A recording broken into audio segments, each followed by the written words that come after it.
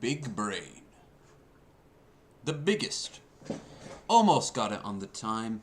I failed because I was gargling mouthwash. Because I had forgotten to do that today. Even though it's after midnight, so of course I forgot to do it after day. But we don't play by the rules of the clock. Instead, we wish welcome to all as we go low energy videos moon to the I don't know. Hi everyone. Calorie. Well, the thing is, when I count in the calories that I'm burning off on the treadmill, your body every day, even if you sit just dead still, will still burn off around about 2,000 calories, maybe even 2,005. You probably in your day-to-day work, tossing that salad, will end up burning off a chunk of calories. You probably have some decent arms, you know? Um, just from the act of moving. So no matter what, you need to get yourself at least for the barest of minimum like 1,002. In reality, like 1,008. To be a healthy and happy boy. You could also go off the minimum of 800. So anything extra you burn off is bonus. It's why those giant fucking bodybuilders can eat like 4,000, 5,000 calories a day. They gotta. Those muscles need it. That joke from Brooklyn Nine-Nine of Terry Crews at the bar, where he's like, you do food here? And he's like, sorry man, only nuts. And he just takes like 40 bags of nuts and he just has to down them all at once. Yeah, like, it's expensive. But, no, I obviously don't quite work to the same extreme workout routine as someone like him.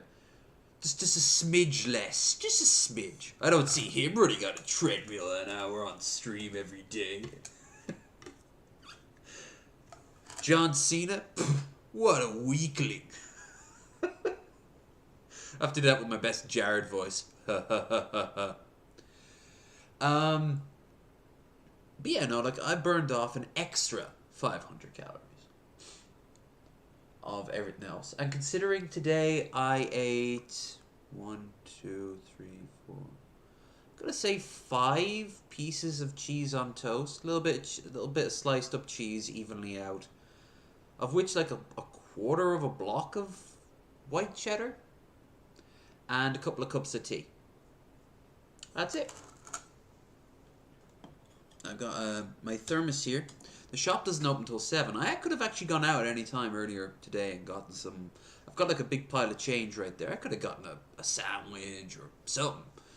But no, I decided to wait until 7 because I knew I had to stay up. So what am I doing? I should actually go just camera for this part. A little bit too translucent. This'll work. So, what am I doing?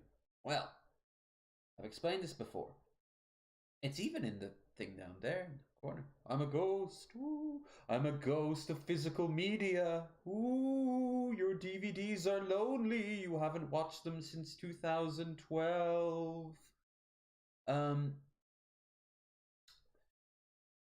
so, first of all, hi. Second of all, I'm low energy videos, as you can see by the giant floating cassette tape. Number 3, I have to be up and out of here in about 10 hours. I'm gonna get my breakfast in about 7 and do some basic bitch shopping, save carrying the rest back. So I want to kill some time. Why do I not go to sleep? Well, because at 6 tonight, I am going to be, probably while I'm streaming, I'm going to find some good. Yeah, I'll actually check right now. I'll find a good picture to add for the show for tonight. At 6, I will be doing, or no, sorry, I'll wake up at 6 and come back around about 12. I'll wake up at and go live at 7. Then around about 10, we'll have a great time. I'll drink, we'll watch some stuff. Maybe I'll drive a truck for a little bit. I could even drive some trucking tonight if you guys want.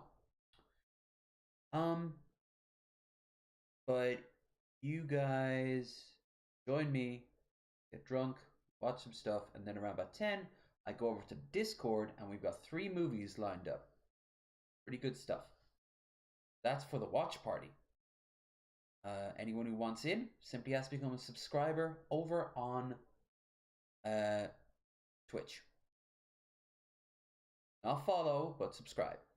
So you can do both. That would be ideal because we're almost at 70. Somebody joined and an unjoined. Thanks a lot. I'm on 69 for a while now. I like the meme, but there comes a point. Yeah. Come and join, and we can watch some movies. We'll have a fun time together. I'm gonna fillet this phallic object. Well, it's no good until I put the lid on it. Then it's a real phallic object. And yeah, beyond all that, tonight we got 7 hours, so I've got nothing but time. We should listen to some tunes while I'm chatting, while I'm gabbing McGinnising.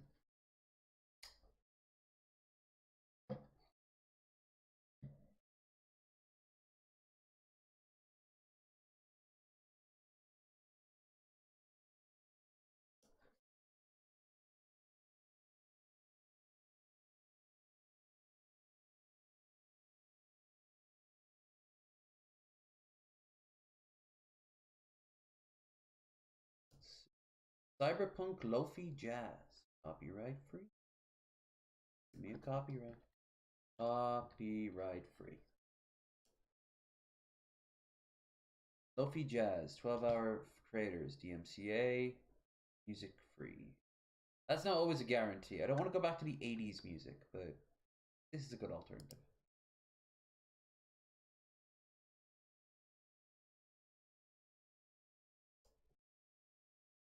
No.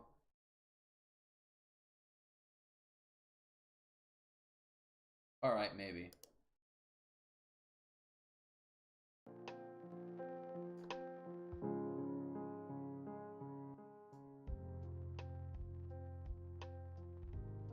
So, tonight we will watch some things.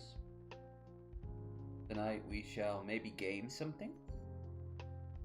Feels like I'm far from my mic. I actually am a little bit. I can fix that.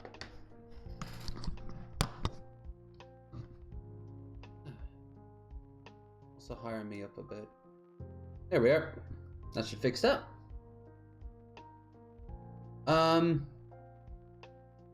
Oh, there is one thing we can do on tonight on the drinking stream.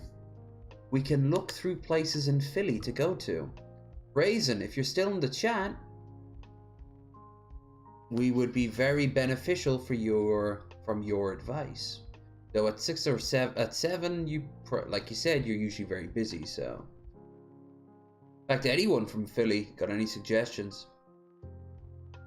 I'll be there from Friday. I've already got my hotels booked because it's booking.com. I don't need to worry about the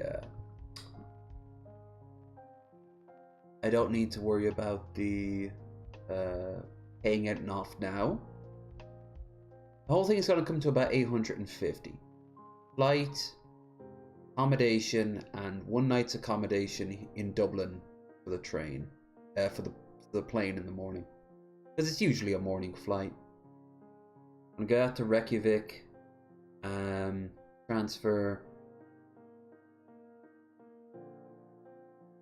the big ass Bluetooth speakers help. No, I think you were right. I think I had it facing the open window ever since I got the door. Ever since the green screen, I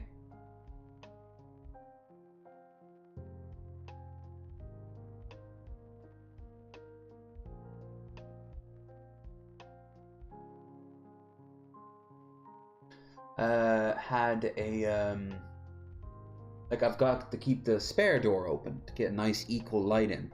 Problem is, it's a big empty room. It's not empty. There's stuff all over the floor. Or else I'd move my stuff in there. Honestly, it's not so bad. But I'd need to move everything around and shit, and there's a lot of just junk. There's an old computer there.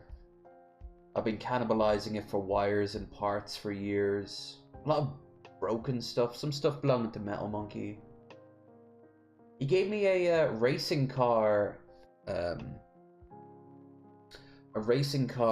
steering system for a PS2. Big box of it. I don't know what. I don't think I ever had a chance to use it before I got rid of my PS2.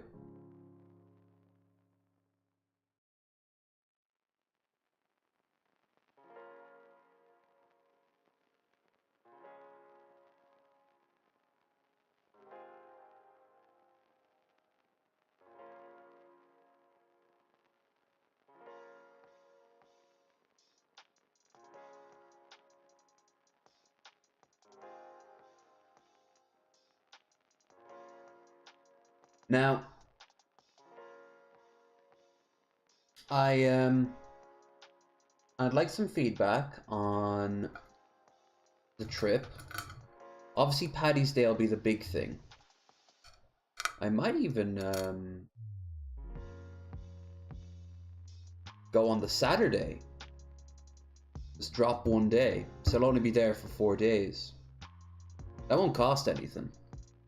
But I suppose I have to move everything around, which will fucking suck. So no, it's set. The dates are set now. From the down to March. From the 15th. Well, I'm leaving here on the 14th. I'll probably do something special on the 13th. That's the Wednesday. I might be able to get a bottle of something, or a pizza, or both. And then Dublin for the 14th. Flight on the 15th, arriving in Philly. I'm in Old Town. I'm staying in a hostel there, near a bar called Khyber Pass, which looks pretty cool. It really looks like a hole in the wall. It looks like buildings have been built around it, you know.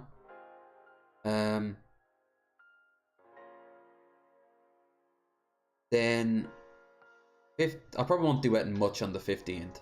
The 16th, anyone wants to hang around, cool. 17th, big day. If anyone's gonna hang around, it'll be that day. It'll be the Paddy's Day.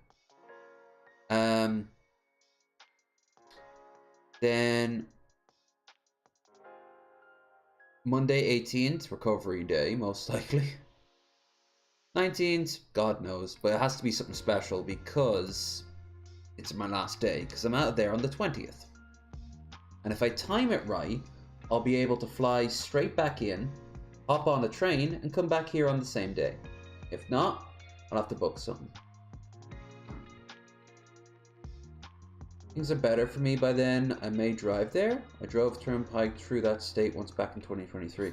It's a bit of a drive for you there, man. You're going to need to make sure you've got accommodation. But we'd love to have you. Absolutely. I'll be there for a few days. I can even get outside of the city for a day. 2, if pushing it. It really would depend on where I'd go. Because the train to Philly was a bit of a long one. I think it was like 4 hours or something. I could go to Harrisburg. Fuck, I haven't gone to Harrisburg in years. There wasn't much there though. Honestly. Also go someplace halfway. Go down to Atlantic City. I won't have enough money to really justify going down to Atlantic City. Especially because it's kind of dying off as like a casino stuff.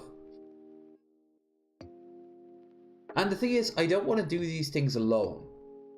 If I'm going to a place, I want to go there to meet someone, or they want to come with me. Anyway, This doesn't affect the Galway trip in January for my birthday, or any of the other trips for the rest of the year, of which there are 3. With maybe a 4th I could do around about Christmas, but that's pushing it. Just because of this trip, I'd want to start putting money aside. Like, I want to get the ticket out of the way before the end of the year. And on that note, right, it's shilling time. See up there? That has to get sorted. I had to pay something off. So I am actually, all that's there is Krendar's money. So we're actually starting from scratch. How much do I need? I need 125 euro. So about maybe 150. No, 150. Jesus. $130 more. I might even. Actually, I'm gonna switch it up because it'll get confusing. What's the point of a donation goal if it doesn't like work? So I'm buying the cheapest screen I can for 90, the same as this one. I'll also have a little bit of bloat to ensure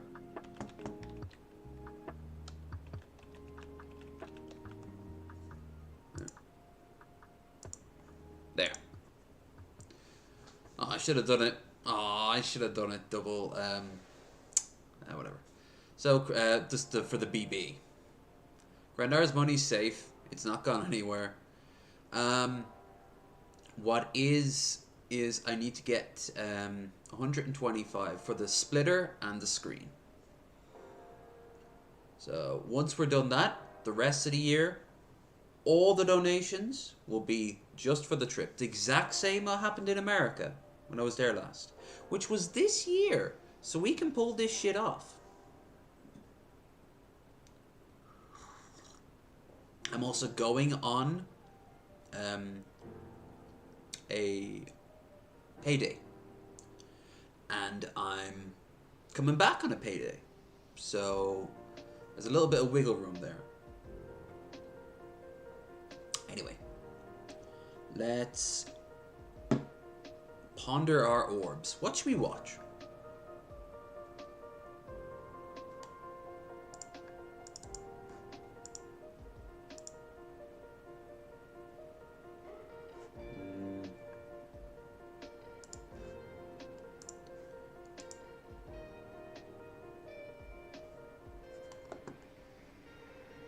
Let's have a gander.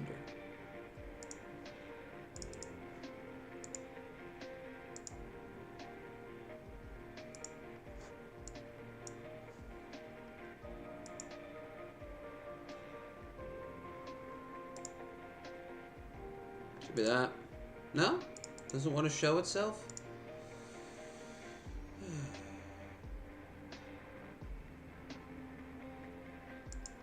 There it is. Yay! Ooh, look how translucent I am. I'm a ghost. I'm becoming ghastly. Maybe I'll have a passable web show pretty soon. Good for Ghastly. Haven't seen it yet, but... There. I want the background to show. That's the only thing. There's this little grace period between the two.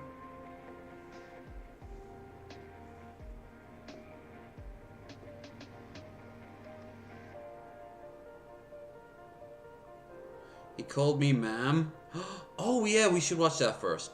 Okay. Or do you think it'd be better to watch while drunk?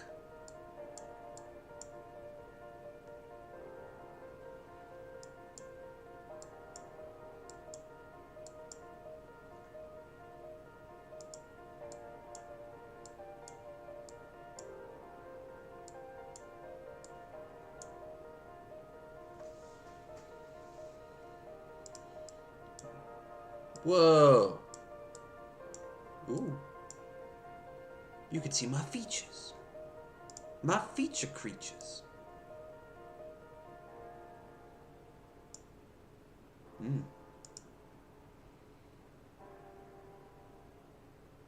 Yeah, we'll watch that.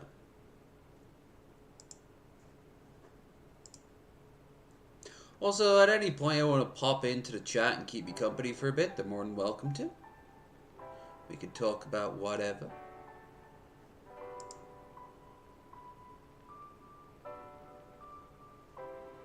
The body is round. Oh, is it? Well, who do I have to thank for? Cheers. Oh, thank you so much for the $3. Uh, thank you. We now have something on that list. Yay! The splitter is about 25. That'll do 4 in 1. My goal to eventually have 4 screens can still happen. In fact, if it works, I can bring back in my big TV and have it as one giant screen and then 2 smaller ones flanking it. I thought you were drinking rum nut. And I'm like, what the fuck is rum nut? Rum and Mountain Dew? Oh, how Cobesian of you. How Cobesian. No, which one did you put this in? Nope. Ah, here it is. Okay. Wait, which? Whoa! Let me turn the music off. It is content time. Would you look? Oh, you are. Why is it? Oh, TikTok does nothing but what? Oh, bollocks. Alright, well, at the very least. Hi, me. I'm completely translucent now. What's a girl to do?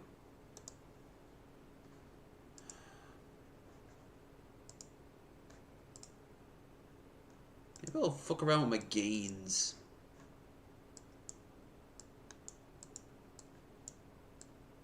That does nothing.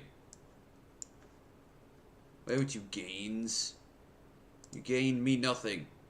Sepia tone, maybe?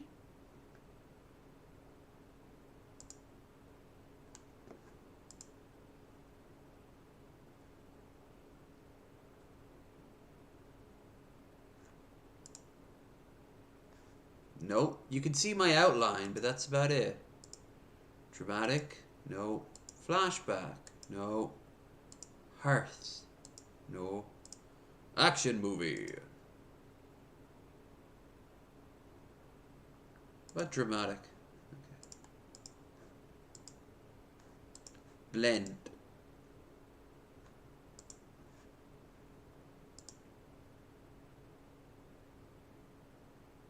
No. That's not working either. God damn it. Ever since I started doing the running stream... See, you can see me here because the colors are different. I need a sort of universal thing where you can't see my background, but you can see me. I gotta have a Cyrax thing going on. Ugh.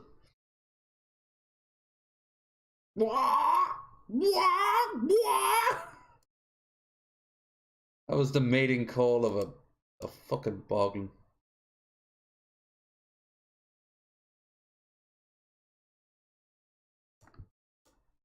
Ah! What? Whoa. No.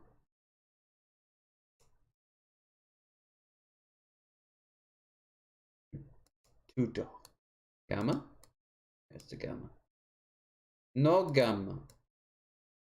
Ooh. Too green. Custom color.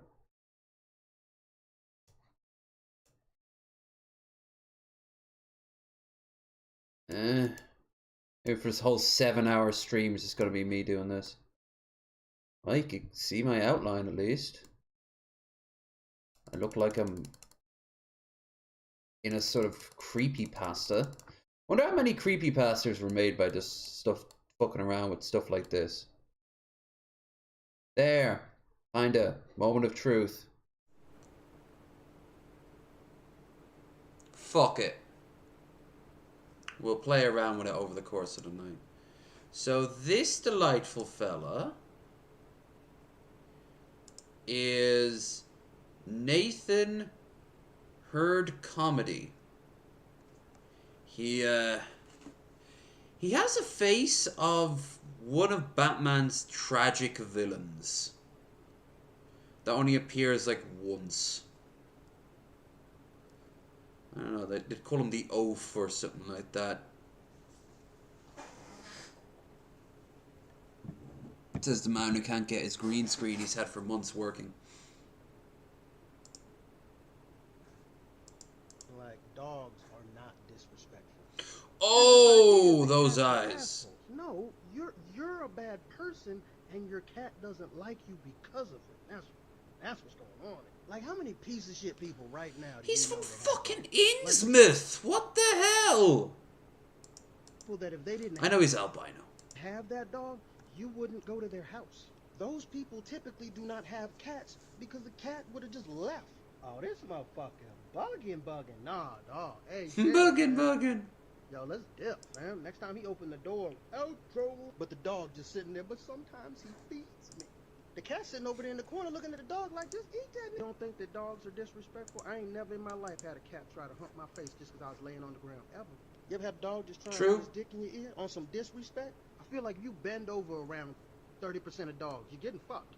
You're getting fucked. And then I know there's people like, but dogs are... Well, in all fairness, you know, there is white women in this world, and white women tend to, yeah. Man's best friend. I agree. Man's best friend, not men. Your dog ain't protecting your neighbor from shit. And your neighbor's dog will watch you die. And then, oh, yeah, but the cat ain't gonna protect me from nothing. Why the fuck should he? He weighs 8 fucking pounds. Y'all I've motherfuckers seen a take cat the protect brain that with kid your dog. from the little. I think it was like a Jack Russell, and the kid was like 4, and they were on this little tricycle, and then the Jack Russell attacks, and the cat just jumps out and pounces. Tried to go toe to toe with that motherfucking grizzly bear. Nah, bro, that's nah. Keep that same energy with me. See if your ass don't get ate. Not about to fight a motherfucking grizzly bear for your ass. Fuck you, Trevor. True. I'm not Hey, Trevor earned I it. love dogs. I really do. I had dogs growing up. But this idea that cats are somehow assholes because they won't obey your every single win. They is knock just shit some bullshit. over. You wanna come here now? Don't get me wrong. Cats can be disrespectful. Motherfuckers know their names, but don't slow turn around on me. Don't slow turn around on me. Hey, cornflake. Cornflake. Cornflake. Cornflake. Great name for a cat. That shit do be making me mad though. But at the same time, a cat's never taken my entire piece. Not the whole thing. A piece. They're too piece, small. maybe They if don't. that's They one, can't. two. And a whole motherfucker went to the mail for 5 fucking minutes. Whole thing, and then have the nerve to eat it all, and then puke up the shit that you stole from me, and then eat the puke. That's like 9 different disrespects. Like if your cat goes missing, you don't even report your cat missing for like 2 weeks, a month. Because like maybe he just out kicking it, you know what I mean? Like he came back 2 months later, he fine.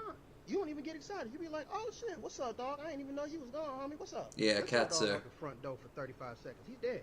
Dog is dead, and you know he dead. That's why you ran out the house before you even put on no drawers and no shoes. You running down the street. I've done that. Also, cats have the decency to clean their entire body, while dogs only clean their balls. Lick your back. I know you can get to your back. Lick your back once in a while. Your legs or something. I mean, yeah, sometimes when I shower, I just get in there and clean off the dirty pits, but I at least get the pits too. You know what I'm saying? Not the pits. And then people gonna be like, oh, yeah, you would, like, well, at least the dog shits outside. No.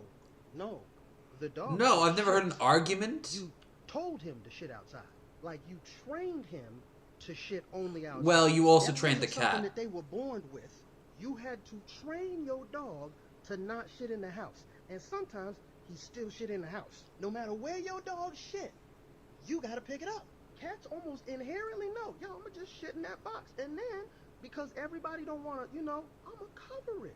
Yeah, sometimes you're gonna find some shit in your shoes. Sometimes they're gonna piss on your curtains. But most of the time, that's on you. Why did you change? Why did you And change then your they food? stink You know, they ask you to do all that. until you Often up take the them to the hairball is vet. a little disrespectful because I can hear it from the back room, and I know what you're doing, and you came inside to do it. But dogs do be, getting on there. We know that hind leg thing where they take the chocolate starfish and just rank it right around all the whole the carpet. Nasty now. Also, I was just walking past just a house. Why is your dog barking? Cat was looking at me, just followed me. dog. Always talking shit. I'd It's rather true. deal They with are dogs a than very cats. mouthy animal. It's just me. I definitely like cats and dogs. I really do like dogs a lot, but I'm team cats all day. I'm something a furry. I refuse to read it any other way. I nailed a furry? I've done that. Not in the suit. But you should have seen her. She was so fucking hot. No way in hell I was gonna... No way in hell was I going to let her put the suit on. I wanted her to have less clothes, not more. God, I'm getting old. Anyway. Let's have a ponder. Let's have a ponder. Ooh, I've got a lot of backlog from Bearded Ramblings that it'd be probably better to watch here. Let's see.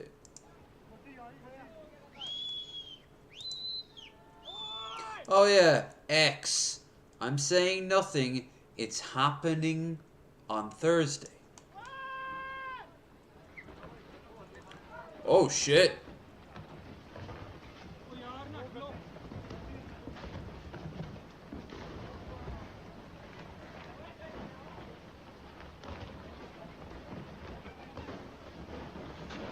Some of those rocks are clearly fake. 0 out of 10.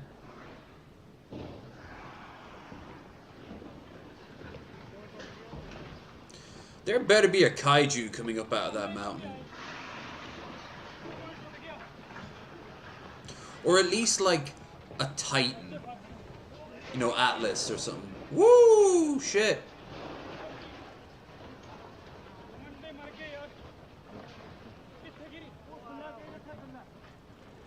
I don't know what country this is.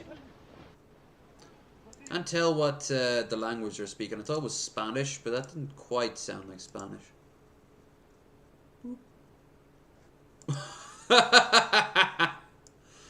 These were doing the rounds for what? And oh my god. No. No, no, no, no, no, no, no. I post up in Nudes and Crudes. Her name's Tokyo T. And she big. There's also another one called like Opie, something like that. She big. But they don't look like that. Like it's I love the kid. Just enthralled. I mean, I can't blame them.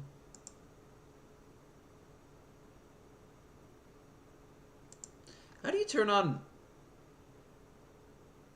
How do you turn on, night mode on Twitter? Oh, I'm sorry. X. That's not gonna happen. I might even leave all these, things up just to mock Elon. Oh, that's...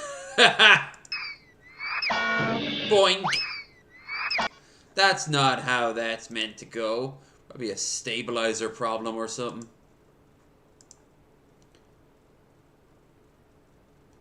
Now this I want to keep. That's a good one. Ooh. Nah. By the I saw an X up there, by the way.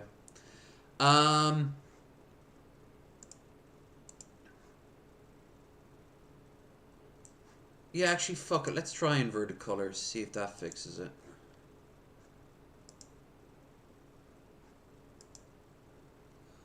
Not really. Wow. Well, at least you can see my outline now. Guess we're making progress. I guess we're doing something. Ooh. Ominous boy. He be ominous.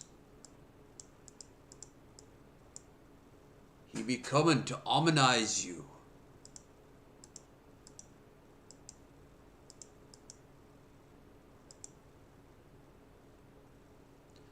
I gotta have blackface going on right now.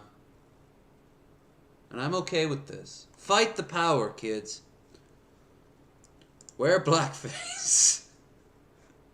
They say you can't do it. They say you can't do it. Well, you know what?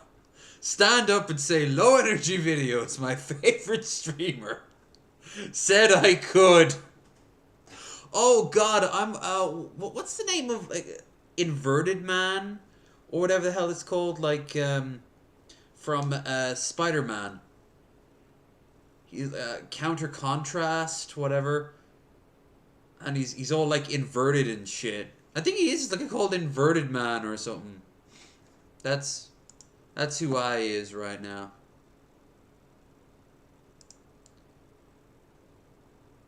Yeah, I want to keep that. Oh, we already... Wow, that's an old one. Like I said, we got some backlog. Hotel worker... Oh, hotel worker denies woman service after she calls him the N-word. Fantastic. That's what I want to say. Stay here. My mother died. I understand that, but you called me a fucking sorry. nigger. I'm No, sorry. you weren't sorry when you said it on the phone. Listen, there was No, people screaming but at home. at the end of the day, I and need the to climate that we live in today's I said society, I was sorry. I understand that, but it's above me now. I need a room. Oh, it was Well, actually it's his... next door. No, please, let me hear. My daughter's here. I'm sorry, but Get out I before... was on the phone when you said it, I said I'm sorry. Please. That doesn't fix anything, lady. and I had a hard time when hearing that. You won't let me in. No, It's I above me. You called me a fucking won't. nigger. Sir, my grandma just I died. understand that, but it's above me. Let me, please let me. It's above me. Oh, beautiful. My The credit best card. restaurant is next door. Sir, the rest of our family I is understand here. that, but it's above me. Please. I She apologize. said what she sir. said. I understand that. Consequences must be scary and strange for you, madam. Perhaps this nice law enforcement officer can help. Like, fuck yeah. Hell yeah. You love to see it. I don't know why it's under crazy clips of Twitter. Oh God, yeah. That's it. That's what I'm saying. Like, I've got a lot of ones here that are just old. Look. That's having inverted issues too. Ooh, Predator Kitty. So full of fluff and life.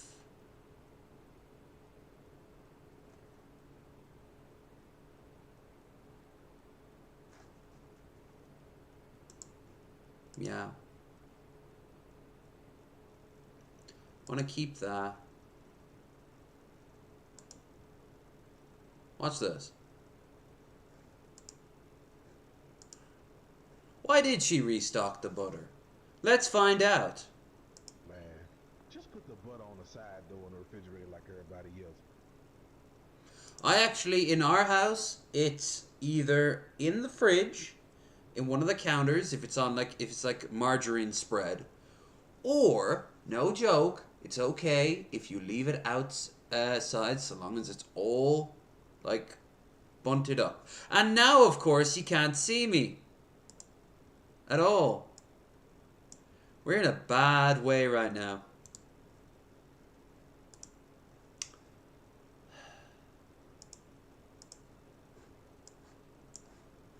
I'm okay with this if I can get rid of all the sparklies. We got rid of the sparklies! Yay! I'll take it. I'll take it.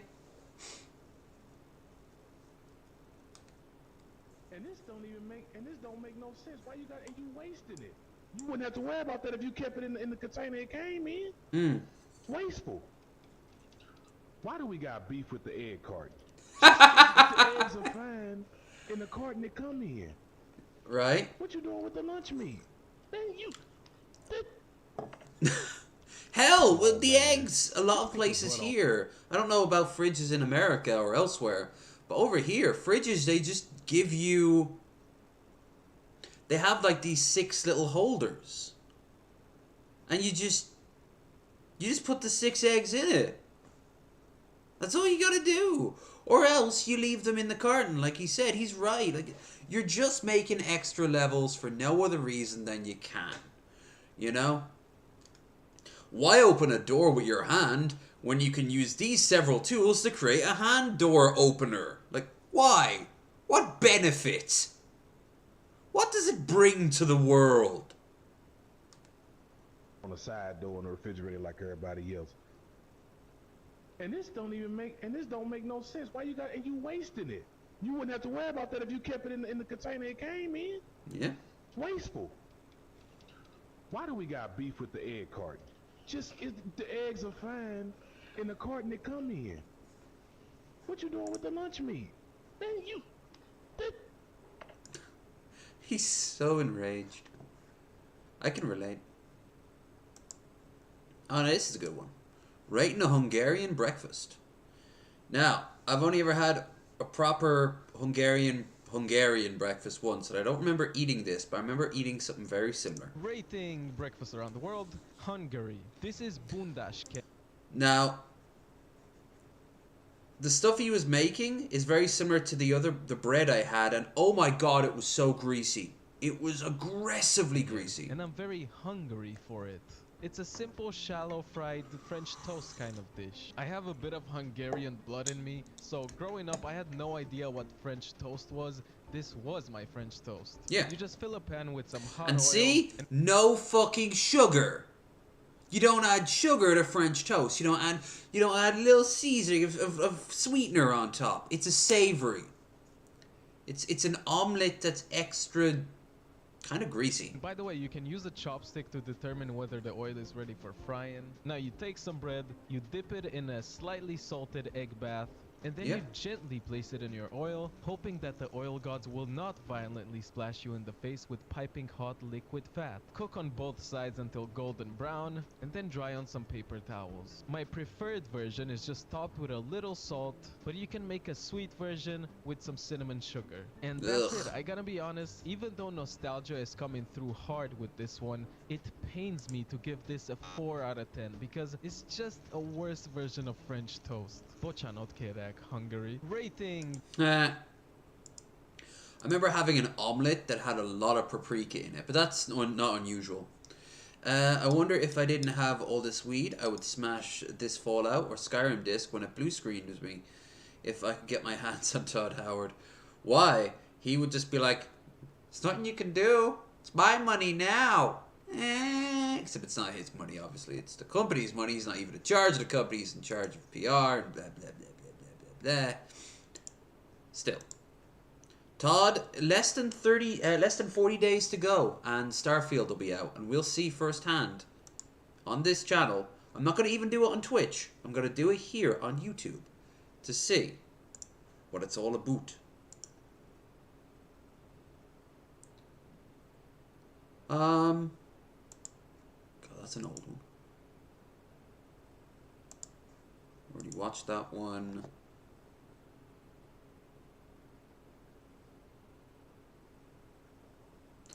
Already watched that one.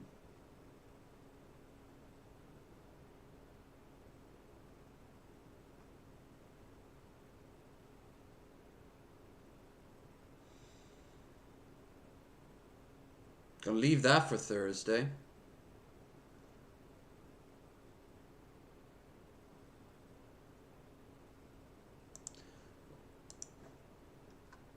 Jesus, I've got so many dead links up here. Oh yeah! Now I want to look at this. Anyone from the Drunken Peasants community knows who this guy is. Stephen Dawson. If not, then maybe you weren't around like 2 years ago. The guy, like, look at him. Just look at him. He's not exactly the healthiest person. You could almost argue he is the opposite of healthy. He is obsessed with a bunch of women from basically the striptease channel here in the UK called Babe Station. Yes, we have one. We actually have several. They're kind of outdated now, in all fairness.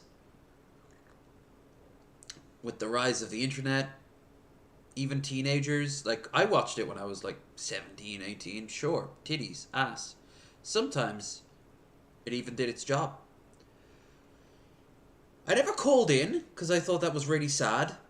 I also, I'd also like feel extra sad because in the daytime, censors saying you can't actually, you couldn't be dressed like that. You couldn't like show your tits or whatever. So the girls in the daytime would wear cocktail dresses and just talk to the guys, whatever. And sometimes they'd talk in the most depressing, sad ways possible when you'd actually hear like bits of the conversation. Because guys would call in and pay a fortune on like a call line. This is the worst case of it. He has a scrapbook of all the women he'd love to have sex with. He got blocked by one in particular called Pretty. And he's been getting sadder. He's been on his knees. He twerked. He did everything in his power to try to do it. And here you go. Quick update. Something's been happening with Steven. Since yesterday, Steven's been acting very strange. Why doesn't Pretty Young act so childish? She needs to change her mind and unblock me.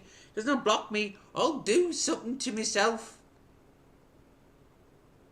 We all thought it was just another empty threat. Steven tweeted this out 10 to yesterday. Don't unblock me, I will kill myself. I can't help the way I feel. Someone was able to contact the authorities for welfare check and Steven is fine. He never harmed himself. Well, of course not. Boop. Best increase the quality so you can actually read this. Had a bad day. Pretty won't unblock me on Twitter. I think someone told Pretty Young to unblock me. Tell me something I don't know. Anyway, the ambulance came earlier this morning and before 5 a.m. the police phoned in because I was going to do something silly to myself. So he was going to kill himself over this. He's like really on the spectrum. And he's a genuine stalker. Multiple people who are in contact with Steven say he never meant it. Only using it as a way to get Pretty's attention. Even though he never meant for it, Steven's gone too far. Hopefully someone who knows him in real life from Babe Station can intervene. I hope Babe Station doesn't actually like give him what he wants. They need to get have a court order, but I don't think he understands it. Like, I'll show you some of his stuff. DP knew him because look at his head for starters. He looks literally like an egghead. You were there when Paul's Ego came on, then you well know who he is. Most popular one is Steve Dawson threatens to shag Pretty. Steve Cohenhead Dawson is pissed off on Instagram. Steve Dawson is horny. Hello, Pretty. You know what I like to do to you when we have sex? I like to fuck you right up the arse. Cool. Yeah, baby. Ding dong. Oh. Hey. Oh yeah, baby. Oh yeah. You're one tasty bird. You are, Pretty. She blocked this amazing man. Can you believe this? Women have no respect for true gentlemen anymore. Think about that, Pretty, me putting that right up your arsehole. Look at that, baby. Look. Yeah, baby. Ding dong. Look, see, baby, look. Pretend this is my cock. Right up your arsehole and doing this. Oh, baby, Stevie, baby. I love you, my darling. Everyone thought he was like a troll. But no, this is his life. To my heart, look at that, look. Pretend I'm wanking. Think about it, Pretty. Wanking. It's so visceral when he says it. Oh, funky up your ass. Wanking. His overly English accent is just, like, he's mentally unwell, and I do wonder if he has, like, a nurse that checks in on him. They probably just come in and just make sure he hasn't killed himself, and then just goes on for a week. I think he needs to have all these sort of ways to contact the outside world taken away from him. In fact, I honestly think he should be committed, because he's now a danger. He's a danger to himself, and the fact that she's blocked him means that he's a danger to her. Like, he is now a danger. Like, it's Cyrax, it's Christian, it's possibly Cobes in a few years' time. It's not Marshall Matters, though maybe. I haven't done enough research. But there is a good sign that, like, he'd be like that too. And then there's Ding Dong Boy here. He's not well. He's not well, he's not. Egghead on Twitter just told me that he's not going to eat the mustard Skittles. Coward! Bring them here! Someone send me a bag of mustard Skittles. I don't know if I can get them over here cheap. If I find them, I will. Mustard fucking... Stub my toe viciously. If you block me, I'll stub my toe viciously. If you get blocked, you're gonna have to fuck up. But as you know, after August and all the other people prior, we do not play favorites here. You ever cross the line. But, if you do, please film yourself doing it with a ridiculous British accent. Ding dong, my pretty. He sounds like somebody from the States who's trying to do a ridiculous English accent on their D&D campaign. I'm Wizard Welderdog. Welcome to my tower. It's a phallic symbol. Oh yeah. Oh yeah.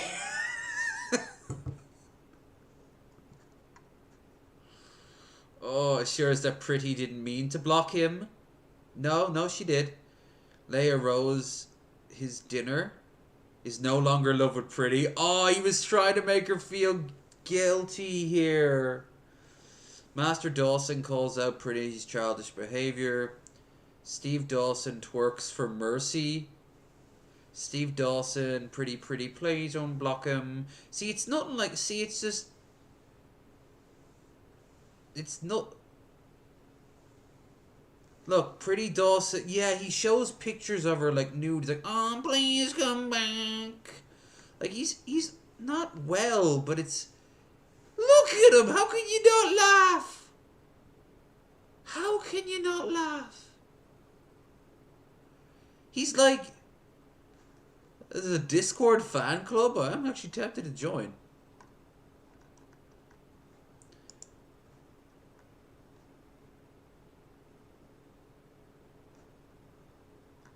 Where are the older ones? Stephen Dawson is not racist. Begs to be unlocked. And look at this just going back and forth. Back and forth. Hello, Pretty. Stephen D here from Ashford, Kent. Yours and Priya's number one. Oh, I liked Kent. Now I don't know if I ever want to go back. I'm a fan. Ding Kent is lovely. dong. Yeah, baby. How are you, Pretty? Hope you're okay, babe. Can you... I love how he's... A part of him knows he shouldn't say that, and then immediately he like tries to like blow it off by being like, anyway, how you doing, love? Like, if you ever think you're awkward around a woman, maybe you are, but you're never this, are you? I think we can agree. This doesn't even, like... I don't know.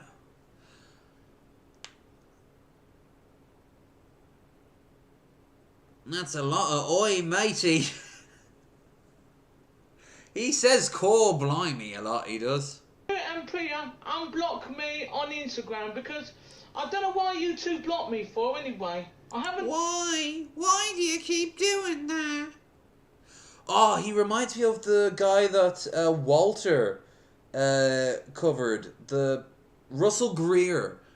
The dude who like tried to sue like Taylor Swift or whatever because the song implies that he thought that she was making him her boyfriend. It's like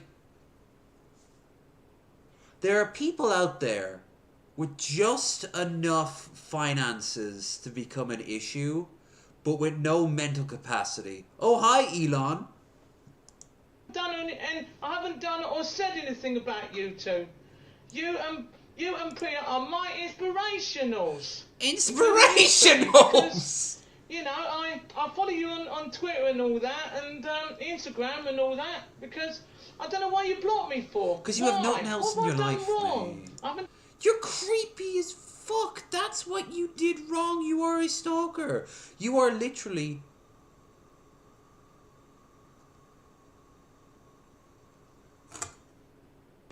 Air block. There we are. Weird. You literally are the stereotype. Like, all you need is like a large trench coat where you flash women, you know? Oh! Or in one case, somebody tried to jack off my back when I was in a store. He was in a big old trench coat. My pretties.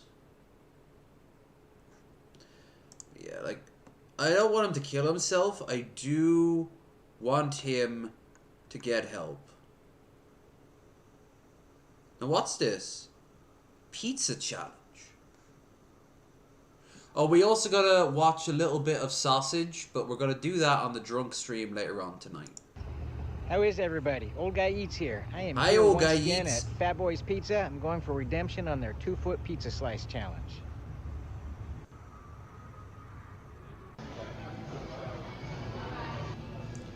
Fat Boys. I'm inside. I'm here again at Fat Boys Pizza. I'm getting ready to take on the 2-foot pizza slice challenge. For me, this is redemption. I did this almost a couple months ago. I got so close. I had a little bit of crust left. The record for this challenge, Joey Chestnut at 39 seconds. For me, I'm hoping to beat the 7 minutes. 30 seconds. 39 seconds. $75 gift card for Fat Boys Pizza. I'd love to do one more Sounds like eating challenge for the end of the year. I still have to re-tackle those 100 chicken nuggets. Waiting for the pizza to come out. This should be really good. By 90 seconds. Oh, okay, okay. Hey, he didn't know he'd be on camera, and he's like, oh, I'm on camera. Cool, I'm just gonna back off real quick. See in here, I don't know how much the audio is going to pick up. They also play some great music while there's challenges going on. Most likely I'm going to have to cut all of the audio because the music's protected. So, I'm looking forward to getting started. Well, at least he was smart enough to cut the audio. Put the tray out. Pizza should be about here. Oh.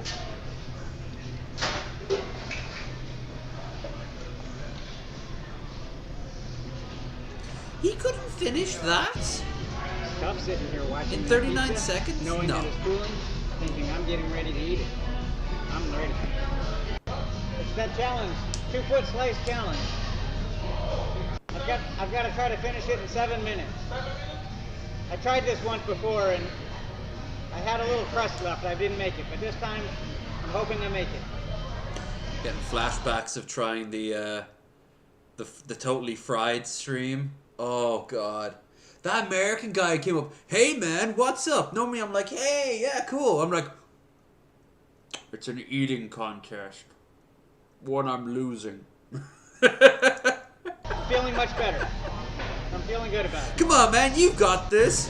Pizza cut here. I wanted to fucking kill him. Alright, ladies and gentlemen, of Fat Boys Pizza, we have Christopher in the house today on his second attempt to do this 2-foot challenge. 39 seconds. That's how long it took. The shortest. To get the $75 gift card and the shirt that says, I conquered the 2-foot challenge. So we're going to calm down and we're going to get the Wait, in 7 minutes? I could do that in 7 minutes. It's big. It's big. I'm not lying that it's not big, but it's a nice thin base pizza.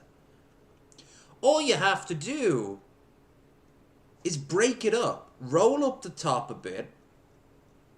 And then rip it up, eat it, repeat the process, eat it, and then break up the crust, eat that side, and then eat that side. You'll be full.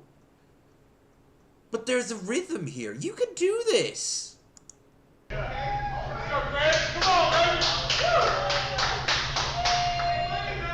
We believe in you, Old Guy Eats. With shy of 1,000 subscribers. Only 3 more now. 2. You know what, guys? If he gets this, go and subscribe to him so you can hit him to 1,000 subscribers. 1. Let's go. Come on. See? See, he understands.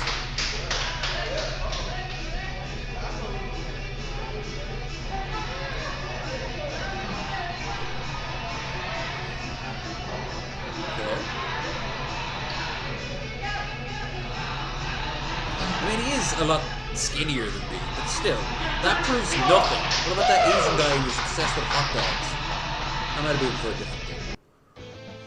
At this point in the video, the music may get a little awkward.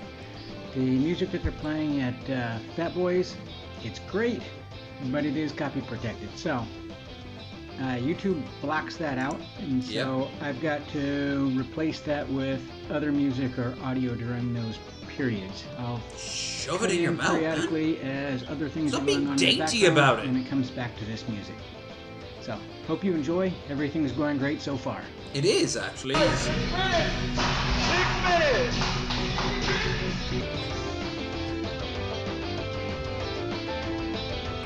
It already tells it's something crazy is going to happen because it's...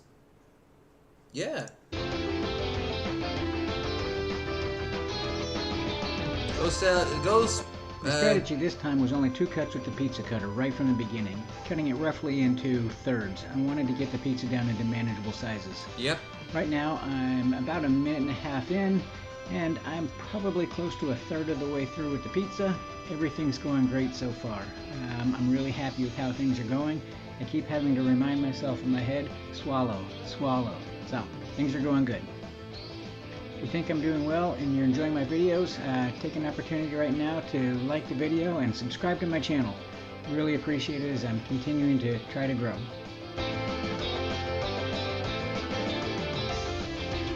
Nice. Come on. Do it. I believe in you. Alright, 5 minutes. 5 minutes. Let's cheer it on.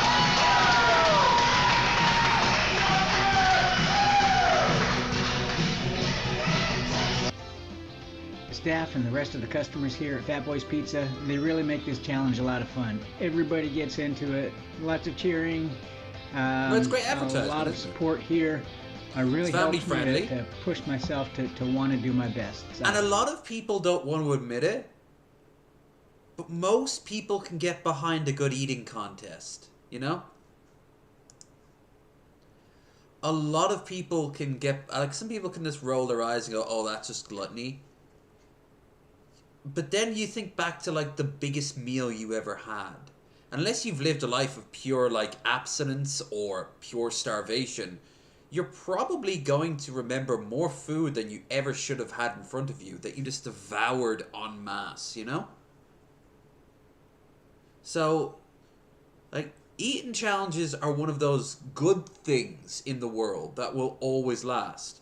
I mean, we've had them since, like, the 1700s. And I'm sure you go back to Roman times and there would have been, like, a slave who could down an entire pig, you know, over the course of... And then people would have thrown down bets on it. Like a pie eating contest. That shit can't be easy. I'm just having a lot of fun.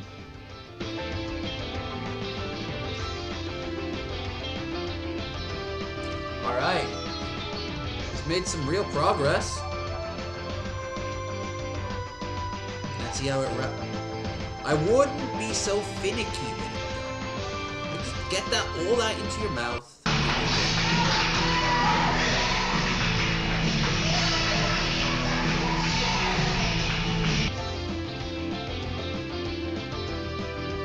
Yeah, he's gonna do it.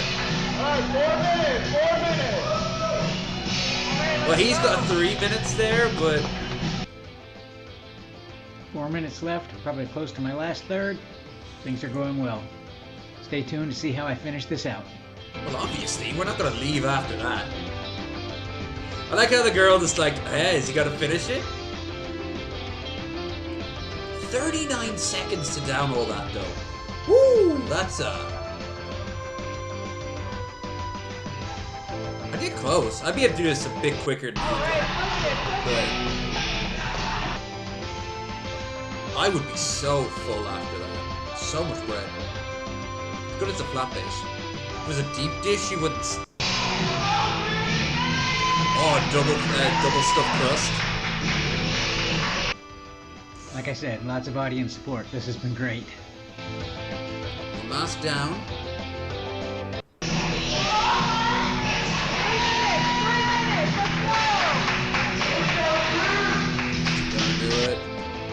He's gonna do it. He's gonna do it now. Oh, just finish it. Oh, don't you dare.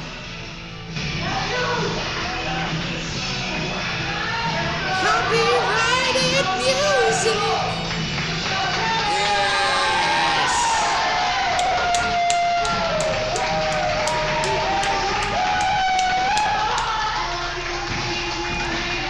All right, 2 minutes and 33 seconds remaining. Congratulations. The kid running around is so happy. Alright, well done, man. Yeah! Hell yeah. He's happy. Go and subscribe to him. We watched you down that bad boy on stream just now. I subbed and told everyone in my chat to go and do the same. Hope it gets you to 1,000. You seem cool. Congrats.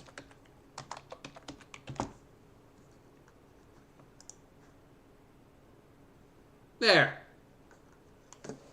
Isn't it nice to be nice?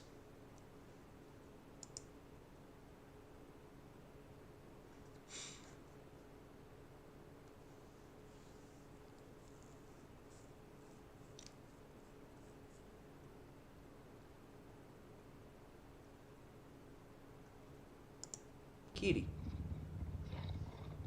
Mouthing affection. Oh yeah. See the other side? Oh, both teeth here. Let me see. Wait, hold both. Oh. You got your tooth. Let me hold your teeth.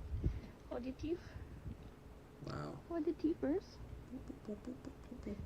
Vati, you have some nice teeth first. Well, I don't know if that's a good thing. Hell, I wouldn't try that with those nails. Like Christ. One wrong move, you freak it out.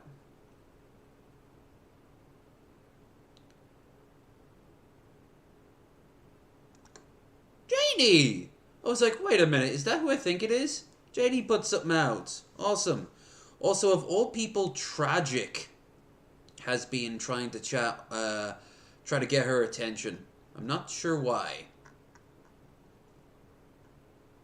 Maybe they have some history, like, I don't follow that too deeply, but, yeah.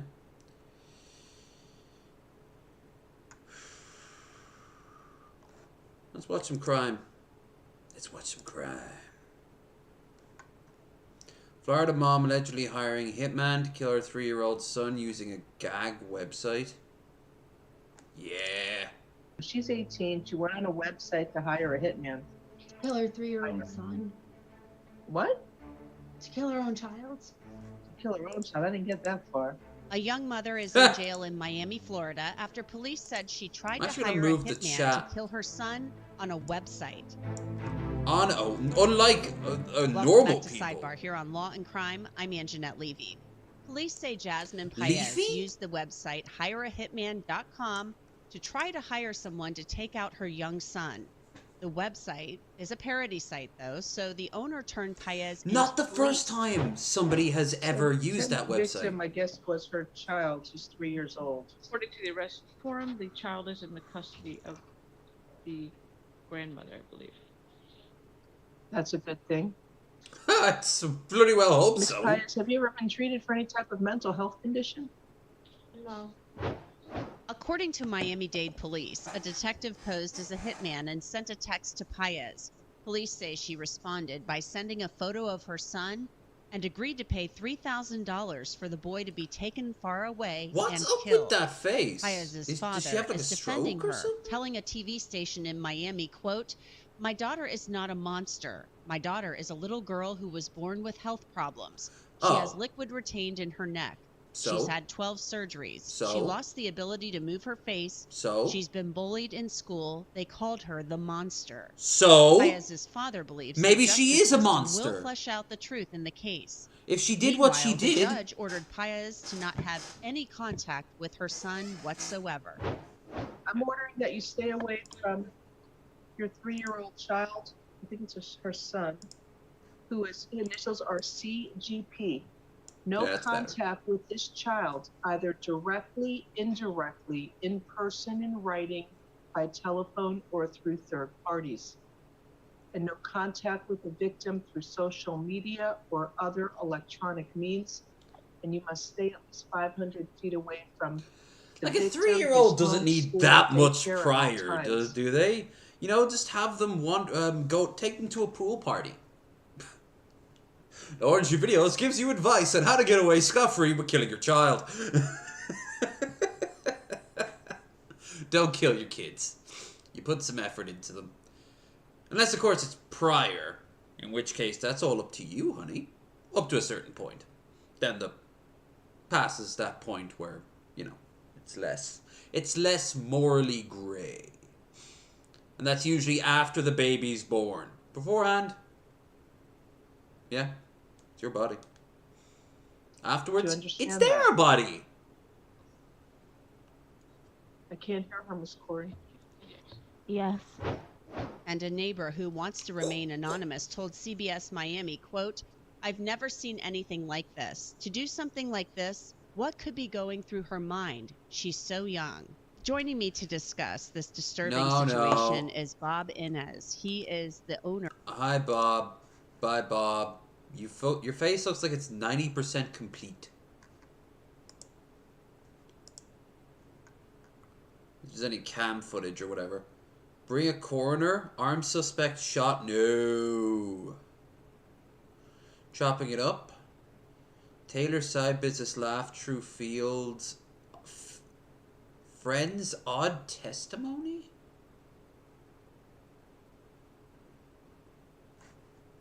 Oh, hell yeah. Sure, it's car rear-ended.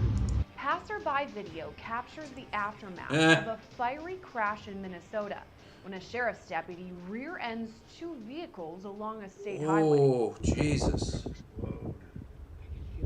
Just blew up. On July 24th near Brainerd, Minnesota, about 2 hours northwest of the Twin Cities.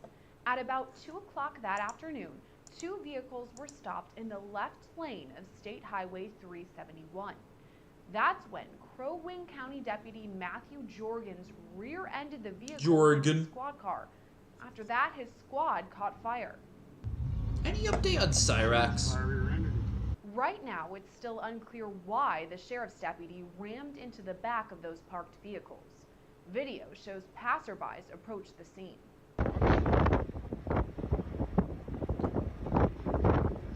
Alright, so no, it's just a big old flaming inferno of flames.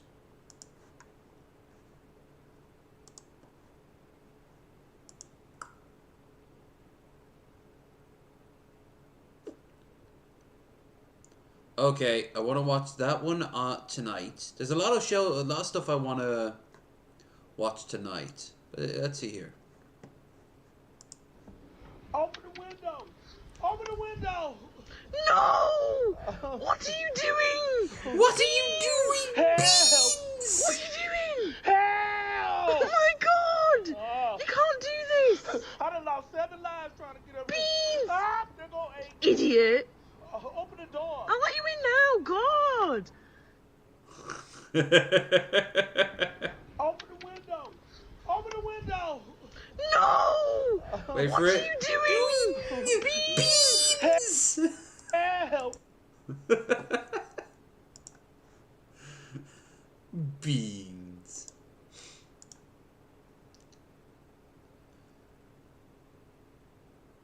Bear on Twitter. Do I dare click? Bear!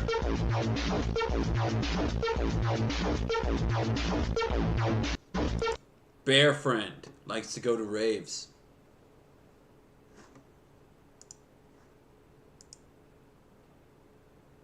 I have to start finding this stuff and putting it into easier things other than just bookmarking it, because it just creates this big long list.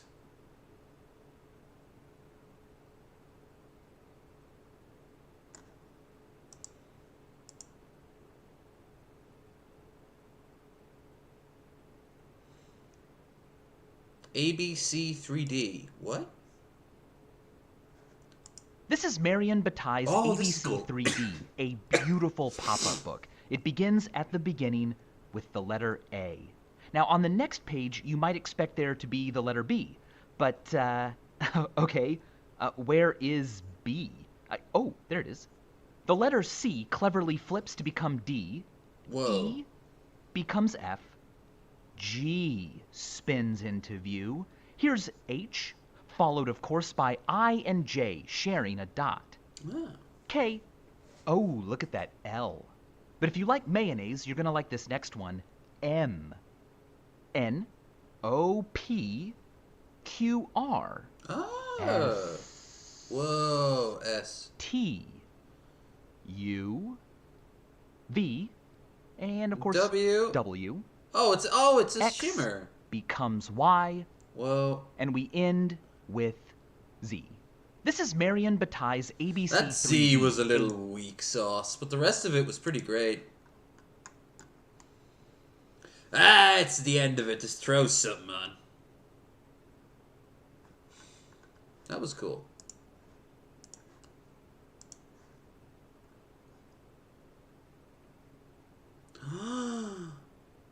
No, wanna watch that on Wednesday, Sunday, whatever.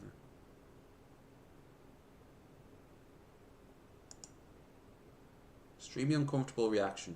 Oh, we've already seen it. Yeah, I've needed to redo this. I've needed to clear this out for a while now. Bye, crazy lady.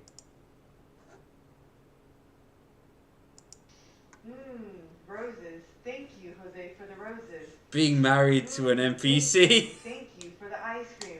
Woo! You got me feeling like a cowgirl. Thank you. Welcome to the live. What the fuck is going on? She's making a fortune. Gang gang. Gang gang. Gang gang. Gang gang. Welcome. And then you get to you get to rail her in that outfit, man. You're free. Thank you, Jose, for the roses. Thank you. Woo! You got me feeling like a cowgirl. Woo! Welcome. Gang gang. Gang gang. Welcome to the live. All right, we done. We ain't gonna keep doing this. What? For the past hour, I made 2,000. 2,000. Doing this. You lying? I'm serious. That's a slow day compared to some of the other ones. Fucking hell. It's insane. Otherwise, she's not even shocked that he's, like, not getting it. Why would he get it? Look at it.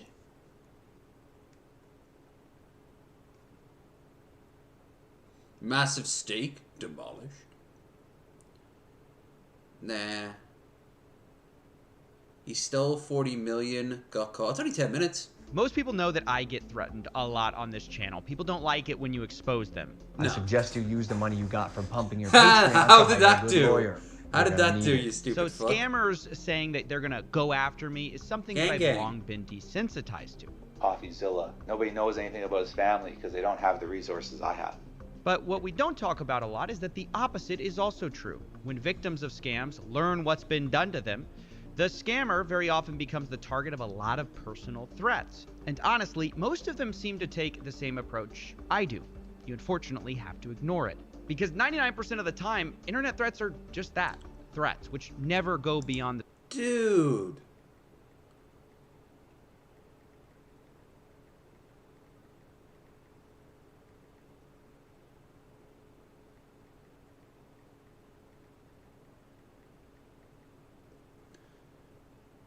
Somebody just sent me a Blue Sky code.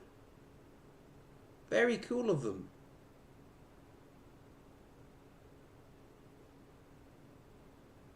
I can't do it now, but if it's valid, fuck yeah. Screen. But this video is a reminder that every now and then, someone will take it all the way.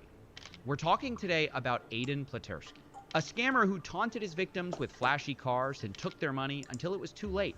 And he was kidnapped, beaten, and ransomed for $3 million, leading up to this video, which I will warn you, may be disturbing. Everything that happened is my fault. I'm not going to put the blame on anybody else. I'm not going to try to put the blame on anybody else. I feel humiliated. I feel disgusted in my actions. I feel disgusted in what I did. Okay, this kind of seems fake. I feel like a lot of it was illegal. All these guys that are owed the money, I'm going to do what I can do to make it right. I'm going to call each and every one of you individually. What you just saw is a man who used to be called the Crypto King by Forbes.com, who took in $40 million via a Ponzi scheme and never repaid his victims. In this video, he appears to be apologizing for those actions, but now that he's free, he says he had no choice. Now, we first learned about the kidnapping back in March when Aiden Pleterski's father claimed that Aiden was kidnapped. But many people, including myself, didn't really know what to make of these claims because no evidence existed besides an interview, which was filed in court. The father says that his son was taken. They basically held him for approximately 3 days, drove him around to various parts of southern Ontario, beat him, tortured him, allowed him to make specific phone calls. Approximately 2 or 3 days later, he was released with the threat that he needed to come up with some money fast, specifically $3 million. But this week we found out that this kidnapping was very much real, and that 5 men were arrested and charged with kidnapping, and we know that allegedly one of the kidnappers, Akil Haywood, actually knew Aiden quite well because he invested with him. Court records show Haywood lost more than $700,000. You fuck around and vigilantes will teach you to find out. You know, I don't know if there's a moral ground here. You can't even say it was a thing of passion because they clearly had a plan and everything.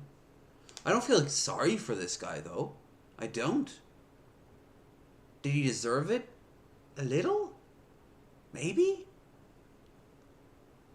But at the same time, you know, what was he expecting? He was ruining people's lives and then making fun of them for it.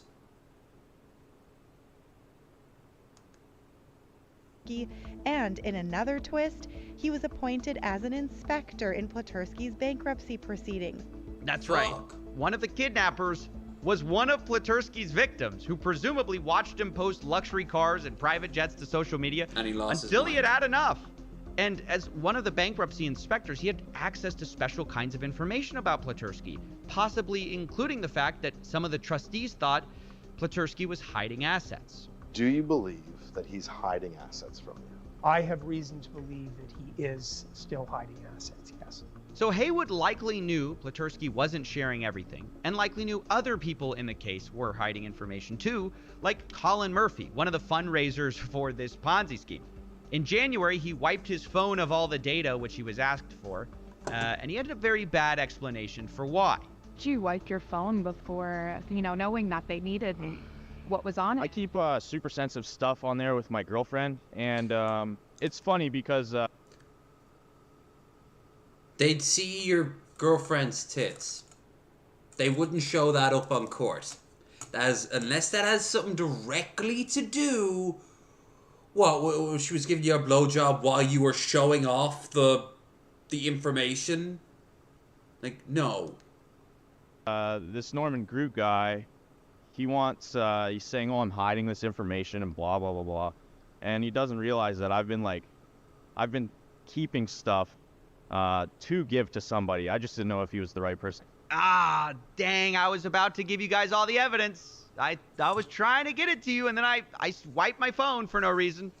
Yeah, this may be one of the most transparent ways to hide evidence. Wipe it before and go, I had a girlfriend, guys. Can't hold me accountable. And my point is, these details suggest that Haywood might have believed that Pleterski was hiding assets that he could get that the court simply couldn't.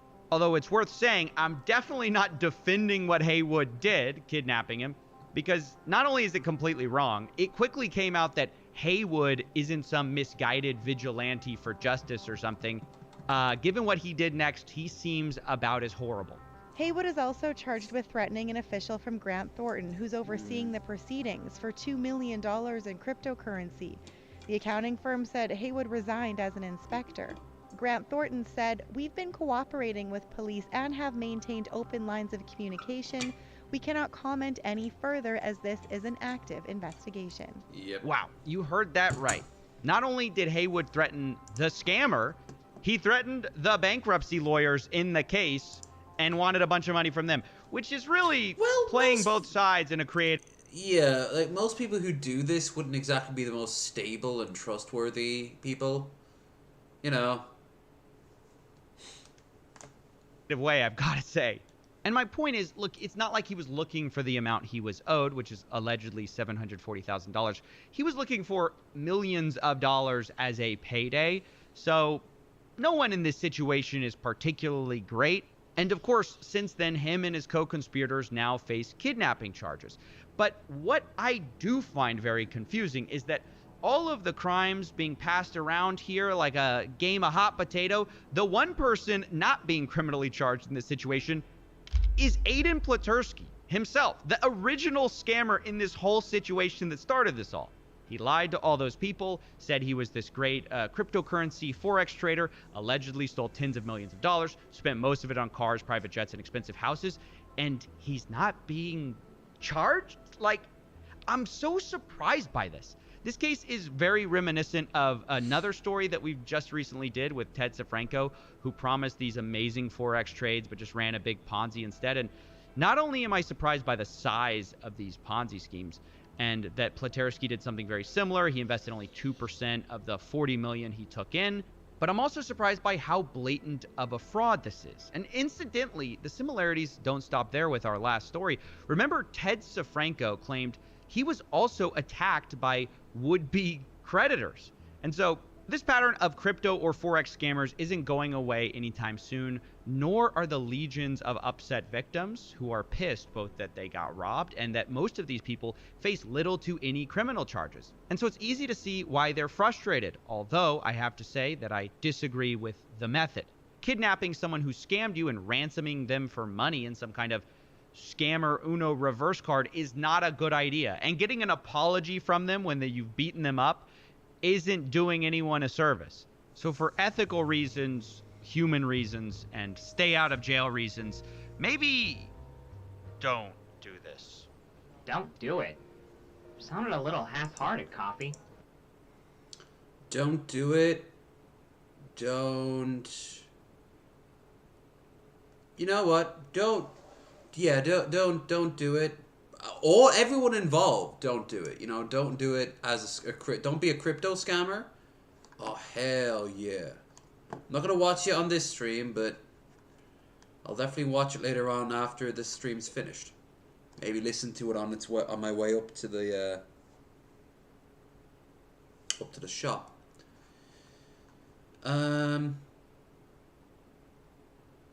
Whoa, that's an old... No. Oh no, oh that's his fart stuff. No, I'm not in the mood for farts, Cobes. I'm not in the mood for farts. You got a burger? Look at his parts. Oh my god. Why is that there and that's there? Alright, we're gonna watch the whole thing. It's...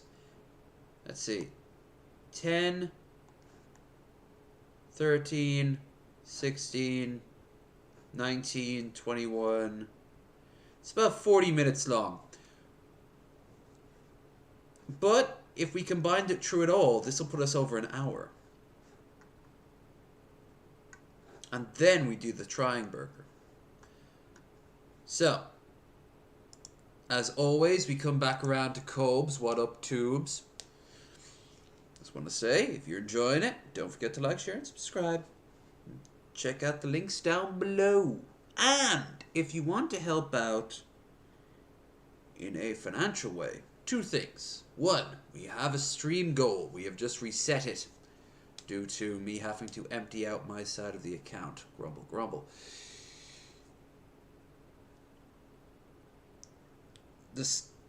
The splitter and the screen, and then we can start working on the big thing for the rest of the year, raising money for all the accommodations I'm going to have to do in the next... well, actually, I should get the flight in first, and then I'll look at the accommodations. The hotel first, and then the hostel. The hostel's like only going to be 30-something.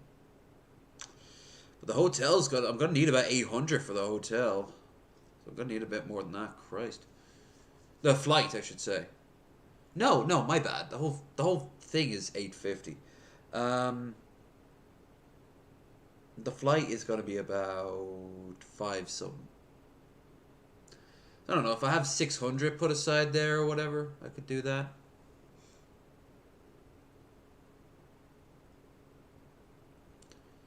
That would assume that I can hold it long enough that something doesn't major come up, you know. But thanks to Troy there, big help. And if you want to help out in a different way, we have ourselves a watch party. Tonight, actually, around about 10 p.m. Many hours to go. But if you want to help out by becoming a subscriber over on Twitch, where I'll be playing many Final Fantasy and non-Final Fantasy games, then just go and do that and you can join the party tonight. I'll have the pre-show around about 6. Now, we should start with Puff is shredding. Shedding. We can do both. Whoa.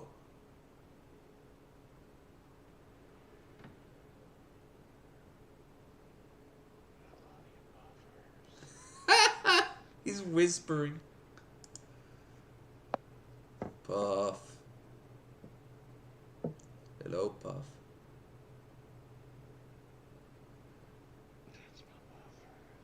I didn't think it would come out across like bloody starch or yeast. I thought it like came off in like big batches, you know? Big skins. Puffers.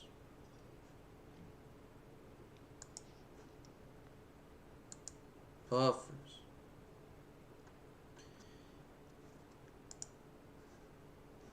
What up? Sounded like fucking Animal. Ah, kind of looks like Animal too. Doing that burger video later. I'm looking forward to it. Working on my new album. Oh, he sounds. We got a new drink combo. Oh, he sounds sloshed. Called the Peach Bomb. You're gonna need some Crown Royal Peach. Okay. You're gonna need some peach schnapps. Okay, that's redundant. Some Peach Monster.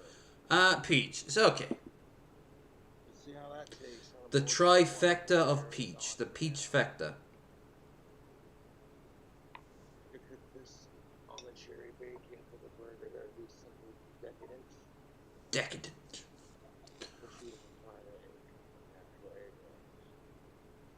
If you know what he's saying, please tell me. Something about egg rolls.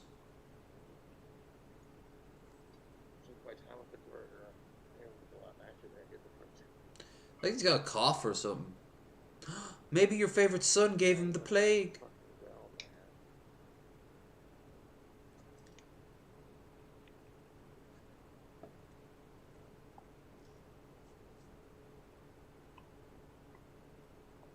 More. We don't need to see him pour it into the glass. We just need to see him like put it aside and fill it up and then, yeah. Come on. Hold it up to the lens. There. No, fully. Look at all the space you have.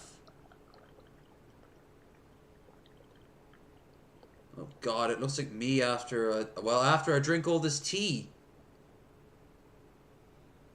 Grandma's peach tea. That was not a meme because that movie sucked.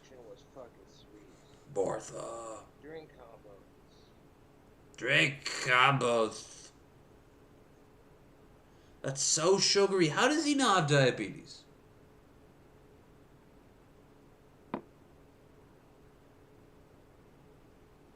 Come on. That drink combo is fire. Wow, really? It's never not good. It's always good. Everything he ever does is good. It's burger time. We got Country Crock Originals, some 80% lean, 20% fat beef patties. We got our pan, which helps contain the grease. Really? Turn the fan on to a light.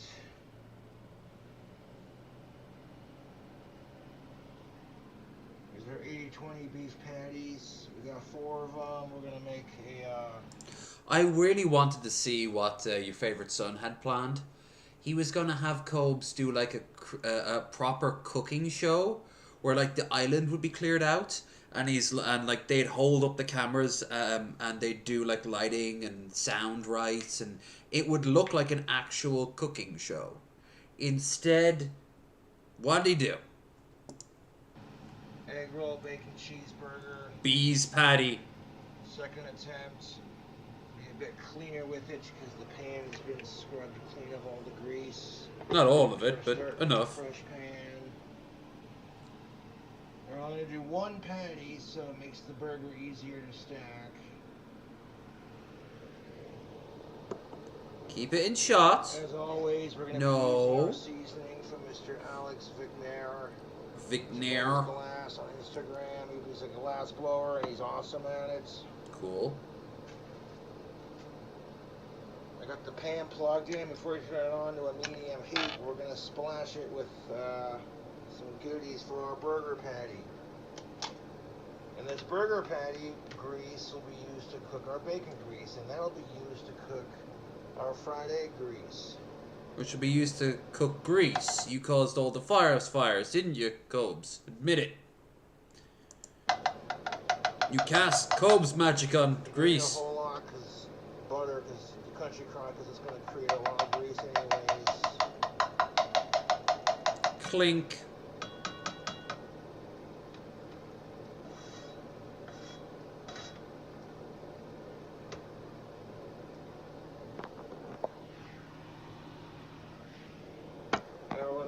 A burger patty, then we're going to wrap these up and put them back in the freezer. The bacon I have for this cheeseburger is super delicious.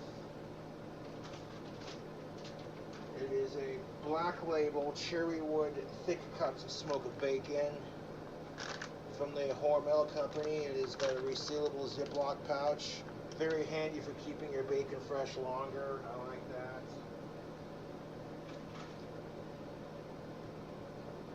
You know, we should add to our Country Crock butter spread. We should add a little something. No, something. But you know about that drink combo, YouTube? That peach bomb drink combo I did? Yeah. Created a very delicious swirly effect. I'll take your word for it. So we got ourselves a cup. To saute our burger patty, we're going to add some Crown Royal Peach. Check out the new drink combo. We just did, Cobes. Stop telling us to do things we've already done. Do you not love us anymore? Are we not your sweet boys? Next to our Crown Royal Peach, we're going to add some peach schnapps. Of course. I personally add schnapps to my burgers. Oh, he's adding it to his drink. See, it's kind of in shot. Into that peach schnapps, we're gonna add peach monster, 0 sugar for the monster. Caffeine. You're my favorite peach schnapps monster.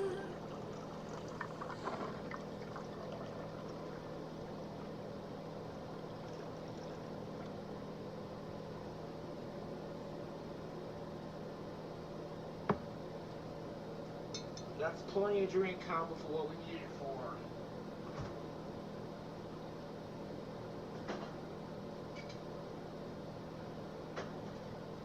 This wasn't a live stream. This is a video. But wait, hold off on the fucking egg rolls until we come to that part. Oh, okay. I'll take your... Yay. Take your word for it. Drink combo is looking proper. Well, it is definitely looking. We're going to grab ourselves a sip, and we're going to add seasoning and beef. First, we must bless the pan with a little bit of that drink combo. Now. Just a little. A fifth of it. Just a little bit. Just a smidge. Oh, it's gonna... I'll take a squizzle of that. Devour it.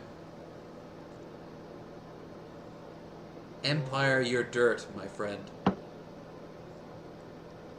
I'll be joining you tonight.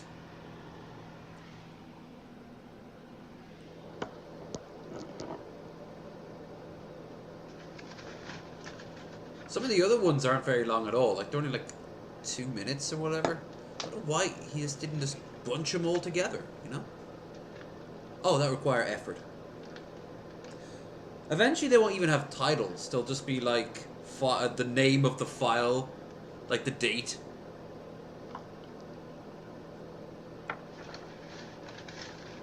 When that happens, people will start fading away. Because he won't even be like fun anymore.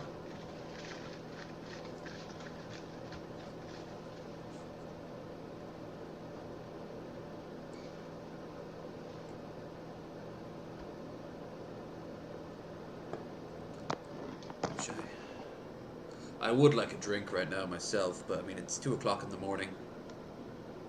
I gotta wait. Can't even have a drink, like, when I go up to the shop in a few hours. Because, well, it'll still be too early. And a bit later when I go up to the store to get my shopping. What's the point? I'll just be going right back to sleep. No sides first. Sun's gone down. Be up in a few hours. That's the way the sun works, apparently. Butter and that whiskey, which is going to cook off on our patty. So does it imply that there's whale and eggplant in there? On top of our patty, we're going to add a sprinkle more of our Cajun seasoning. Cool. Just a sprinkle. Boomf. Just a light splash. I'll do it yet because it's spicy. Splash. Trim that onto a medium and a dollop of that country crock to the chop of that. More of it. What's the worst that can happen? I'm going to plate the burger patty onto our clean plates. The bread we're using is Big White. Big White. BWC burger. Thick white bread. Thick. Thick as an arm. Or this.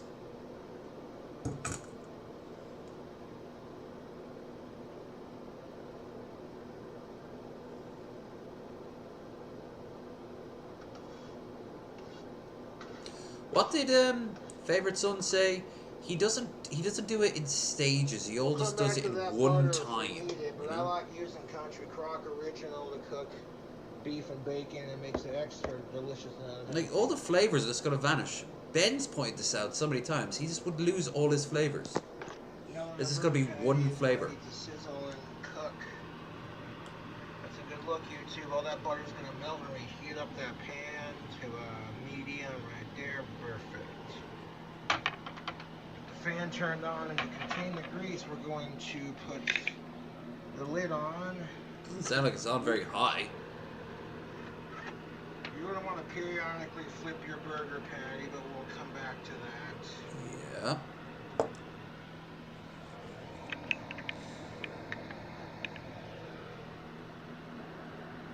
We're going to make a whiskey-themed burger with egg rolls and pepper jack cheese and barbecue sauce. I like this in theory, but it is Cobes making it. It'll taste good with that cherry bacon, I reckon.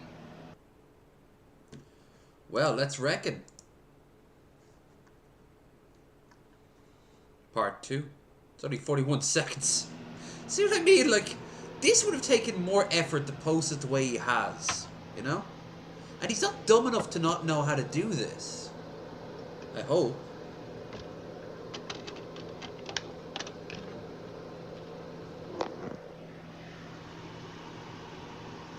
all the sexiness off this burger. It definitely smells like peaches.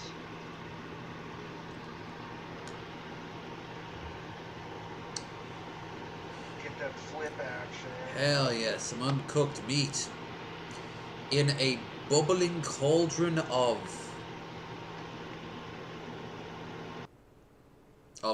basically sugar.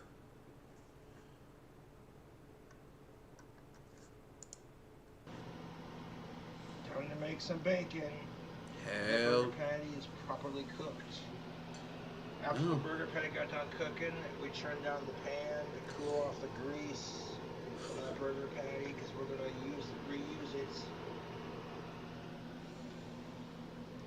to make some more delicious. He needs to get one of those miner helmet cams on his head. That would cut into valuable drinking The time. same process as last time, minus the seasoning. The sweetness should complement the spiciness of the burger. That's what we're going for, at least.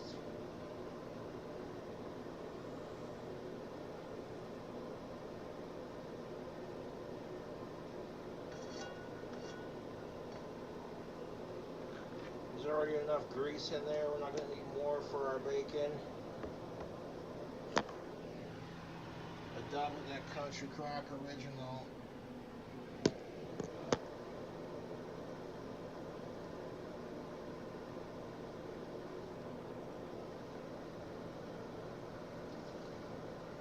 Splash the drink combo. Some for the chef.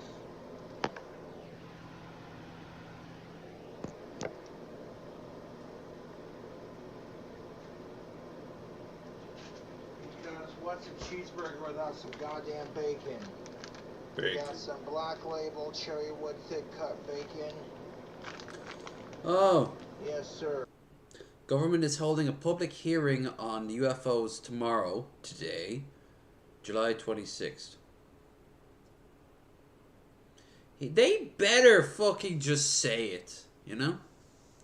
Because they've been saying for a while now, all the documents that have been leaked, it's basically, we don't know what some of these things are. I want them to just come out and say, we've been in contact with the Rigelians for the past 50 years. They're waiting for us to sort out our shit so we can join the intergalactic community. They'll cure all diseases. They'll cure death.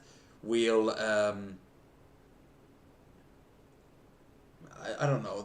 They'll hook us up to an orgasm machine. We can partake as cannon fodder in their war against the Orlenians.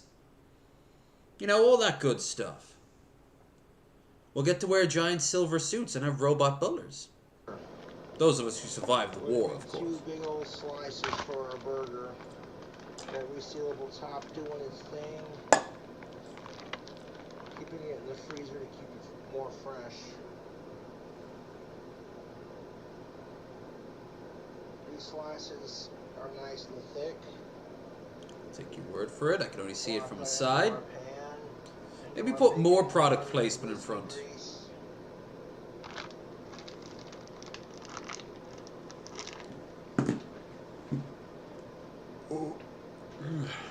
Remember, I haven't slept in a while, so in about 4 hours, I'm really gonna start feeling it.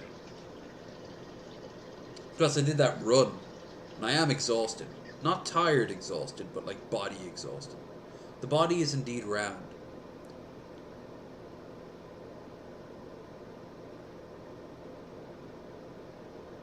Pretty soon there'll be no point even thinking of trying to go to sleep. There's no time. Thank you, Cobes. Our bacon is ready to be cooked up. Is it? And all that greasy whiskey love.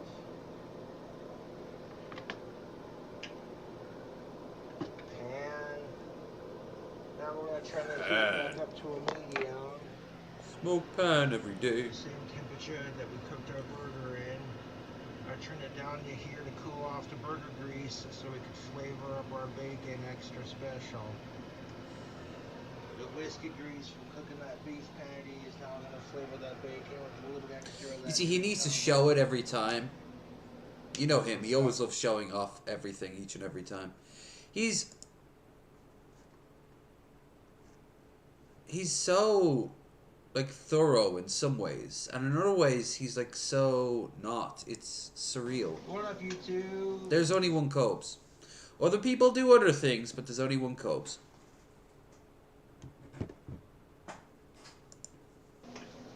We have an egg for our sandwich. That's a thing I could do without in general. I know this is a pet peeve, because I know in America you guys love it, but I don't like eggs on my sandwich, my burgers. We don't really do it that often here. You can get them, but I just don't like eggs on my burger. It doesn't seem, just doesn't seem necessary.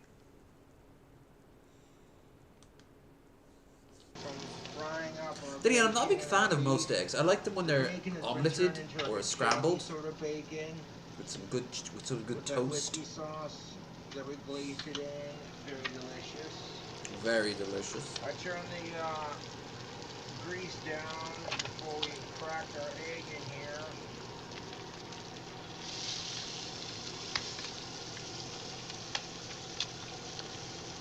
I think we'll play some trucking after this.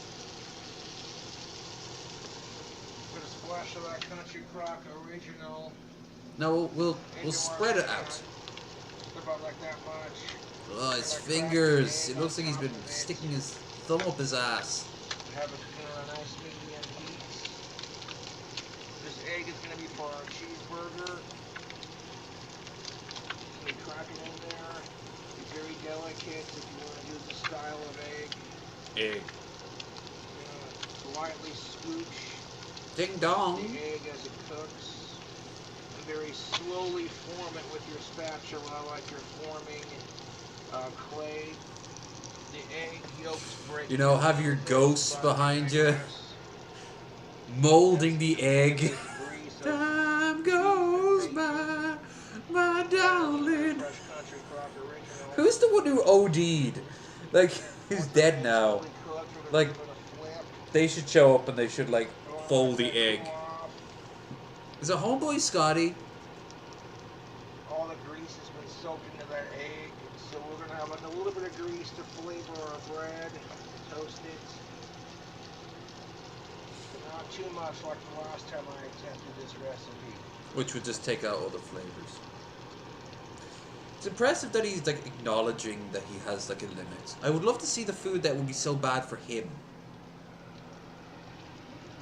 It's not too bad for a burger. That, We're doing an egg roll barbecue bacon cheeseburger. that bacon is both undercooked and overcooked. What the hell? It is a Lacrin double A large egg.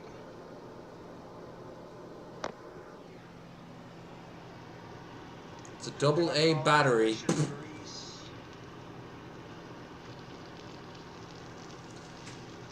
starting to get a little bit firm. When it's fully firm, we're going to flip it and cook it on the other side. That's small enough for our burger. I do.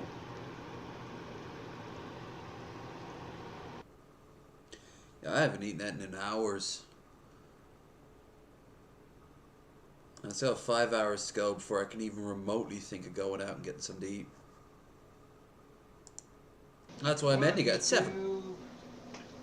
Oh, I already. Have an egg for our sandwich. For some reason that didn't, Whoa! Delicious egg. Delicious, huh? Let's give it a flip. Wendy's at 3 a.m. sort of delicious, I suppose. Better. Like me, at least, he likes to do it evenly. I'm not a big fan of sunny side up. That's fucking beautiful. Not even gonna put any pepper on it. Oh. There's our candified bacon. It's been fully cooked. Has it? And that whiskey glaze. Glaze. Oh, it's dripping like crazy. They look like leeches. Or like seaweed. We're doing that barbecue egg roll bacon cheeseburger for the fans. And we're gonna do it right. Well, 24 fans, me included, wanting to see it, I As guess. soon as the egg's done cooking up, let the grease cool off. I want to get ready to toast up some sandwich bread for our burger. Big white. Okay. It was 5. Then 6. Then 7. And then trying the burger. More up here too. Egg rolls. Done I do love me cooked some up egg 2 rolls. Egg rolls. Me some spring 2 rolls. minutes in the microwave. Look how squishy they are. Under crispy, but that's just alright. That's perfect for our burger. We got some sauce to put on it. We'll get into the sauce. We're not worried about that. That sauce looks like one of those frozen pops you'd have as a kid. Now we gotta toast up our bread Bread. for our bacon cheeseburger. Big Got 2 slices fat of good white slices. bread. The pan's been scraped again. We're gonna butter both sides with some Country Crock butter. Well, you'll have to use the Crunchy Crock. The idea. Kraft mayo. Oh, and mayo from Kraft are not sponsor tubes. Them egg rolls smell delicious. The egg rolls we're using are Chung's pork egg rolls. They're microwavable.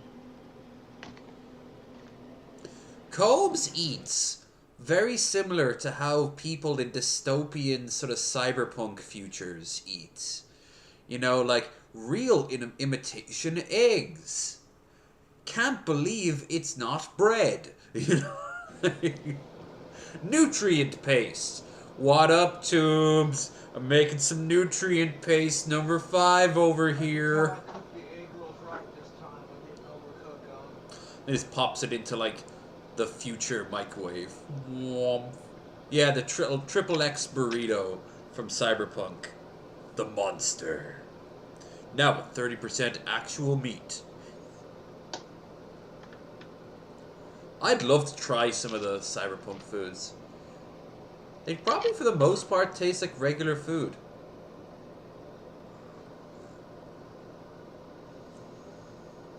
Delicious.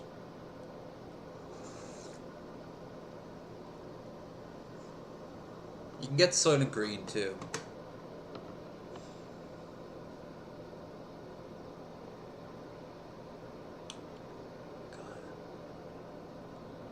It's so... Look how much is used already. The pot's like half empty.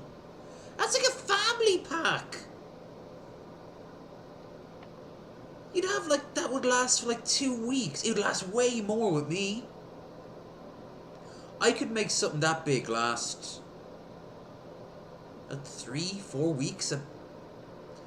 Sometimes I get like the big can't believe it's not butter things. And I just have it over the course of a few weeks. I prefer not using butter for a lot of things, honestly. With baking, of course. You gotta use butter for baking. When I have toast, like I prefer cream cheese. Up to recently, I barely had any toast at all. I haven't eaten as much bread as I used to. I used to be so obsessed with bread. This is the first, that was the first loaf I'd bought in a long time, over the past 2 days. Just had half a loaf for one day and the other half for the other, and that's all I ate. Back up to a medium. Would that run? Hell yeah. Wonder how many calories I burned at that almost. Wonder how much calories this is. You think it's as much as one of my runs? With this much mayo, this much, like, sauces. You gotta take Cubs' word for it. He's putting it on like a master.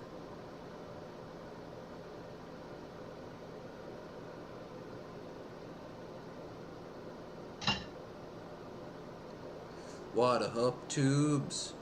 What a hoop tubes.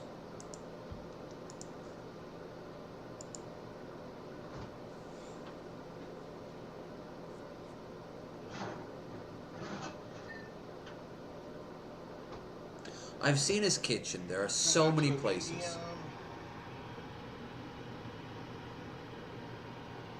Come grab It's it. been completely cooled off. Now we're going to toast up our sandwich bread. I think this is it.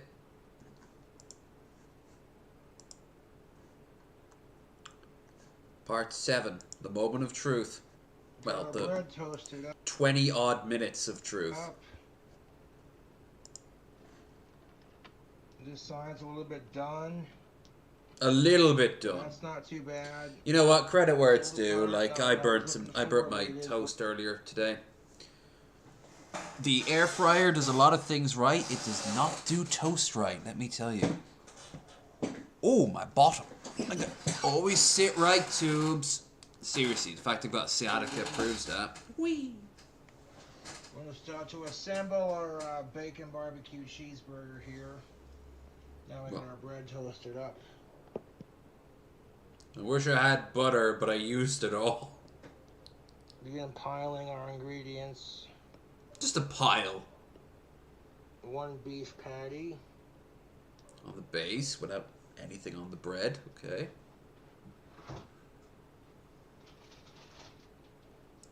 Cobbs is the master of I made something while drunk. Serengeti pepper jack / cheese. Cool. Real cheese, people, not a sponsor. Good cheese.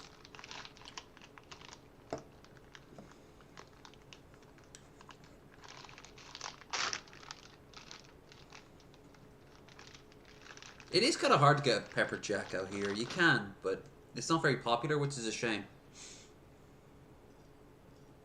You can make it yourself, for God's sake. Seriously, just get some black pepper and do the whole over it. Slice of pepper jack cheese. We get way better cheese. Then we're gonna hit it with our whiskey candified bacon. That bacon that's been candyified, the candy whiskey bacon. Candyified. I thought you said Canadified. Kind of place that on there like that.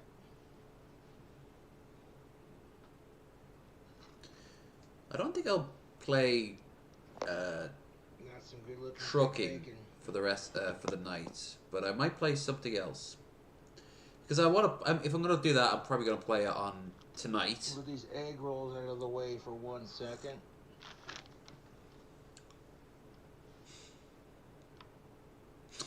Bloop. How about this fried egg? It's Hell beautiful. yeah! It's looking nice and rubbery, tubes. I'm gonna reassemble this burger. I bet that bacon isn't all that crunchy. As we use the plate we've been using, save ourselves some time on the cleanup. Yeah.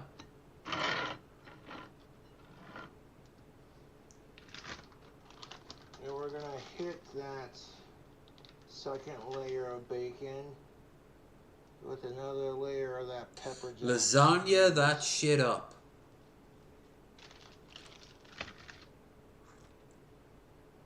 And then we're gonna take these pork fried egg rolls and place them on top of that cheese. And do one more slice of our Serengeti pepper jack.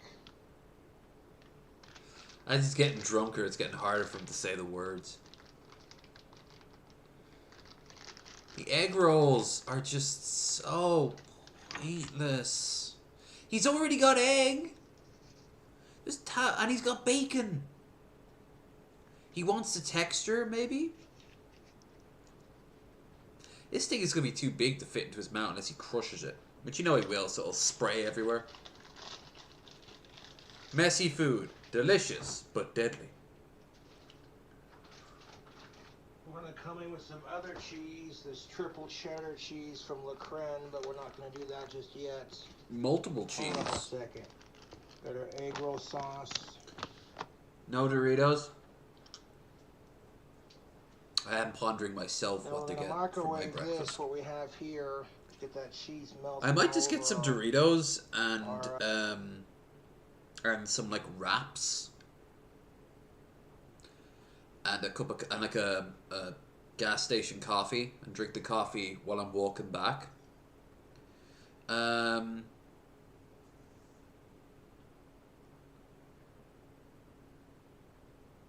Maybe. They have some, they have like the pepperoni pizza Dorito up there.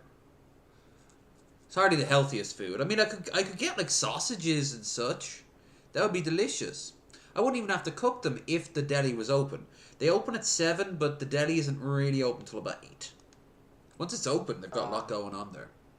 Egg rolls. Might leave the coffee until I'm back up there. Then I'll get the coffee. Get an energy drink or something. Lucozade. Now for our top bun, we're gonna want to dress it with some sauce. Well, at least he's putting some sauce on it. I think we should.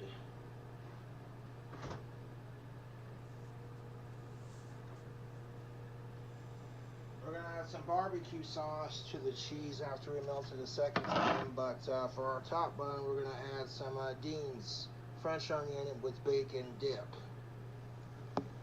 I know it.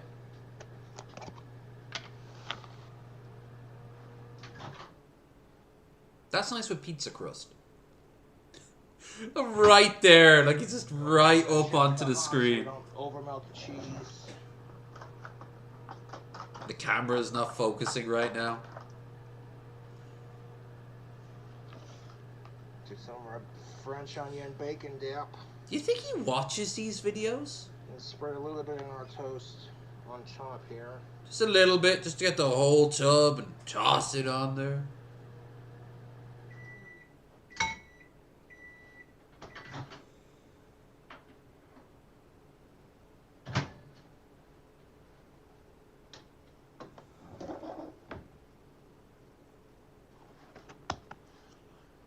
Dean's French onion bacon dip on our top bun. It sure is. The cheese has melted all over those egg rolls and that beef and that bacon. You can see it blanketing nicely. I don't hear blanketing used enough for cooking. A couple splashes of some Frank's Red Hot Original Cayenne Pepper Sauce. Well, you can't go wrong with Frank's, except for in this case. Actually, there's so much other stuff going on that it's just going to... Board, but that's alright. I'm sure you'll clean it up afterwards, Cubs. I do clean things up. Do you clean yourself up? I'm wearing tactical soap. I left the chimichangas a little, or excuse me, the egg rolls. So I don't know why I said chimichanga, blah. I know, it involves peach schnapps. On the chewier side, when I first microwaved them, because we're going to add... Already got through all this. I'm hungry. Goodness. I needed liquid. We're going to grab an egg roll sauce packets. I'll restock it later. Just squeeze it all over the top of that cheese. Ah, yeah. You pay extra to see him put the sauce on.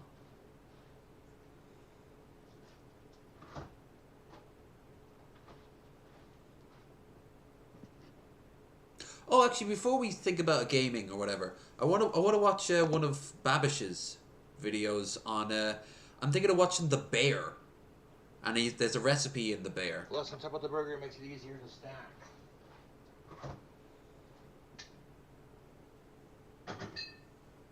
Don't know if The Bear is good or not. I've heard it's great, On top of our egg rolls, especially if you've know anything about Chicago. That fried egg. And before we sandwich the sandwich up, Sandwich the sandwich up. we're gonna do 2 more things to it. Please say fuck it. Please say fuck it. Please say fuck it.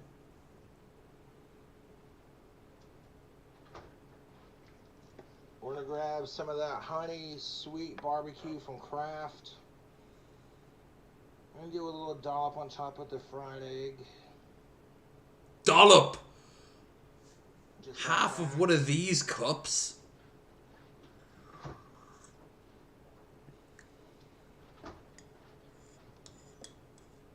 I want to get that cheese on there. We don't want to microwave it with the egg because the egg will probably explode. So to finalize it, Oh, that's right. He's going to microwave all this. I forgot. He has to stay on brand after all. I'm gonna have a bowl.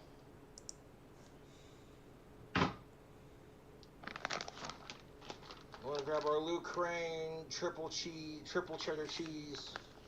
Hey, we gotta support our good people fighting for their freedom over in Ukraine. Now we're gonna microwave it in a bowl. Fuck Putin. Fuck So we sickos. can drizzle on top of the barbecue sauce. That's pretty straightforward. Is it? There's our top bun with the bacon, French onion dip, and the Frank's Red Hot sauce. Yeah. Would I try this sober? No. Would I try it drunk after I knew I made it? Yes. Would I feel ashamed? I would 100%. Put a little bit of cheese on there. Bah.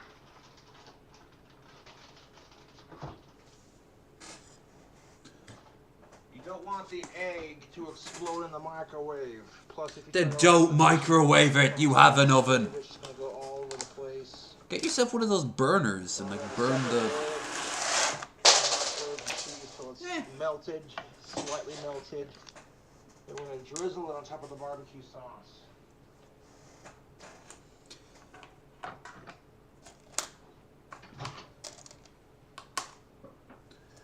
And then you send it to ordinary sausage. Oh God, what is this? No!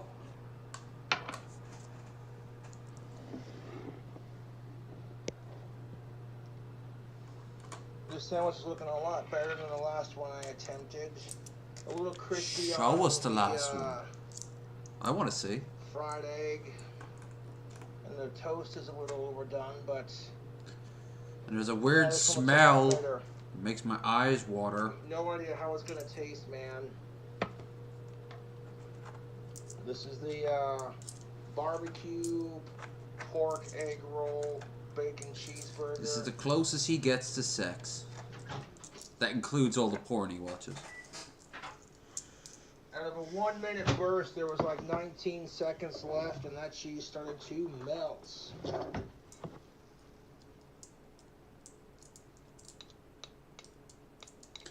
Someone has to send this recipe to Gordon Ramsay, you know? You want to scrape all that melted cheddar cheese. What are you doing? And put it on top of our fucking fried egg.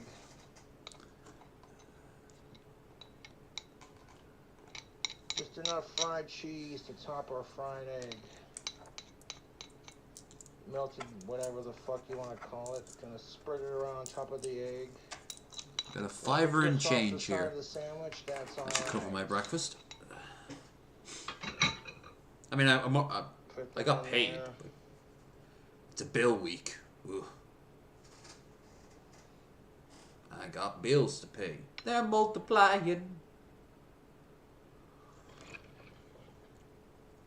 Much like all those spots that must be appearing in Cobes' eyes these days. I can't see 20% of my vision is blocked. I'm sure that's fine, Cobes. Keep eating whatever you're eating. Although, maybe ease off on the duster, you know? Flip it upside down and let it cool off. Cool. All the grease from that burger patty. Oh yeah, I'm shaving my skull It's today. gonna soak into that bottom bun. Looking forward to it. I'm overdue. Fucking razor. So while the burger's cooling off, you want to flip it upside down.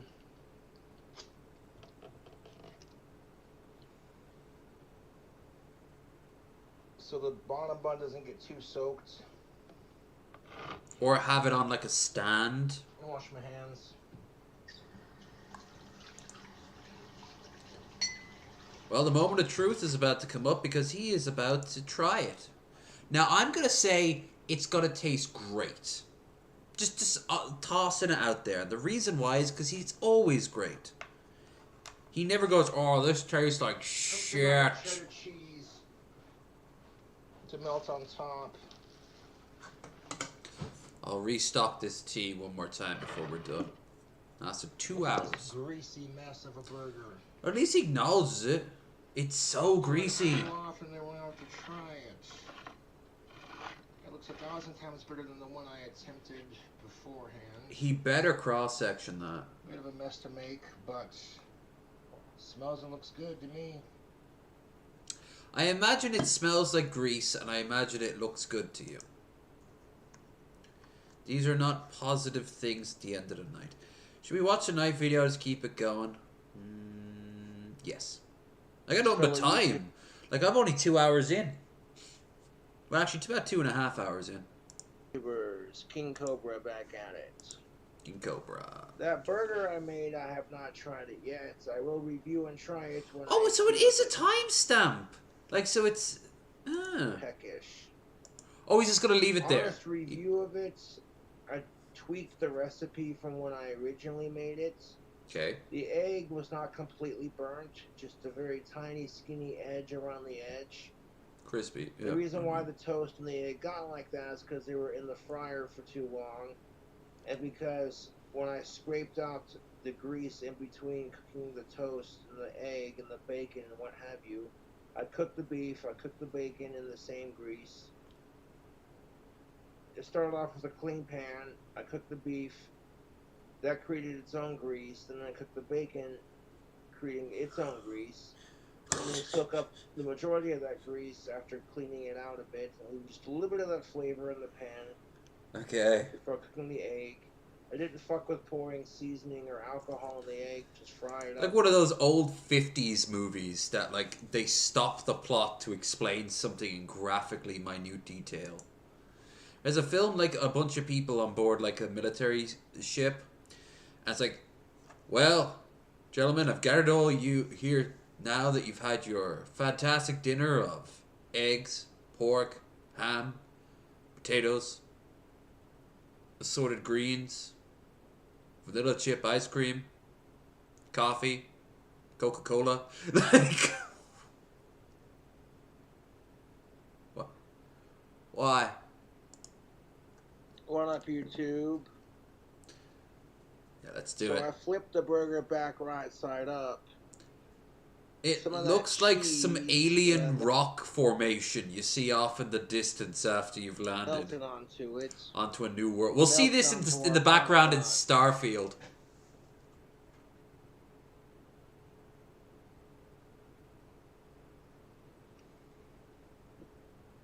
That's alright. Yeah, so I want to see that bear thing after this. And then we'll ponder. We'll turn some tunes on. Egg roll, barbecue, bacon, cheeseburger. Maybe we can have some Cobes music playing while we ponder.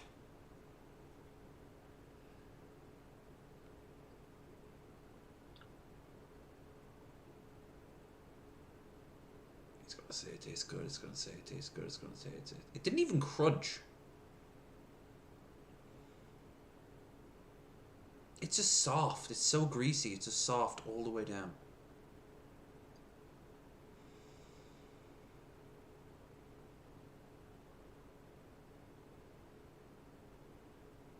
I think he likes it.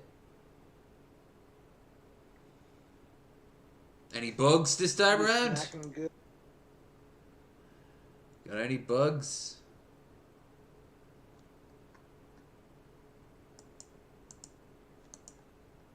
Also, is his shirt getting crappier looking? It looks it. I'm not seeing any. Be snacking good for the till this is done. You know what? I honestly think that Cobes loves his food so much because he actually doesn't eat all that much. It might explain why he eats such horrible food, never works out, drinks all day. It's because, like, he might go a few days without food. Maybe 2 days, and then he'll eat something. And it's something like this. And then he'll go a little bit longer. And all the while, he is just getting blasted until he runs out of money for it. And then he starts asking people for donations. Honest critique. Because he's not that heavy. I've got a big old gut. He doesn't. He's got... It'd taste better if it was hotter, but I let it chill in the fridge because I wasn't feeling very hungry.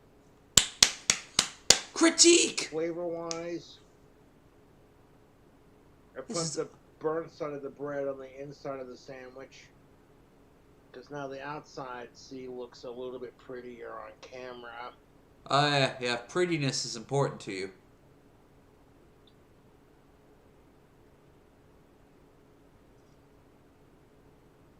Is he gonna give this a mid?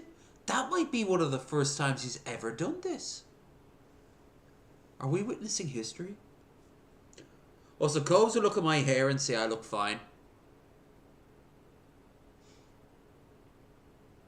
If you want to see what my hair looks like, just watch the running stream. I've already got a whole new batch of clothes to throw in. It's insane. I have to pick up some fabric softener today.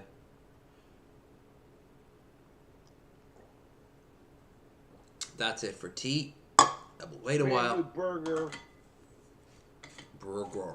Tweaking that recipe that I made. You're tweaking a recipe you made, so you just update it to make it worse.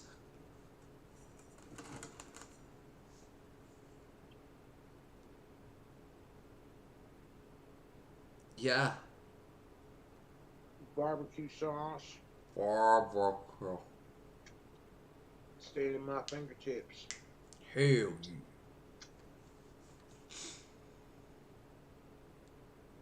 This burger is delicious. Hey, Raisin. Sweet. A little bit of smokiness. We watched him make this burger. That beef and bacon taste. And shockingly, It'd taste a lot better if it was hotter, but he's giving it a few critiques. I wasn't in the mood to eat it when I made it. Then People why are did you "So make why it? Because I'm going to be hungry later. So when I get hungry later... You know could what have I'm made saying? it while you were hungry. What the world is he eating? It is a peach schnapps drizzled burger with an egg, a couple of candified in whiskey slices of bacon that aren't fully cooked.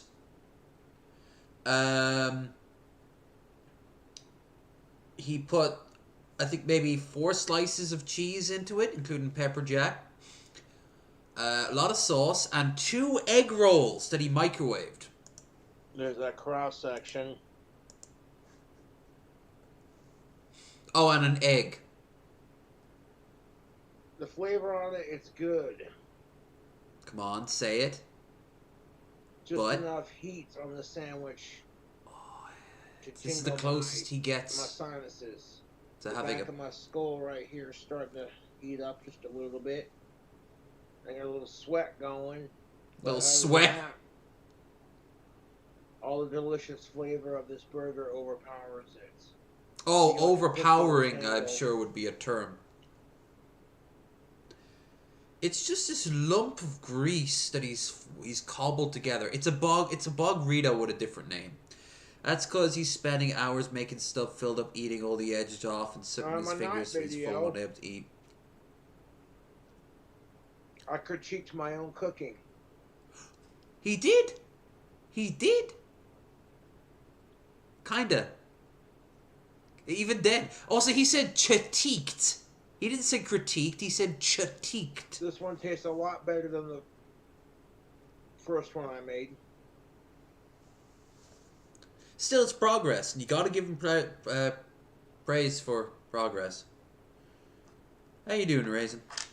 Oh, Raisin, if you're around later on this evening when I'm doing my drinking stream, you're welcome to join me in mic or whatever. I'm not very and hungry, yo. give me some advice to where to go in Philly, because I'm gonna do that when I'm there. I'm gonna have a lot of.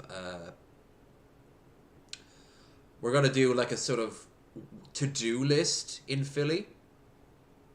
I even think I might have spent maybe I might be going there for like a day too long, but I'm thinking, why don't I get out of Philly for the day? The only place I can think of going to is back to Harrisburg. Why? Takes big sloppy bites the whole time as he's cooking. Yeah. He used so much of the butter. I think 3/4 of the family country crock thing is gone. Like, man, what's it taste like? Yeah, we'll be doing that this evening after I have get my Chunk shot. of cheese, beef, and grease and goodness. That's good to hear that you're doing If it was okay. fresher, we'd have a cheese pull, but the cheese has solidified onto the burger.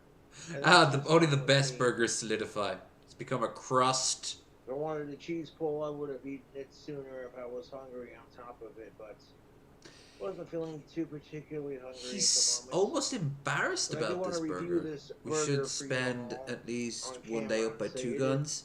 Yeah, where he lives is great. And he did want to show me that bar where to go out for the night. And I was so exhausted. I'm like, dude, I'm sorry, but I'm so tired. He was apparently high as fuck, and he just wanted to go out and like party. I owe him an actual timeout, a proper timeout. So we could do that on like the 18th on a Monday. There'd still be old Paddy's Day all stuff up. And I'll be wanting the hair of the dog for sure. But yeah, we can definitely check him out. And how am I doing? Pretty good. Killing time. I'm thinking of watching The Bear. After this, we're gonna watch the Babish recipe they have from The Bear. I hear it's pretty good, but I don't have time to do that because I've got this stream.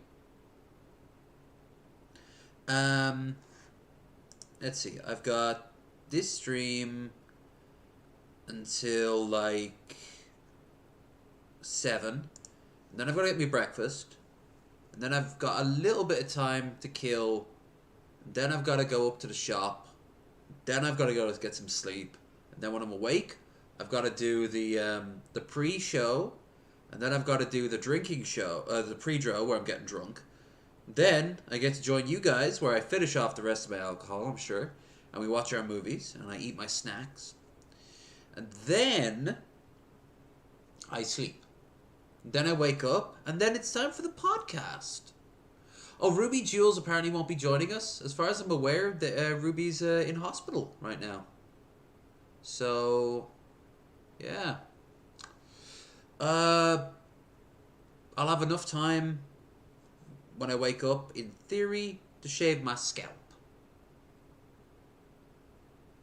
Plays on the day, but there's probably more exciting shows to catch that day. I'll peek around and see what's going on, when, where. Hey, if they're not so bad, you can take us all up to see them. I'm sure they'd love a few extra people. Especially someone with a camera and maybe could get their networking out. As long as they're not like 50 hours out of Philly, you know? I'd love to see. I would love to see. I'd love to go and see it. Like, to me, Paddy's Day is a parade and a whole bunch of alcohol. But I'm going to be outside of Ireland. So, already I'm going to be a hot stuff.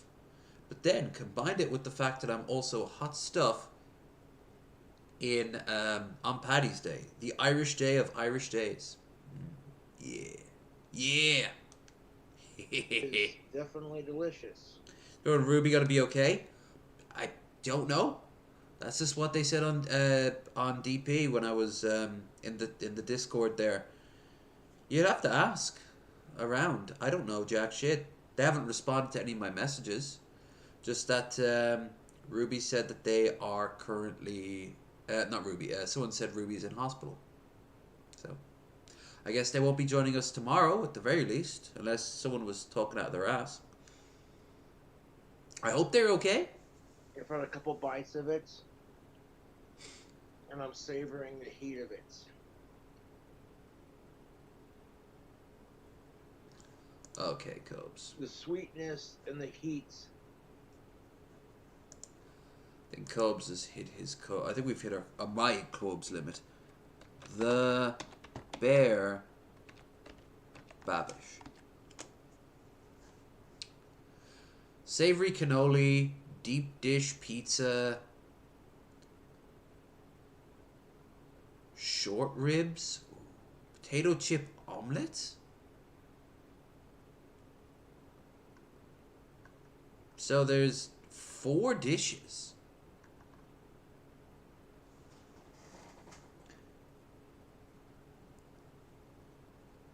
We're not that far out from Philly. They have a little parade.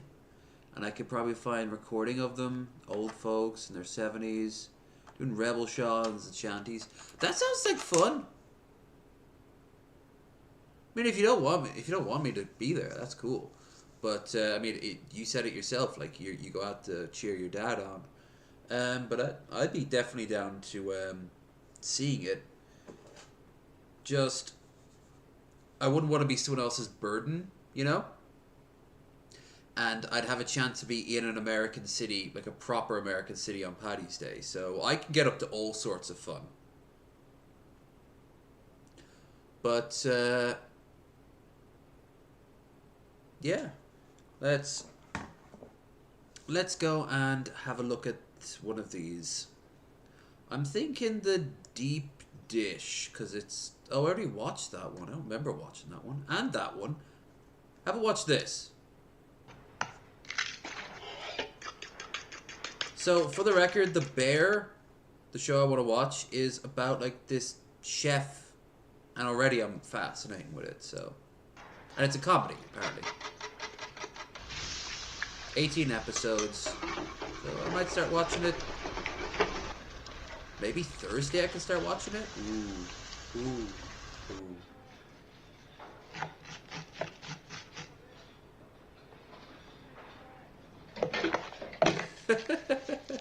Hey, what's up, guys? Welcome back to Binging pretty with simple. Babish, where this week we're taking a look at the potato chip omelet from Season 2 of The Bear. Now, this season has left me spoiled for choice with things to recreate, but something about the little twists that Sydney puts on the classic French omelet made me want to try it myself. Hell yeah. Don't want to make it lame. You've just described every session night in the 50-mile radius of where I live. If anytime you show that like you have like music playing in a pub, it's gonna be that. It's gonna be rebel songs, it'll be old classic rock, and it'll be shanties, and it'll be sometimes like super traditional Irish music. That's when you get the buskers in.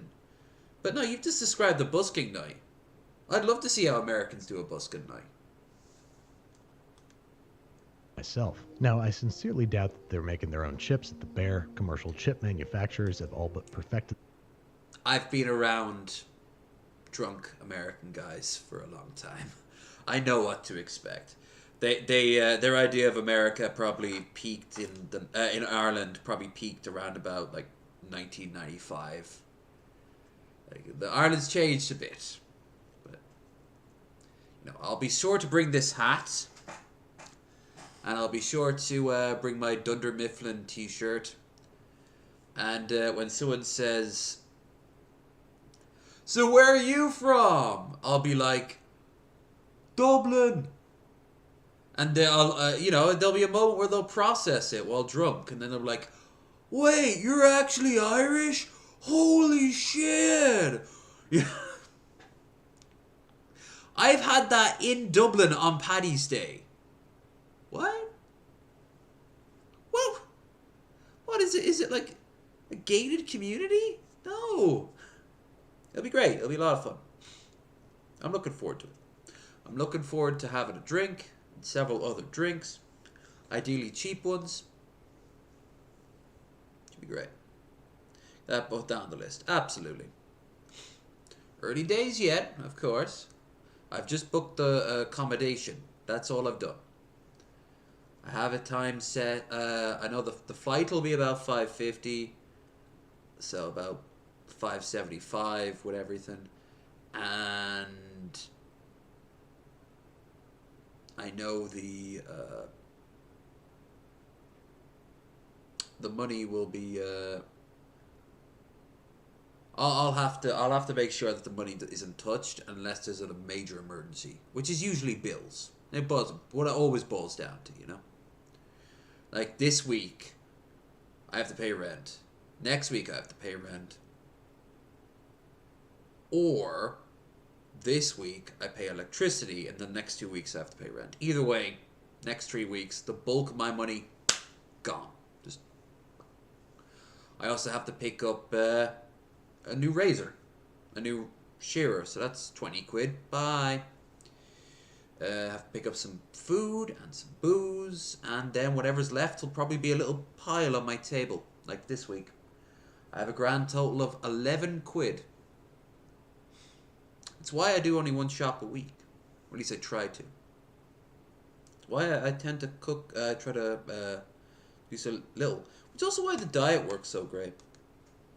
The process, but just in case, how about we make some ourselves? For this task, we're going to need a mandolin with a wavy blade. Now, this one came with cut-proof gloves, but those proved to be not very cut-proof. Plus, we're going to need to use the mandolin's food holder accessory They were thing calling to make sure that sloth every Irish. slice lines up with the last, otherwise we end up with these Venetian blind-looking things. So be careful, line up your slices, and immediately plunge everybody into a bowl of water. These are russets, and their high starch content causes them to discolor quickly. It'll We'll be let great. these guys I'm rest for looking about forward to 30 it. minutes to rinse off the excess starch. Then we're going to lay them out evenly on a paper towel so that we can pat everybody very, very dry. We want things to be extraordinarily dry because the next step is deep frying, and water is the sworn enemy of the process. We're heating about a quart of canola to 350 degrees Fahrenheit, dropping in the chips and letting them fry for anywhere from 1 to 3 minutes. Especially as they begin to curl, you're going to want to flip them frequently so that they end up a nice, light, relatively even brown. Then, while still warm, I'm seasoning with kosher salt and freshly ground black pepper. Next up in the they probably didn't make it but just to be safe category is boursin, which we're making by combining 8 ounces of softened cream cheese, Boursin. 2 tablespoons soft butter, and 1 tablespoon each freshly chopped dill, marjoram, and chives. Start beating that together on medium speed before you realize that this is your boursin. You can put whatever you want in there. I'm also going to add 2 tablespoons of freshly chopped parsley, 1 clove of crushed garlic, some kosher salt and freshly ground black pepper, and about an ounce of freshly grated Parmesan. Now let's beat that together for about a minute until it's nice and smooth Beat and get ya. kind of fluffy. And there you have it, sort of homemade gourmet cheese, which we're going to plop into a piping bag for later application. Now onto the omelet itself. Sydney beats her eggs through a fine mesh sieve in order to remove the chalaza, excess whites, and in my case, shell fragments. Hang on, I saw a trick on the internet the other day where you drop an egg from about a foot height, which cracks it perfectly every time without any fragments. And how about that? It works. So I guess the takeaway here is when you crack an egg against a flat surface, you can imitate the force and confidence of a 1-foot drop. Next, we're beating the eggs through the sieve, which is going to help give our omelet a creamier, more consistent texture. Beat that together with a pinch of salt and we're ready to rock. Over on the stovetop, I'm dropping 2 tablespoons of unsalted butter in a preheated Mine are non- more firmer because I usually make omelets very thick. Like I've told the story I made a 15 egg omelet once, and there you have to be careful with the heat and fold it over. Once you fold it over, mission accomplished. Because then you take your spatula, clunk it over, and you're done. You know, you turn off the heat, take it off the pan, then take it off the heat, and just like you're good. You now have an absolutely wiggly breakfast for you right there. Especially if you've prior put in a bit of bacon or diced up some chicken. I did duck once.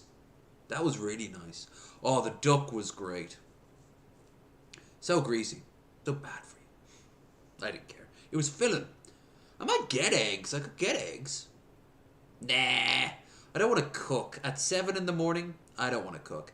Either the deli is already open.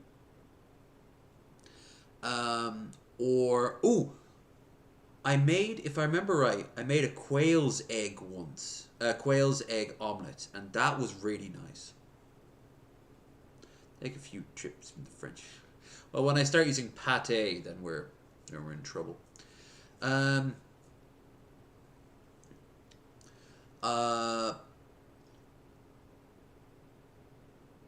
yeah, if the deli's open, I'll end up having something up there.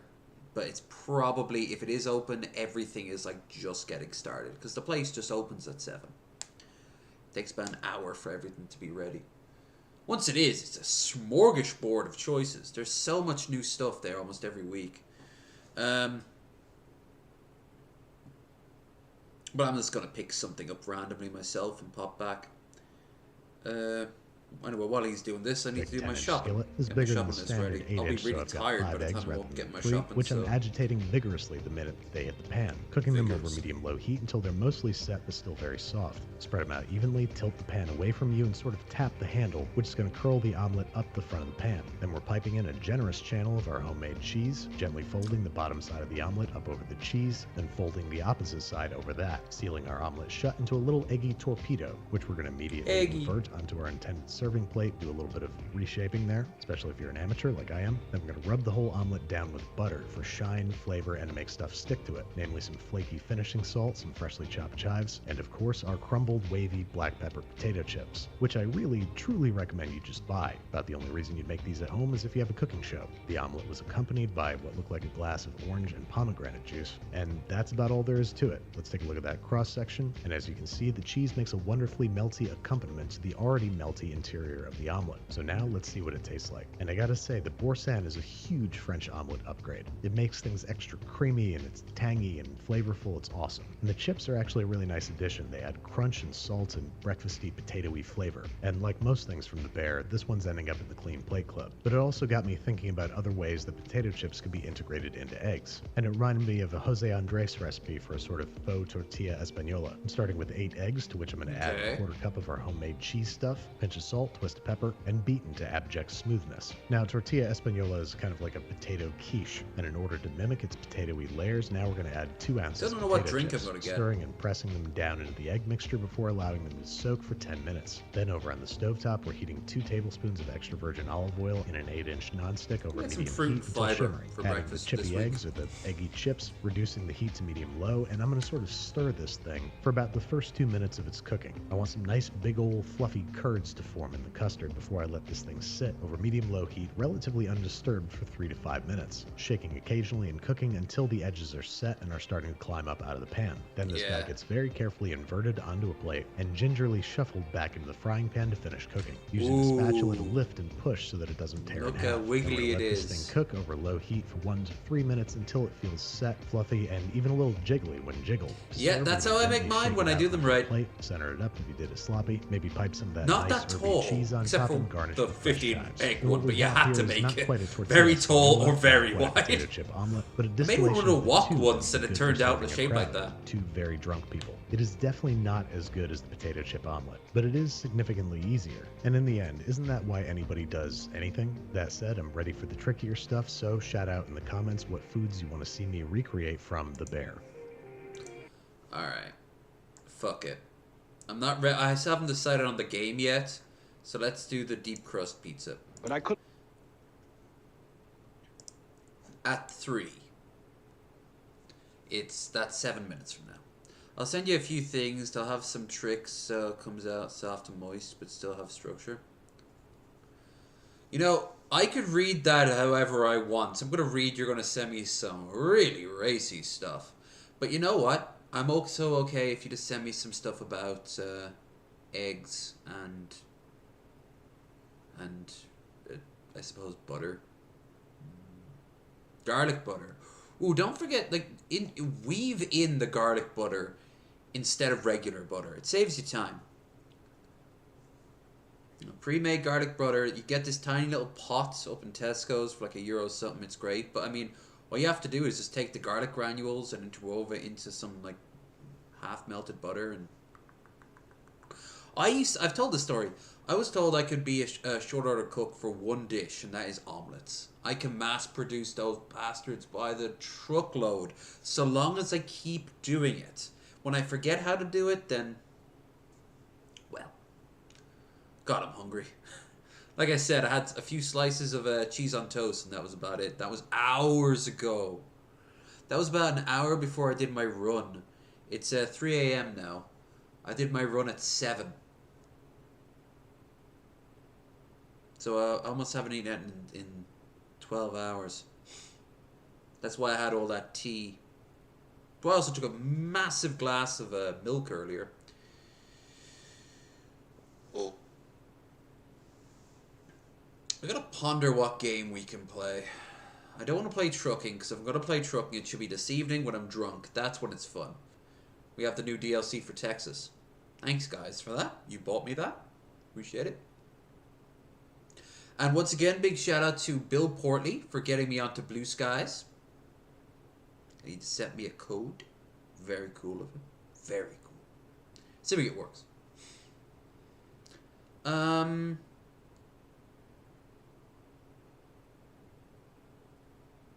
got 5 minutes to kill.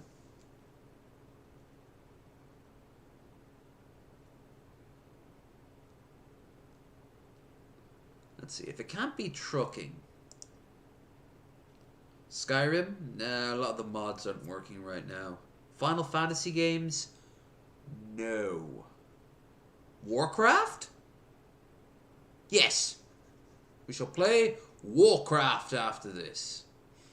Boom, dum, bum, bum, bum, bum, bum, bum. Hell yeah. Play that for a little bit.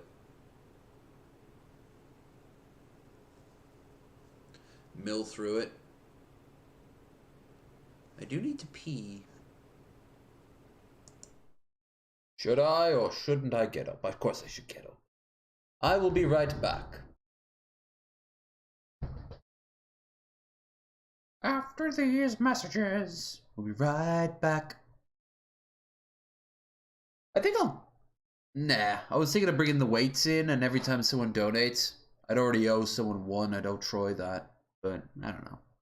Maybe. Yeah, I'm gonna clean up the, I'm gonna start cleaning up, probably next week. I'll start doing that. I will do some down here, a little bit around here. Not too hard to clean up your beard. Of course, I need to get rid of my hair. So I gotta do that. You should have a nice, good, bushy beard by the time of,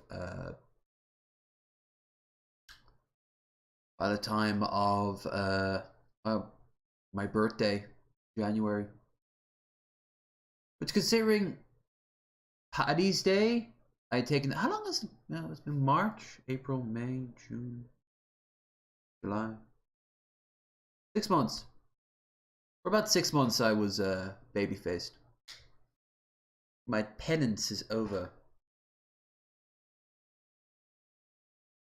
Very soon, I'll be able to remove that icon that says beard ramblings instead of bearded ramblings. I'm gonna go and deal with this. We'll be right back. We're gonna watch this pizza thing, and then I'll start playing some Warcraft for a bit.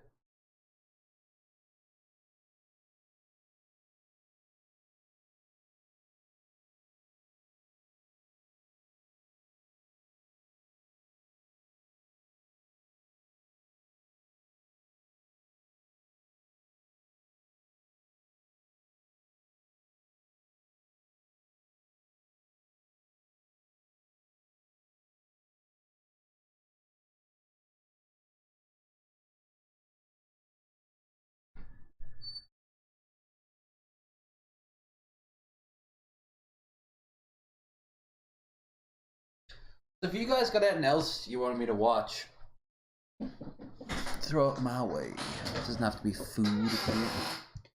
Beep. Kitties. I've got the cat set for my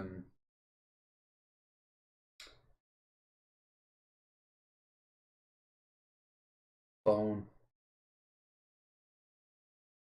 Jesus. From Walter. This is on Twitter. I seem to have some sort of tumor on my back that's really starting to hurt. Oh, Jesus.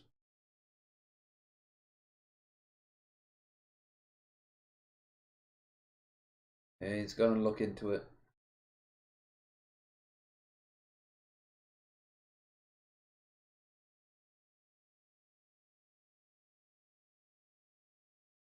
That's problematic.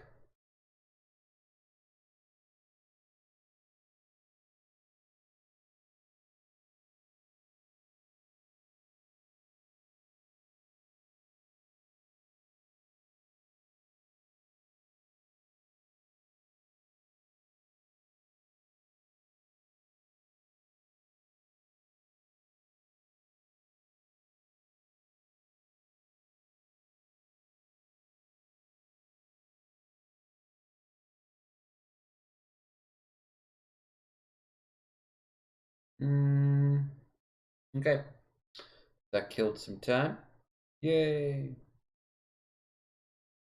Let's go.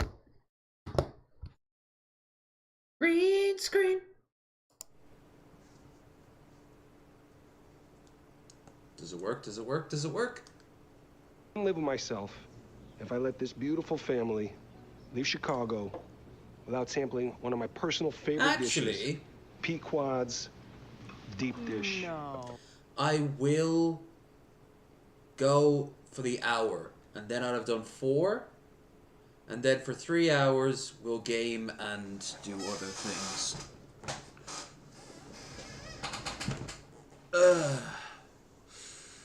So yeah, the bear. Pequods. You did not hear me say that. You did not hear me say. Hey, what's up, guys? Welcome back to Binging with Babish, where this week we're taking a look at the Pequod's Deep Dish Pizza from maybe my favorite episode of The Bear. Now, Pequod's makes their tomato sauce from fresh tomatoes. So I got about 10 medium tomatoes on the vine that I'm cutting a shallow cross into the bottom of before dunking into a big pot of boiling water for about 30 seconds. Once you see the skins start to split, it's time to fish them out and dunk them into a bowl of ice water. This is going to make the skins very, very easy to peel, which we're going to want to do because tomato skins, after being cooked for a while, turn into these nasty little big curly red eggs. Then we're giving eggs. everybody a rough chop. Chicago-style tomato sauce is usually pretty chunky, and headed over to the stovetop where we're going to cook because the tomatoes pizzas with are a pretty big chunky. splash of olive oil. I'm going to lightly season the tomatoes with salt, just a little bit to help draw out their moisture, and then Pequod's utilizes I know to fresh watch basil and after throws them in there, this. along with dried oregano and dried garlic. I'm going to add 1 teaspoon of each. Then this guy's simmering for an indeterminate period of time. I went for about 90 minutes to reduce it by roughly half. Once things are nice and thick and tomato sauce alike, we're pretty much done. But my tomatoes might not have been the reddest With in the 2 world, C's. so I'm going to cheat by adding a tube of tomato paste to make it look more like tomato sauce and less like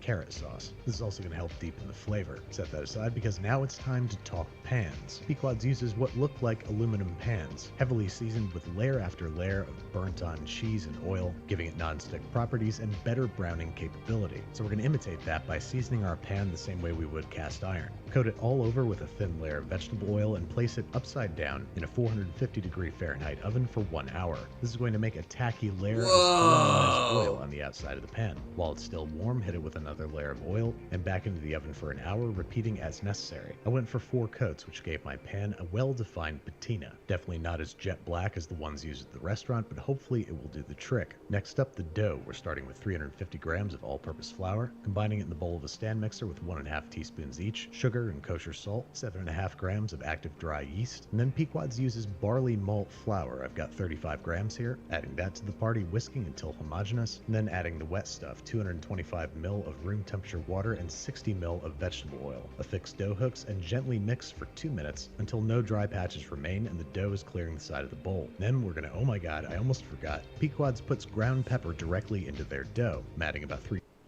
Something I would do. I just realized that if I had more money, my apartment would be full of cooking and like weird doodads. I keep saying I'm gonna get myself a Roomba, like a proper Roomba. That's expensive as hell. That's like 800 quid. That's this trip.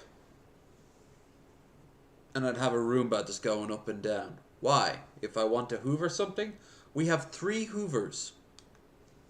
1/4 of a teaspoon. Normally you'd add this at the dry ingredients stage, but no harm done. Now it's time to knead for 7 to 8 minutes until a smooth, supple, soft, tacky, and slightly sticky dough forms. I was going to shape it on a floured surface, but as you can see, it works a little bit better with no flour drip, whatsoever. so tacky. Stretching it into a tight ball and plopping it into a well-lubricated bowl, where it's going to rise under cover of plastic wrap for 45 minutes. Can't to do 1 it hour, now, until but I have roughly double wanted to in play some size and ready to be Cyberpunk. turned into I'm gonna wait Chicago-style until Liberty, pizza. We're hitting our pan with 1 more coat of oil for good luck, then dropping in the dough and pressing it into a flat, even surface. The Liberty Taking care to pop any air into bubbles DLC and comes releasing out. any trapped air pockets. It's a pretty workable dough, so it shouldn't give you too much of a fight, but if it does, just cover it and let it rest for another 20 minutes. Now we come to the sticky situation of cheese, and I do mean sticky, because Pequod's shingles slices of low moisture, full fat mozzarella right up against the sides of the pan to achieve their signature caramelized cheese crust. Once we formed a formidable bowl of cheese, we're going to ladle in about 1 cup of sauce, spreading it evenly, and then sprinkling generously over top with pre-grated Romano cheese. This guy's headed into a 450-degree Fahrenheit I'm oven hungry, on a but I don't pizza think I want scale this. For 30 to 35 minutes until it looks like this. Unfortunately, this It is where looks my problems began. Not only was the cheese positively glued to the sides of the pan, but the whole pizza collapsed down to nearly its original pre-oven height, which resulted in a dense, gummy crust, which at the time I thought was due to underbaking. So one problem at a time, let's start with the crust. I wanted to see if a non-stick pan would improve the situation, so I made a tiny little test pizza, but I had the same problem. Even in non-stick, the cheese was so stuck I had to destroy the pan just to get the pizza out. So I decided to spend the weekend repeatedly seasoning the aluminum pan. All that Over 2 wasted days, I food. applied 16 coats of polymerized oil in the hopes that it would capture some of that Pequod's magic. The result was a pervasive smell of smoking oil and a beautiful, shimmering jet black non-stick surface. Let's see if this can do the job a little better. Same recipe, this time baked at 425 for 45 minutes. And look at that, that pizza wants to jump out of that pan. But you can imagine my heartbreak when the pizza once again sunk like quicksand. I even threw it back in the oven for 10 minutes in the hopes that it would catch the dough before collapsing too badly, but even after almost an hour in the oven, it stood no chance. After doing a little research, I found out that diastatic malt powder can cause breads to collapse, so I subbed it out for more flour, and in place of the sugar, I'm adding the same amount by weight of barley malt syrup, hoping that this would bring some of the flavor and color without that sinking feeling. I gave it the same treatment and methodology as the other pizzas, brought the temperature back up to 450 and baked for 35 minutes. And upon removal, I was elated to see that it was standing up tall and staying nice. Now, as badly as I want to cut myself a steaming, melty slice of this stuff, it is the day before this episode premieres, and I have to preserve it for the Michelin-starred donut presentation. So after letting it cool for about 15 minutes in the pan and then 15 minutes out of the pan, I'm using a biscuit cutter to excise pizza cylinders, which unfortunately revealed that the malt syrup did its job a little too well, giving me a light, airy crumb that's supposed to be kind of dense and almost chewy. So I had one last shot to take, going back to the barley malt flour at a much lower I'd eat ratio, that. 5.5 grams Just of malt filling. flour to 378 There's a grams Goodfellas flour. frozen This caused- pizza over here. That's just this super dense thing. It's just this giant, like, you cut it open and it's just this giant thing of just bread and then a big old dollop of cheese on top of it. A little bit of cave-in, which is absolutely fine. Pequod's It'll itself fill has you a up similarly really concave quickly. shape. After finally digging it out of the pan and cutting myself a few rounds, I was delighted to But- see that the ideal texture had been achieved. A crumb that's open and airy, but also soft and moist, almost like the inside of a bagel. For reference, here's the two crumbs. We got the malt syrup on the left and Ooh. the barley malt flour on the right. Pretty amazing what only 5.5 grams of this stuff can do. So now that we finally got our Pequods perfected, it's time to cut out our rounds, which maddeningly leave out the best part, the crunchy caramelized cheese crust. But we gotta be show accurate, so we're placing these on a sheet tray and flash them under the broiler for just a little bit until the cheese is remelted and they're nice and crispy. But first, earlier in the day, we have to prepare the basil gel. I have 60 grams of fresh Of course, basil you that I'm gonna need blanch the for about basil 15 gel. seconds before fishing out and immediately plunging into an ice bath. This is gonna help preserve the basil's color. Pat dry, and then over on the stovetop, I'm taking 300 milliliters of that basil feel like blanching Randy liquid, adding 40 watching the grams of Cooking sugar Network. and 4 sheets of gelatin that have bloomed in some Only cold I don't water think for I'm an about 10 amazing minutes. chef. Squeeze them dry, add them to the still hot water at least 120 degrees Fahrenheit, tiny whisk until fully dissolved, then pour into the jar of a high-powered blender along with the blanched basil. Blend on high speed for about 1 minute until the basil is completely obliterated. Make sure not to overblend, otherwise you might lighten the color too much. Pass it through a fine mesh sieve to catch all the particulate, cover and fridge this mixture for at least 4 hours or until set. Then the resultant sort of basil jello is headed back into the blender, where we're going to blend it on high speed for 10 to 15 seconds until liquidus. Then we're going to make a big old mess and try to get it into a Liquidus squeeze of bottle Borg? and keep this stuff cool until ready to use. Flash forward to our pizza donuts headed out from under the broiler, nicely crisped and melty and ready to plate. Arrange the pizza donuts in a sort of sitting circle around the pizza donut holes, then festoon generously with micro basil, applied of course with chef's tweezers. Then we're haphazardly dotting the plate with the basil gel. I didn't have a plate as big as the one they used in the show. Forgive me if this doesn't look 100% accurate. Drizzle with high quality olive oil, and there you have it. Pizza in the style of Pequod's, in the style of Ever Chicago. But how's it taste? And I gotta say, frou-frou plating aside, this is some standout Chicago-style pizza. The crust is tender but still has a nice chew, and all the extra So fresh much basil hassle, is only though. doing good Christ. things. It eludes me why the chef wouldn't have incorporated the caramelized cheese crust, maybe as a treat for back of house, but this is damn good pizza, any way you slice it. Sorry. Alright.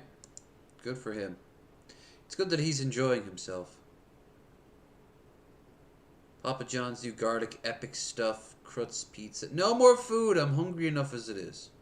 No! No, Max! I don't want to see how to eat tasting like Celtic druids.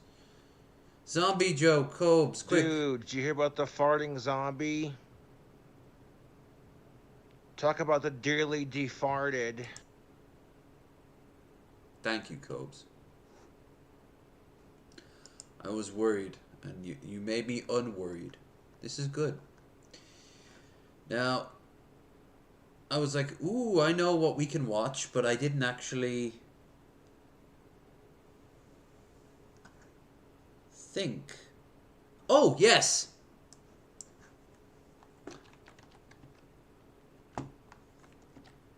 Philadelphia Drug Addict Street. That was the last time I... Philadelphia bar fight. No. Quote-unquote bouncer outside of Philly bar dies. Man shot to death outside. Family demands justice. Woman shot. New angle of fight. Sports bar turns deadly. Deadly.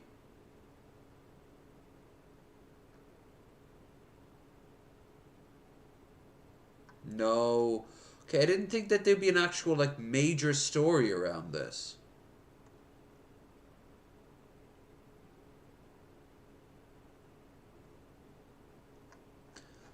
Bar... Philadelphia bar... Drunk Karen. How about that? Psycho drunk Karen gets arrested in casino. We already watched that. Bigoted drunk Karen lets loose. No.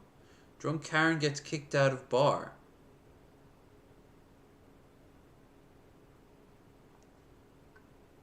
Alright, it's only a minute long.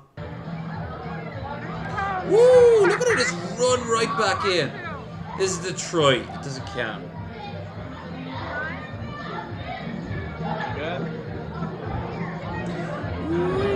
What is she...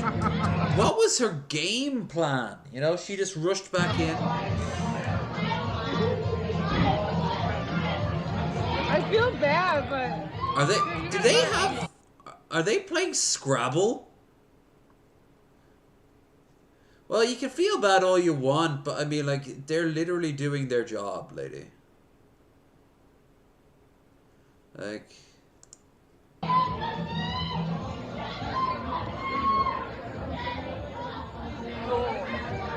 Oh, alcohol. Cause of and solution to all of life's problems. Until you're cut off from the bar. They turned the music off. Why did they get the skinny guy doing this and the huge fucking bouncer doing that? Don't drink, kids. Don't drink, kids, with a drinking shot. In all fairness, this lasted 20 minutes. Well, don't want to get in trouble. Okay, how about Philadelphia? We'll drop the bar part and just have Philadelphia. Major Karen caught drunk driving. Drunk Karen loses her mind. My dad's a cop. I think we watched that a while ago. Karen gets drunk and things get ugly. Let's get rid of the drunk part too. Just Philadelphia Karen. Let's see what that's all about. Karen gets racist during a pizza shop rant. What happened to Philly cheesesteak Karen?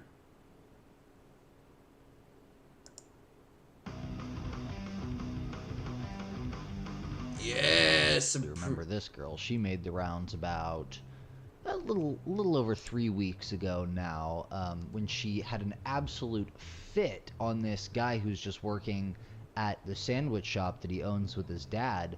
And she orders this Philly cheesesteak, and when she finds out that it has mushrooms on it, she loses her mind on this guy, and she attacks him, and she even hits his camera at one point. But freakouts like this often don't happen in vacuums, and everybody became curious, right, as to what exactly happened here. That better be a joke. Unless you're opening up like 50 episodes a day. That could have made her so upset over such a seemingly trivial thing. Yeah. And as it turns out, there is actually quite a bit more to the backstory here that really explains why this went so south so quickly when this woman walked into the restaurant. I actually did something that I've never done before on Public Freakouts Unleashed _ The Reckoning. I reached out to the person who recorded this video and initially posted it on Reddit and asked them several interview questions And what do you know, as luck would have it, they responded with a whole bunch of information. So I have the inside, More for gyros! the first time ever, the full inside scoop as told to me by the person who recorded this video. But first, let's review the full version of the footage that was posted on Reddit. It has, I think, over 5,000 upvotes right now, and it blew up on TikTok. This? TikTok, of course, took it down 3 because months ago. TikTok takes everything down that's remotely interesting. Just another reason I don't love that platform. Anyway, I digress. Here you go. You were. We can do this all this recording. Refund right now. We can do all this recording. I was tripping over a Philly steak with mushrooms on it.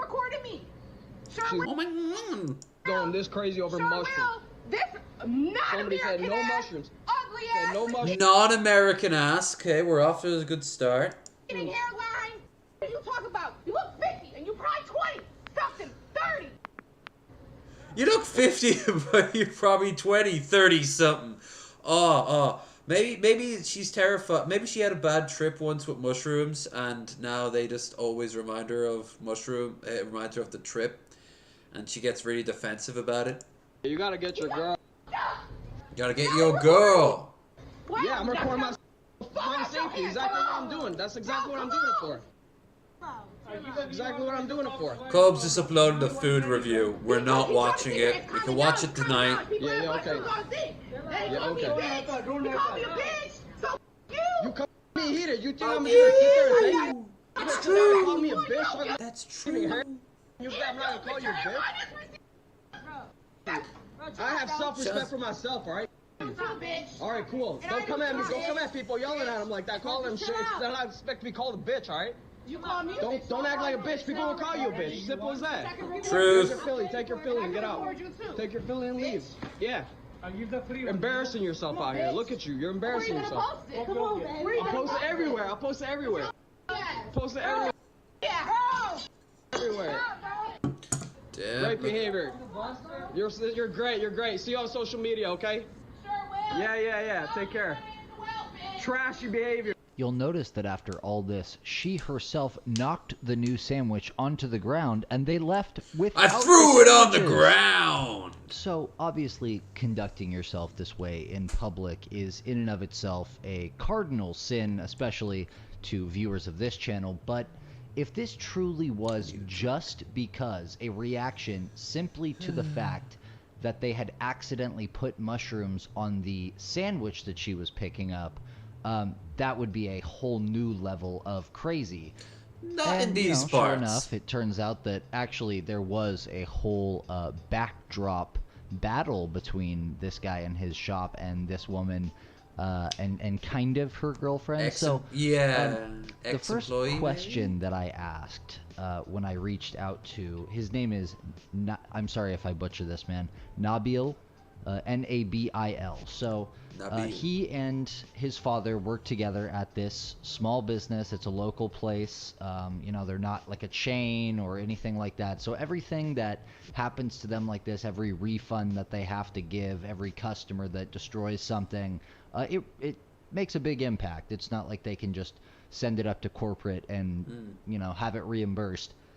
So the first question that I asked Nabil was specifically what led up to this incident, and his reply was, "Hey Aiden, nice to meet you, man. I'm Nabil. The girl I recorded was a first-time customer of ours, so they had never encountered this woman before this whole incident went down. I don't like mushrooms. I get sick when I eat mushrooms. Was she had I would have called just over the told phone them. and placed an order for pickup. And on the phone, she had asked me what goes on our Philly, and I had told her word for word grilled onions, grilled mushrooms, and grilled peppers. And she had asked for no peppers and no onions on the phone, so she left out the mushroom part. When it came time for pickup, her partner arrived to take the order. Kind of pointless without the girl peppers was and holding her onions, back though. the entire time. And she was really friendly with me. We chatted about the restaurant since it was our first time serving them, and it was a very friendly exchange, and she goes on her way.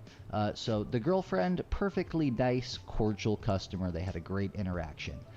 10 minutes later, I get a phone call with the girl in the video saying she did not want any mushrooms on it and got into an argument about whether or not I told her there were mushrooms on it. As you'll recall earlier, This is why you record the... He did actually mention that. saying she didn't hear me because she was in class while placing the order. Could be a fair reason. I told her I've been working with my dad at this restaurant for over 9 years. I know what goes on our Philly steaks. But rather than getting into a he said, she said argument, I'll make you a new one if you bring it back. Her girlfriend comes back 20 minutes later, the nice, cordial one that was holding her back, during which we are in a lunch rush. I tell her girlfriend that, hey, since we're remaking an order for you and it was not our mistake in the first place, I'm going to lose money out of my paycheck to cover for her sandwich that I'm remaking. So I asked if she would be willing to split halfways with me on the sandwich. So to put this all together, at least the way that Nabil tells this, she's in class, she's a student, she's in class. Nah. Let's try something else. Philadelphia. Drunken car and bar fight, flyers, court. Nightlife? Nightlife. He looks so nonplussed about doing this. Alright, this is actually good. We already watched this. Jesus fucking Christ, these places look like... Ugh, no.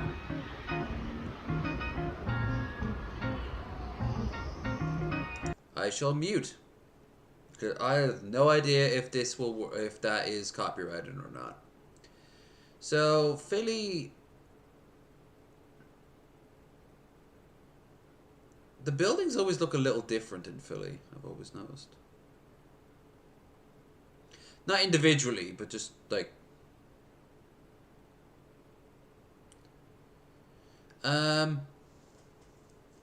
Looks like a city.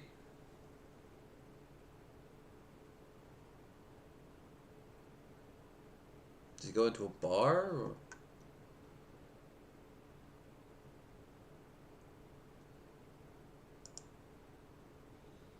Oh, it's one of the gazebo things. That's cool. Nice place to start the night. I think it was summertime when they took this. How long ago was this? 10 months ago.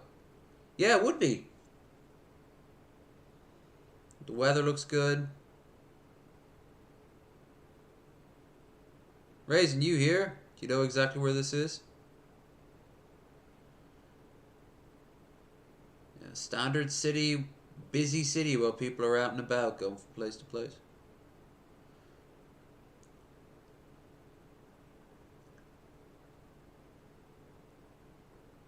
City, I think this city looks best at night. I think Philly looks best at night.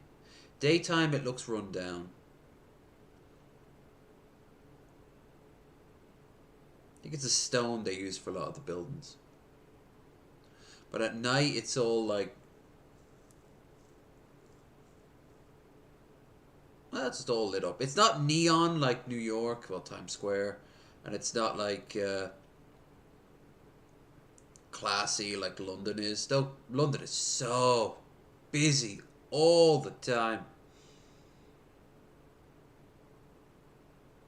Always someone doing something.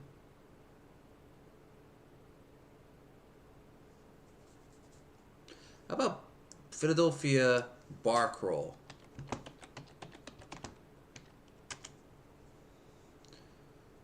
Oh, perfect.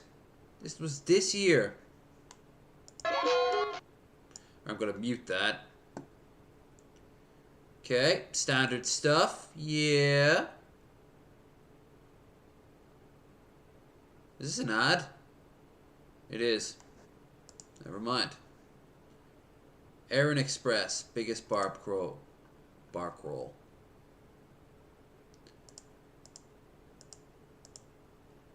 Okay.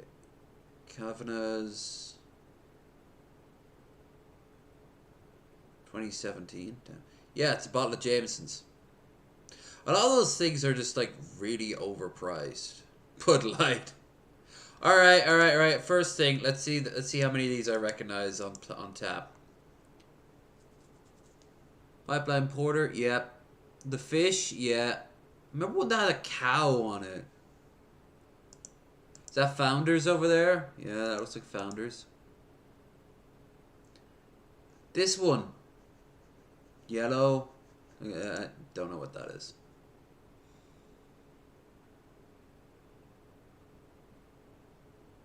I just don't want, whatever we do on Paddy's Day, I just don't want to be here, honestly. Ooh, damn. Especially now. Oh, there it is, Bud Light, yeah. Yeah, all these are like ads. Halloween, Pub Crawl, 2018. Old City, that's where I'm going to be. I wonder if they'll go to Kavanagh's. Not Kavanagh's. What's the name of the pub? Khyber Pass. That's going to be the nearest pub to me. And it looks really cool. I have it muted because almost certainly copyrighted music. Drake specials, Gaslight, Commonwealth. Ooh, that looks cool. Get her early, wear green, earn your t-shirt. Hell yeah. Shake them shamrocks. Oh, so tacky, I want one.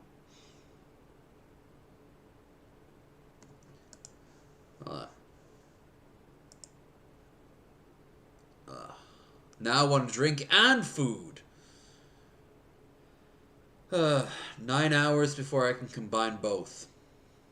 Actually 8.5. But I'm getting close to having something to eat at least. Just gonna quickly turn the screen off while I type up this bar's name. Khyber Pass Bar, Philadelphia. Okay, so this is where I'm going to be probably every day at some, of course, my avatar thing is without the ability to be seen. And I can't see chat. Well, I can't see chat. It's over there in the corner. Hello, chat. So, Khyber Pass, Philadelphia. Back. Yeah, let's have a look. Old City's favorite neighborhood bar with New Orleans-inspired cuisine. Okay. Kitchen offers Philadelphia's finest food, including vegan options, specialized in Southern Cajun and Creole. Rotating craft drafts, wide selection of craft bottles, wine, cocktail, extensive selection of brown spirits. Khyber Pass. Okay. No, let's go with drinks. The most obvious thing is how much everything is. 12. The Hurricane's 10 at least. Frozen Irish coffee. Gosling's light rum, passion fruit lime. Actually, Hurricane doesn't sound so bad. Wine bottle is 25. Jesus, these aren't exactly the cheapest. But spirits? 8 quid for a shot of that? That's a little cheaper than Dublin prices. Come on, give us the beer. Okay. What's the cheapest? Straight away, what will be the cheapest beer to have so I can compare the prices? I think it's New Trail and Wayward.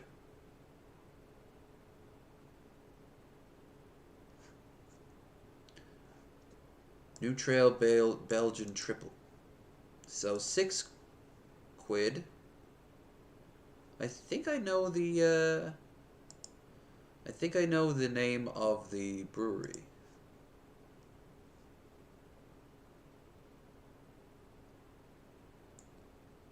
Okay, so where's the percentage? 8.6! Oh, now we're talking. 6 quid for something that will basically, like 2 or 3 of these will have you skip it. That's what I'm talking about. Neshami Wayward. What about this?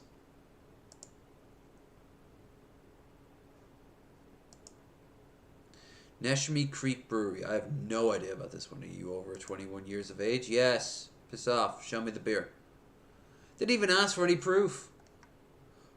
It's like old porn from the 90s, slowly scrolling down. 5.2?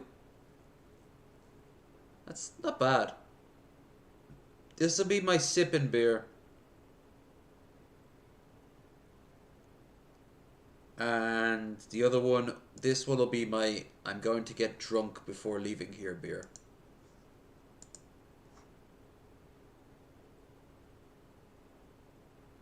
Now I can't just spend all day in this. By the way, what's the most expensive beer they have there? Exchange. Tree Wandering Bine. Tree Breweries. 6.5? Jesus, you're getting that. Oh, it comes in a big old bottle? Snifter. Mixed fermented. And a cherry Sauvignon. Oh, wow. That one I imagine will taste really nice. And you get a snifter of it.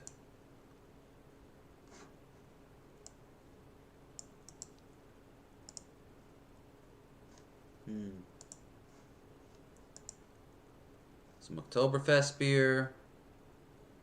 Hudson Valley. Okay, and then we got on the other end of the spectrum. Pabst Blue Ribbon, $4.50 for a bottle of that. Oh, come on, man. Imports. Saison, DuPont, Trappist, La Chiffre, okay. Petrusius. Alright, this place is expensive. Maybe this won't be my go-to place. Well, I mean, it'll be a nice place to meet up.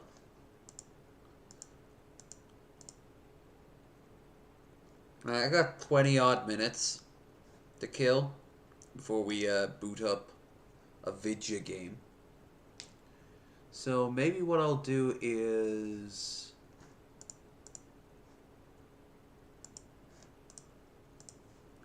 cheapest bar in Philadelphia.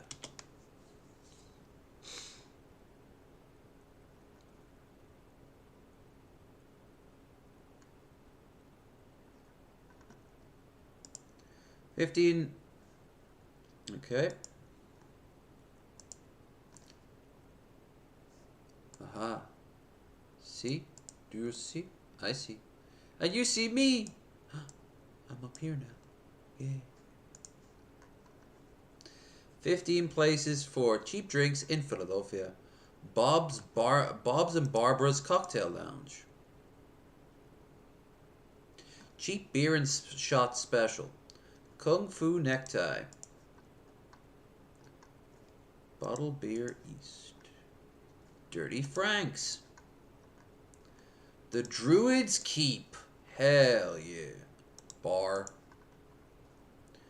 What's a doobie situation? Big Charlie Salon. Miller's Ale House. That looks like it would do nice food. And Step Downs. Okay, let's start with them. Bob and Barbara's Cocktail Lounge. Oh, look at that. Get a special $3 Pabst Blue Ribbon and a shot of Jim Beam, and you repeat. Holy shit, that's for $3. That's getting drunk money. How far away is it, though? We gotta be practical. Oh. No. Impossible.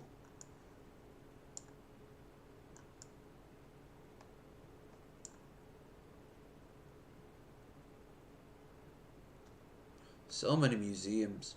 We gotta go to at least one museum when I'm there. So let's say from here... No, to here. By foot. Half an hour? Nothing terrible. So, I'll be right by Independence Hall. That's cool. I've been there before.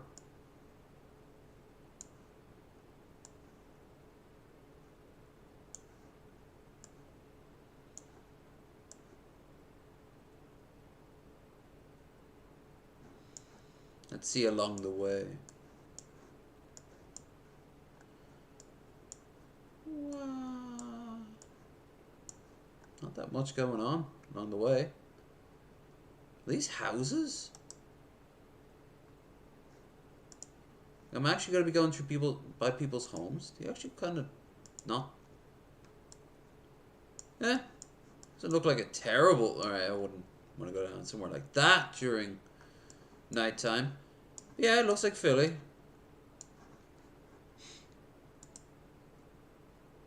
Alright, well that's one. Kung Fu Necktie. It's a rock club, you say? Well, now you have perked my nipples. Not just because it's a little cold out.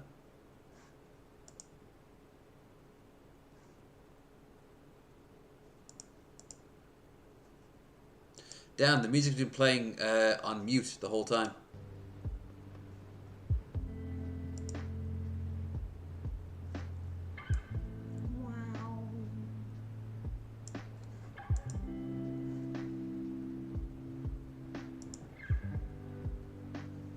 Kung Fu Necktie. That is nowhere in comparison. Ooh. Ooh, that's a bit of a distance.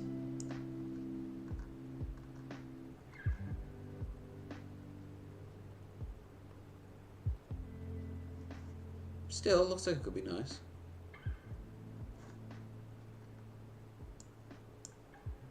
Oh, those Metro? Oh, right, yeah. Forgot. Metro. Subway. I'm like, oh, that'll take forever to walk. Aretha... I thought it was Aretha Franklin.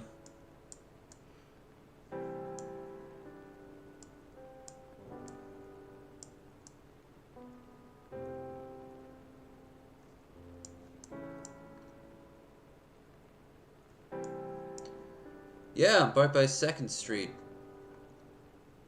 That'll take me wherever I need to go. Spring Garden. Just 2 stops, actually.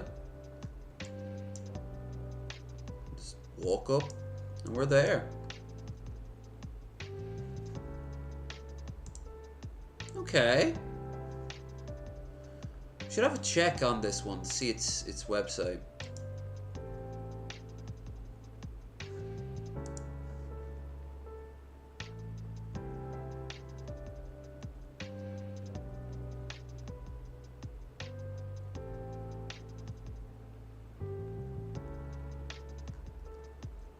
Hiya, Red Eye.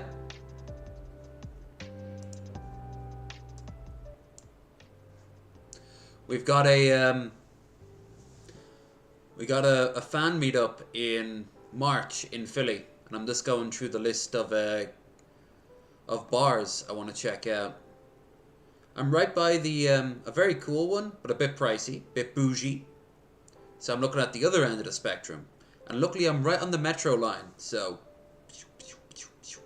It'll be great. It'll be great.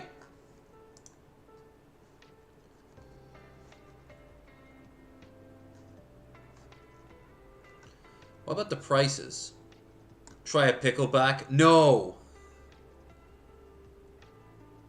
Cheap drinks.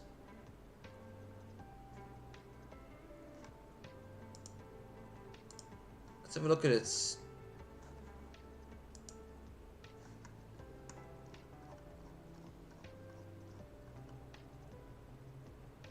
Okay, this is a cool venue, but it's not showing me how much they, like, all their stuff is... Spice Pistols. Hell yeah.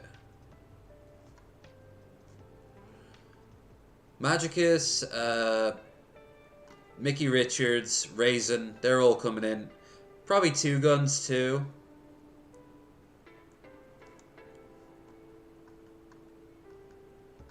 This place looks cool. Reminds you a bit of Fibbers. Let's try this one. Bottle Bar East.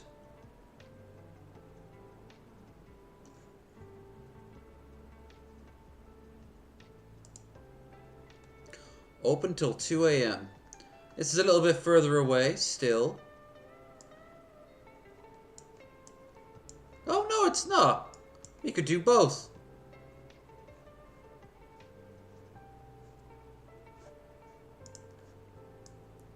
Tell me about the place.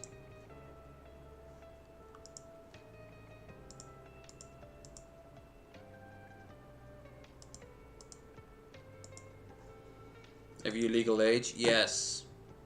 Okay. Looks like a bar. Happy hour. All menus half off. Liquid brunch. Hell yeah. What did they do? Bow. Nice.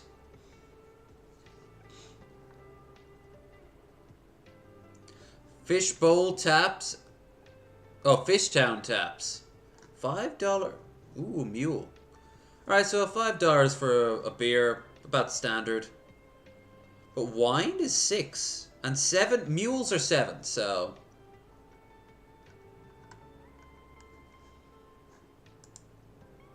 Let's have a look at the prices. 7.50, 6, 6, 7, 7, 6, 6. I want to swing around for happy hour, basically. That first one was great. I mean, it was a PBR, but it was also a shot of Jim Beam. Like, fuck yeah.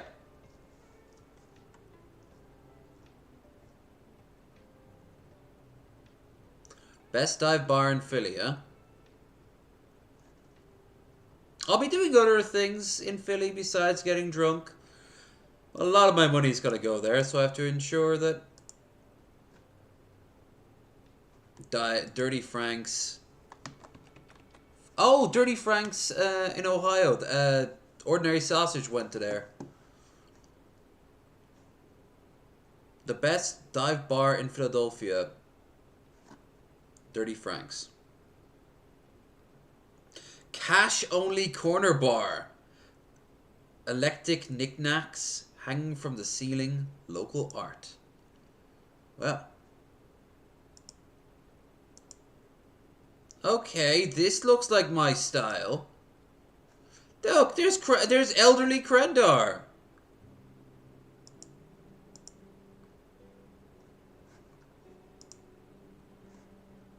Yeah, this looks good. But where is it in relation to my hostel? Okay, I'm around here. I go to Independence Hall. Turn down. Doesn't look too bad.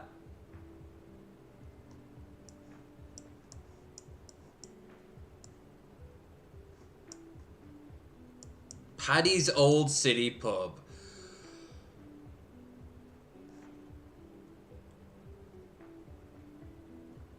Okay, something tells me they haven't seen an Irish guy there in like 40 years. High Street, Philly.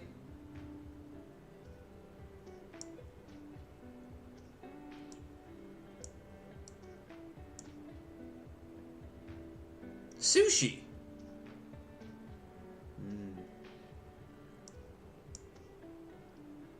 It's around here somewhere.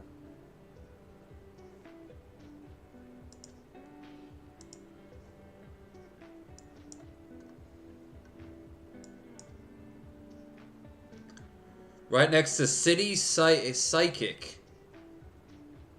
and Sweet Box Bake Shop. And some more sushi.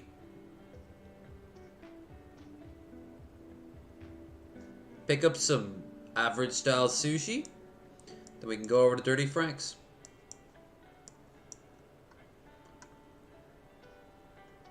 Or we have to go back.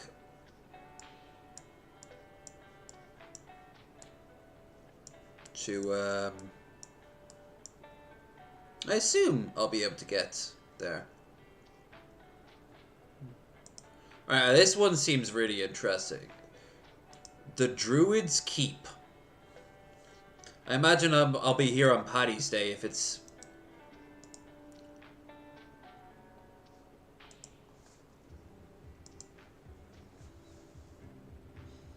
No takeaways, no delivery, low tier bar prices. Whoa.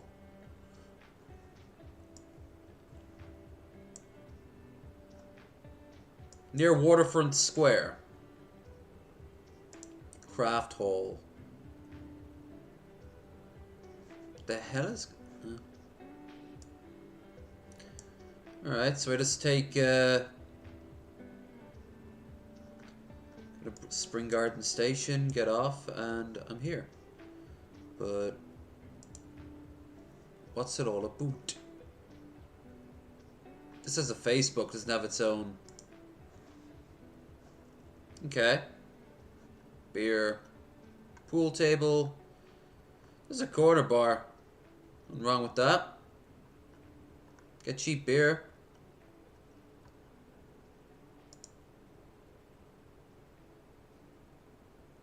That's a little t-shirt.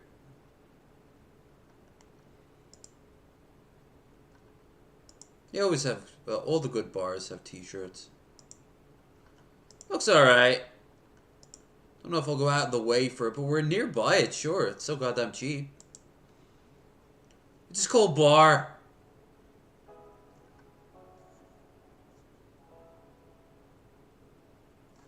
This place is just called bar. What's a doobie situation? Let's find out together, shall we? The Doobie Brothers. French restaurant?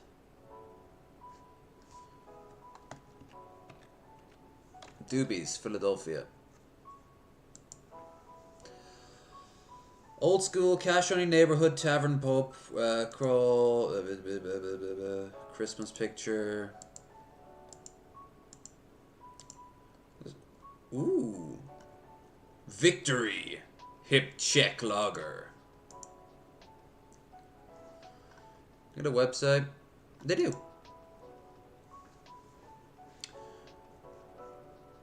Bottles and cans, drafts and drinks.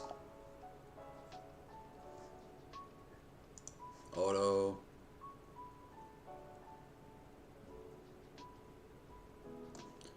Ooh, a 64-ounce growler for 20. Yes!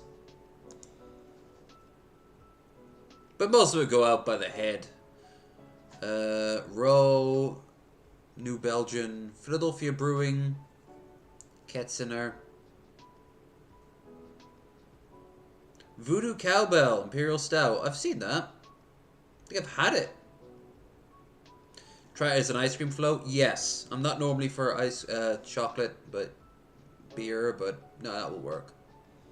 Cranberry Mule. Yeah, look, an Applejack for a $5. You know, that's not bad. Apple cider mojito. I might try that. Dark and stormy. $5, yeah. I mean, like 4 something. You can't get a pint most places in Ireland for under a $5 now.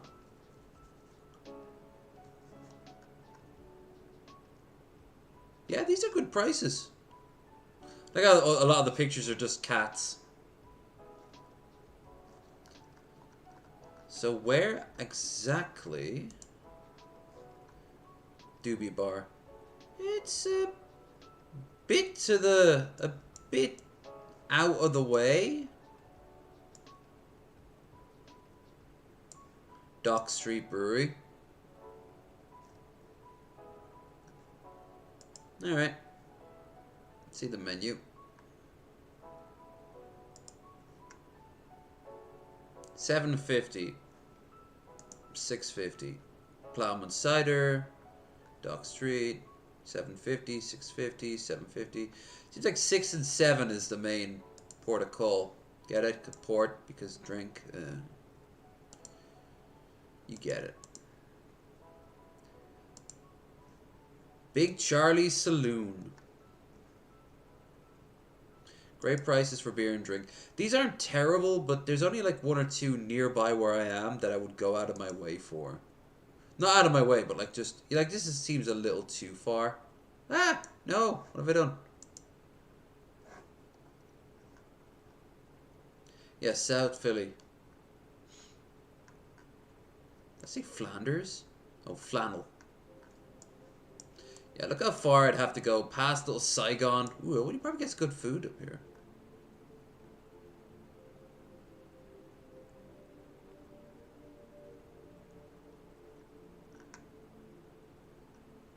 Italian market. Philly's AIDS thrift. Yeah, it's a good while. I don't want to go too far away from Old City, especially unless I'm with somebody. If I'm with someone and that we want to go exploring, we can. You know what I should ask for? It's kind of obvious that I didn't ask for it already. A beercade. Beercade. Beercade.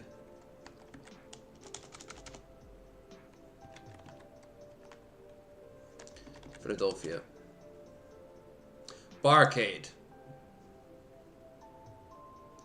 Fishtown.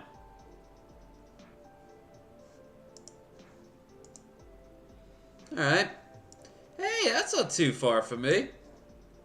We can go here. Game it up.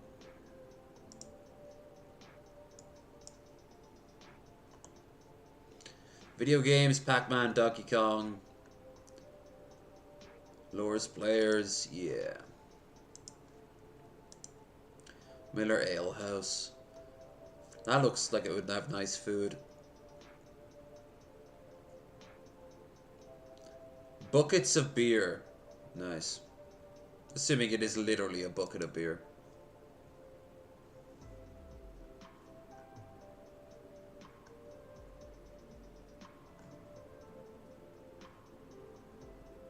Okay, so it's a barcade.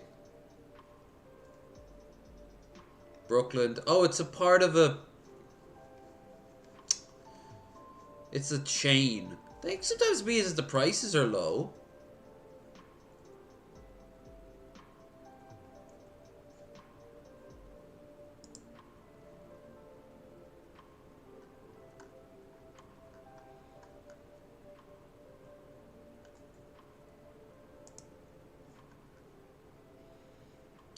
Doesn't have the prices.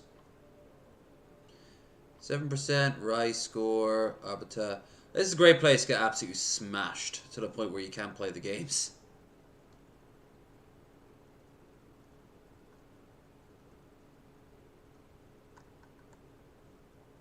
Yeah, but it doesn't show the prices. So. Fuck. Pointless. Pointless. Alright. I think it's time. Well, we got 7 minutes to kill.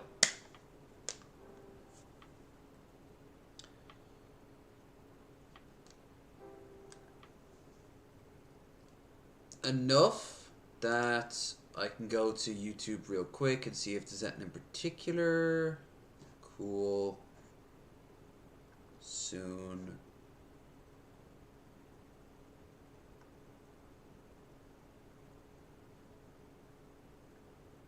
Care. Which letter is never silent? That's what P is for pterodactyl calls itself. For each letter, the example word is terrible, usually because it begins with the right letter, but the letter is silent. For example, A is for aisle. A is for night. D is for Djibouti. E is for you. In English, every letter is silent, sometimes, except for one. V. Red, climb, indict, handkerchief, imagine, fifth, gnaw, rhyme, business, marijuana, knife, talk, mnemonic, autumn, jeopardy, pneumonia, lacquer, forecastle, island, listen, build, wrist, faux pas, prayer, rendezvous. The closest V ever got to being silent is in 2017 when the President of the United States tweeted this word, Kofefi? This is what for V. The worst... V does it as a Roman numeral. Nice. Alright. We got 5 minutes to kill. Anyone got any suggestions? Throw it into the Discord or tell me right here, right now. Because what we're going to do after this is head over to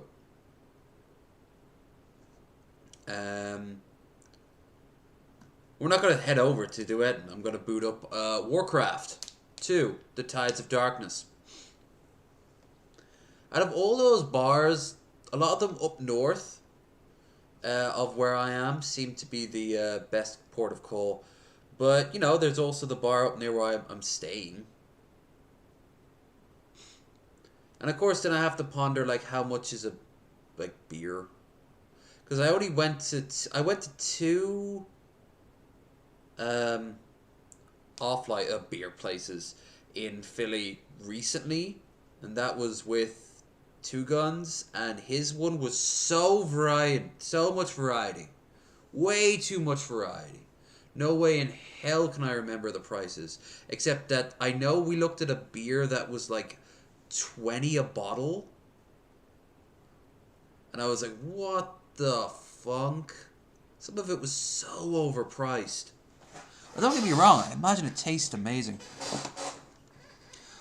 I got the bucket of Fireball.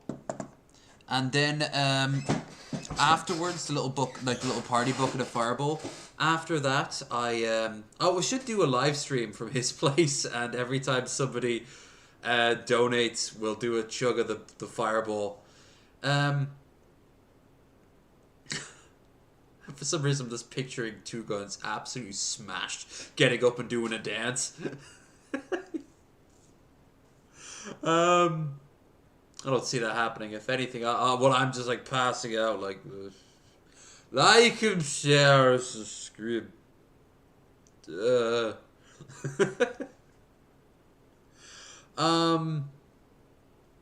Oh God, starting to get groggy now.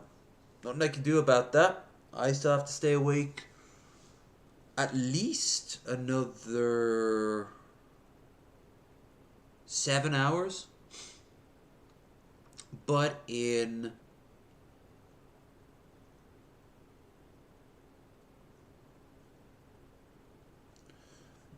about 3 hours, I get to go out and get something to eat.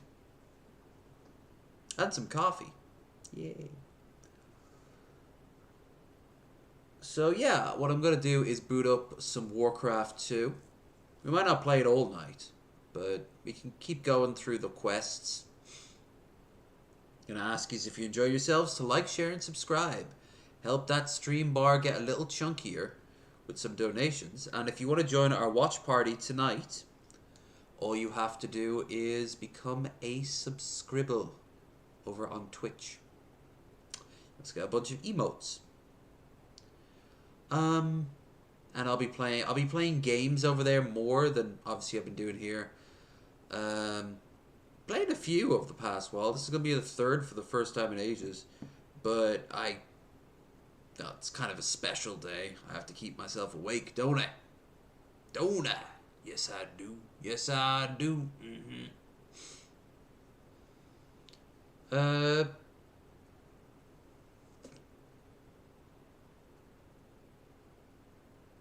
Oh, and next month, kind of a big deal, is I don't know when I can do it. I'll try my best, but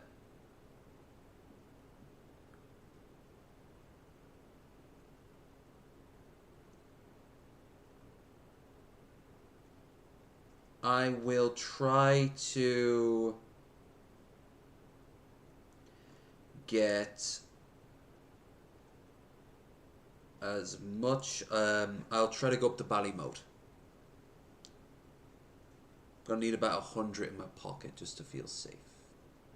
Doable? Yeah, absolutely.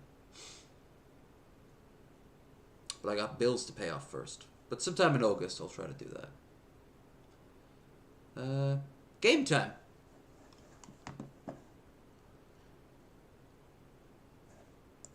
Almost. I'll actually show Ballymote off real quick. Ballymote Castle. It's here right by the train.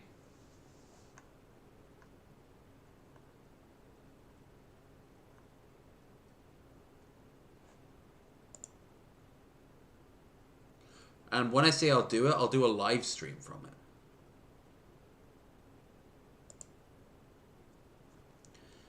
Like, when I say it's right by the train, I showed Google Maps before. We'll literally be right outside it. There's not much left of it. I mean, it's a castle that's been around for a long time and it's fallen apart. And you know. But we can go inside it, you can see there.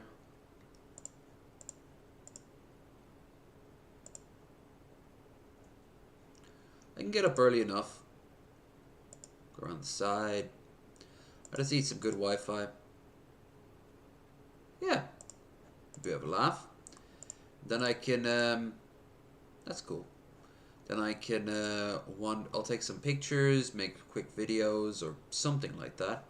Then I can bum around in, oh yeah, the White Hag Brewery Company. I think they're still there. It's just, well, we've seen it. Like, there's nothing really going on there. So I'll go into Ballymote and probably go to one of the pubs here. There's like one bar.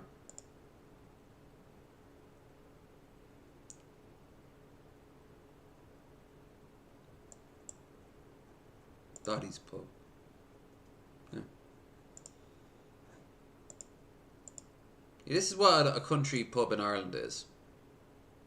I like how it's outside the old petrol station sign. At one point that would have also doubled up as a yeah, look, they've turned the old pumps into a decorative landscape. Yeah, that's what one looks like inside. They do usually have fires though, and that's lovely. Most people get cans of Bulmers around here because they're so cheap. They're cheaper than an actual pint.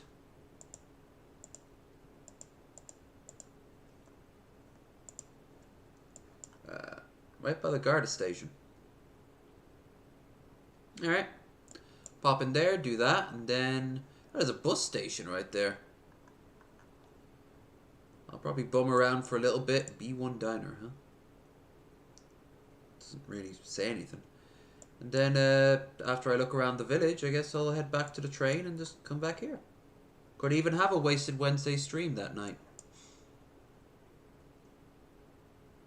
Millhouse B&B. But is it Millhouse? They got a park. Ooh, that's kind of cool.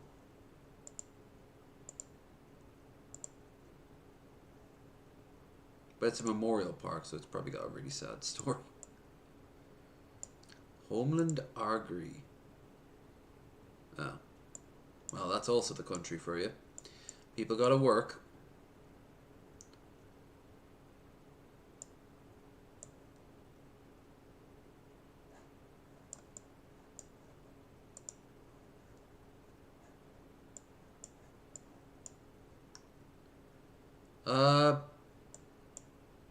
Yeah, but as you can see, eagles flying, Ballymote. Oh, that's where the falcon reap thing. I don't know. We ever have kids or people who just love birds? I don't know if Girly ever comes to visit. I'll take her up here. They've got ponies. Yeah.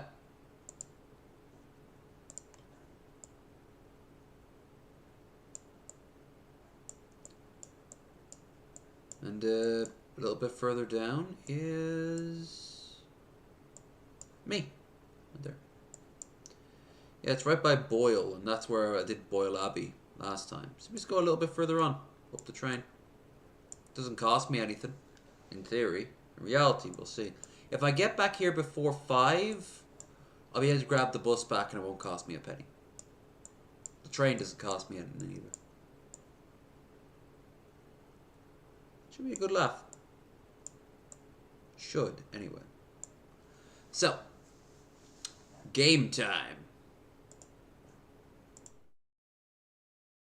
You might hear some... Actually, I'll mute it real quick.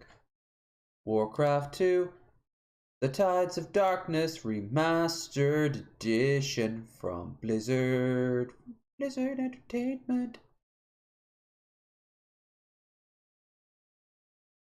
Battle.net edition, I should say. Battle.net edition. Green screen. Away with the screen. And onwards comes the GAM. Game capture. Game capture. Warcraft 2. And I know this one actually works. Which is awesome. Might be resized. We'll see.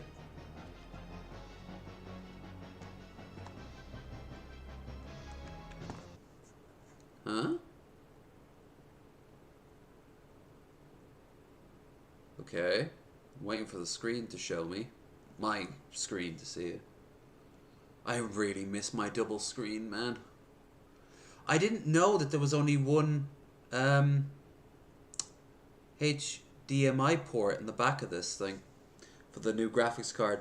And the other ones just don't register it at all. Like, there are HDMI ports when I put them in. Nothing.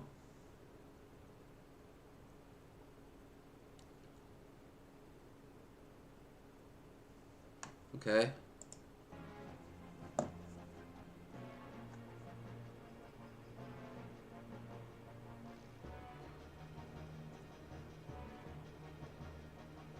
Well, I've clicked it. And it is looking for the Warcraft game. It's not coming up. There it is! Yay! See what happens if I replay the introduction. Will I go crazy or what?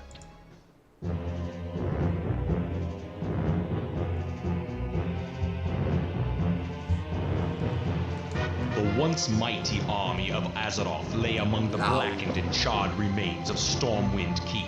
Still metal Those as that fuck. escaped fled across the Great Sea, bringing tales of the suffering they had faced at the hands of the Orcish hordes. Only 90s shit can pull off something equally as goofy.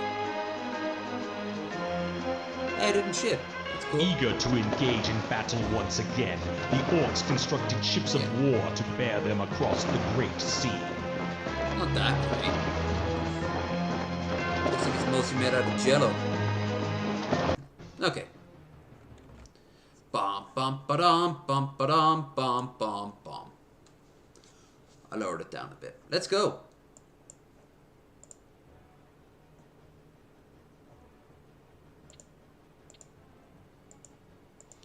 Now, we were playing this over on Twitch.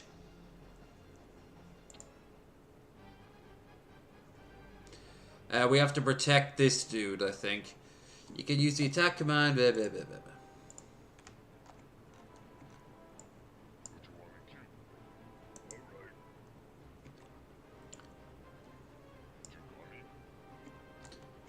Now.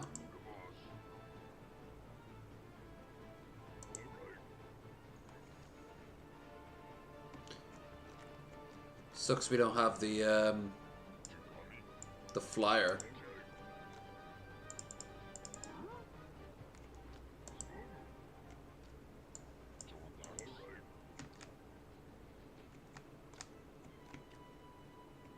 Never mind. Here we are. Well, they know where we are. Okay, everyone. Move on up.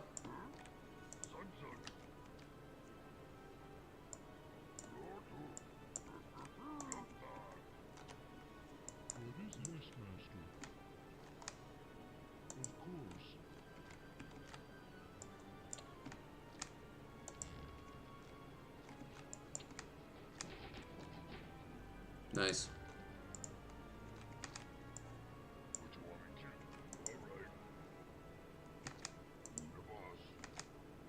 Shit, here we go.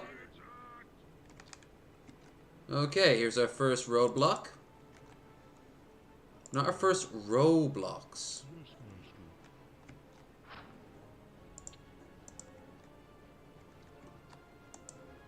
Forgot you can do this. Hell yeah, this is useful.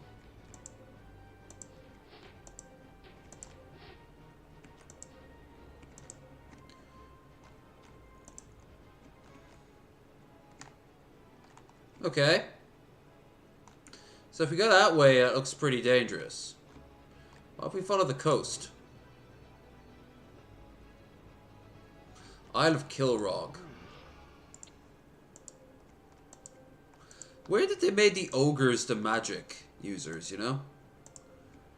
Okay. Much more realistic approach. So far. Okay. Yeah. Less good. We don't want to get too far off out the coast.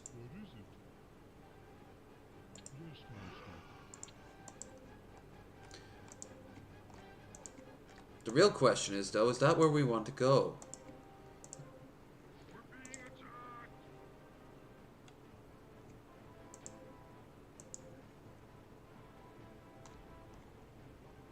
More ships.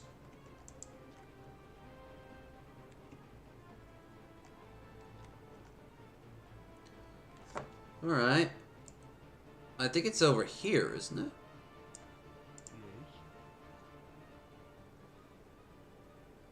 Bloodlust, ruins. They don't explain what any of this stuff is. That's a major issue.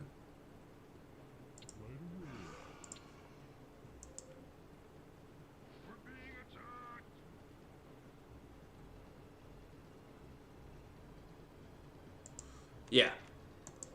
Alright. Come on, follow him. I dare you.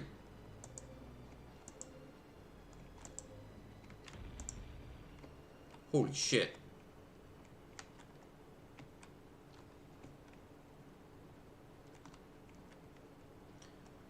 Okay, it seems like this is the safer bet. Instead of going out around the idiot way, let's go around the smart way.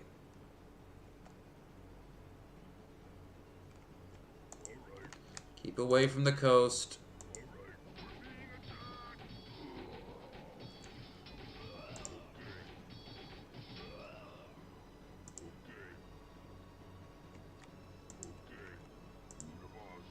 Keep away.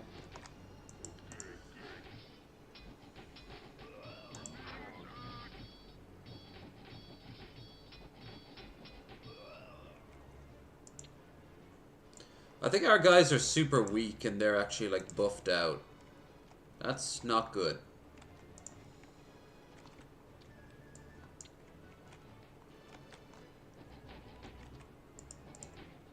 He's almost dead.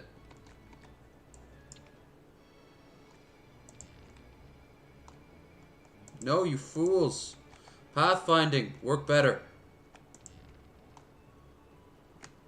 So we keep well away from the coast whenever possible.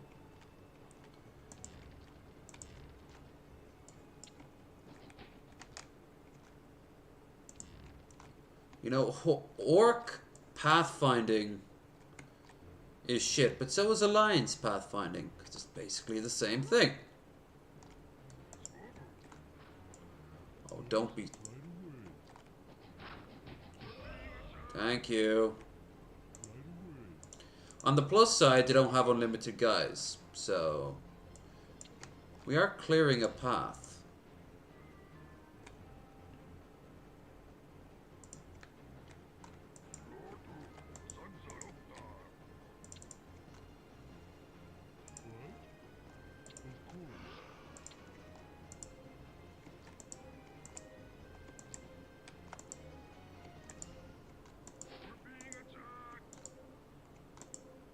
Ballista. Are the guards for the ballista all dead? Yes. Well, those two are there, but...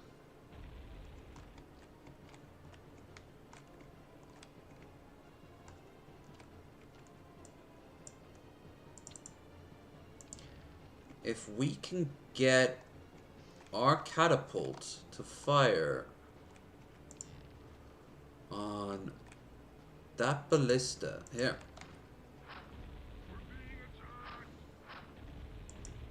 Nice. Okay.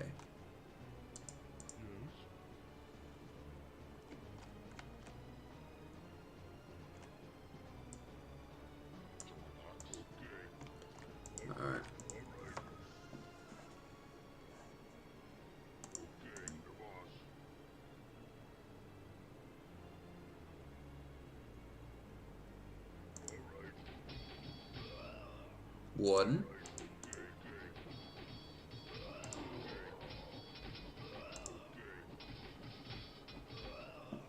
Okay. Ah! Not okay.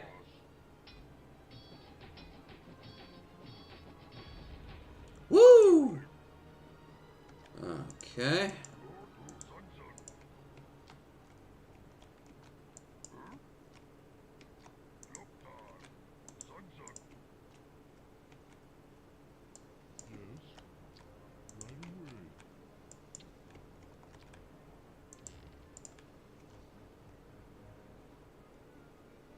Escort missions. No matter what decade you're in, no one likes them. I like escort missions. You're not coming to my birthday party. Aww.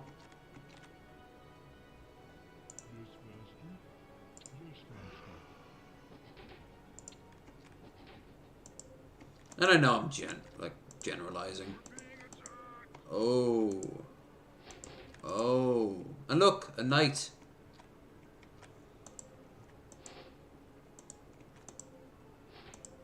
Oh no.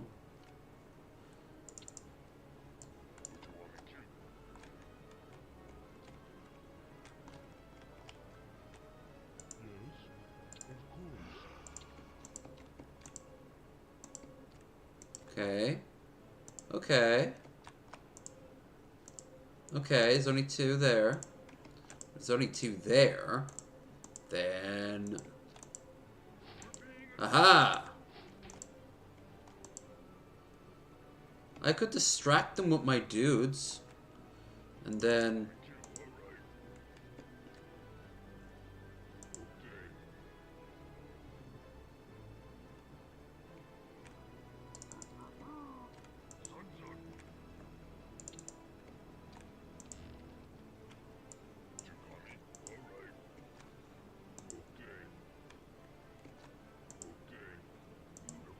Yeah, alright.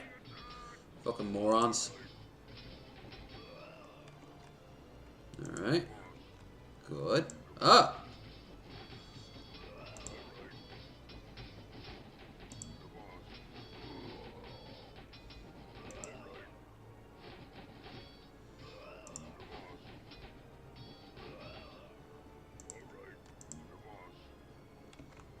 Great.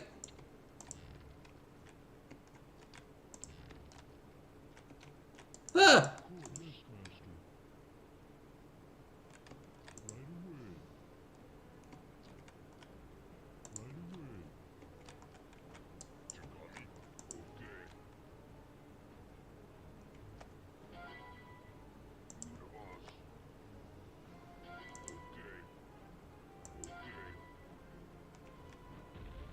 Knew they'd do that.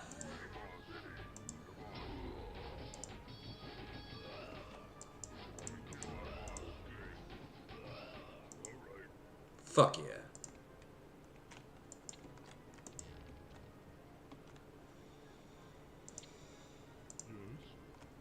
Very un-orky form of fighting where you hide. Alright, we did it. Mission complete.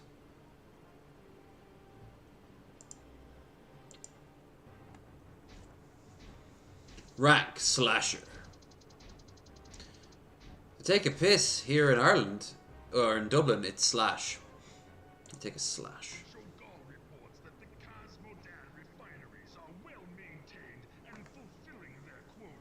Quotas.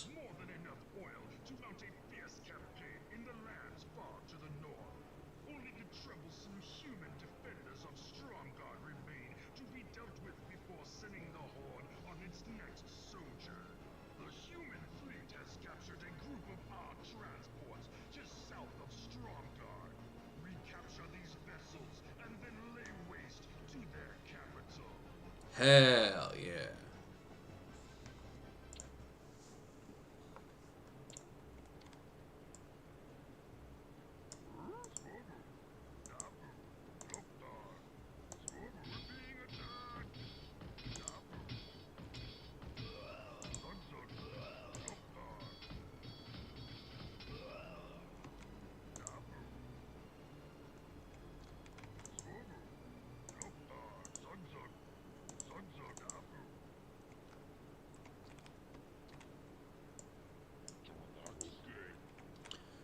how do we,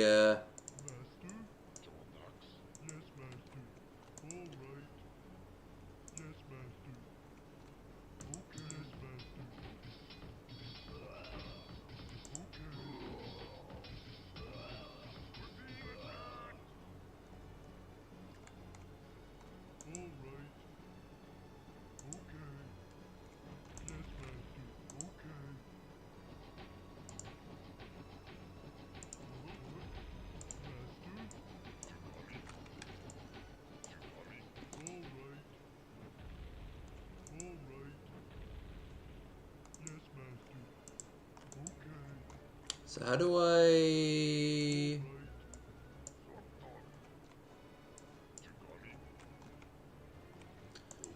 Like, we can't take out the ships on our own.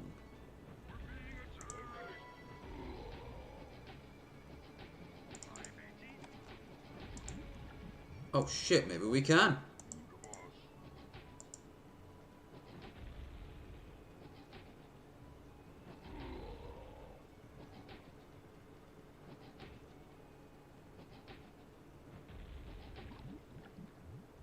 Well, call me stupid. Repeatedly, I like that.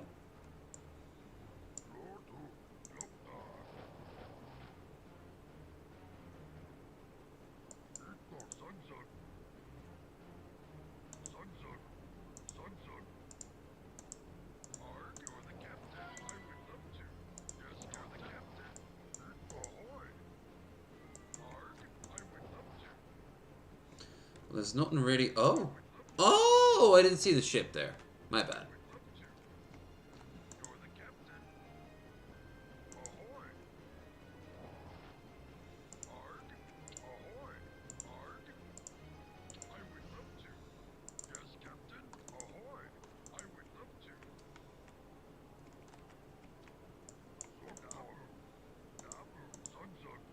Zug Zug indeed. Okay, this looks like a...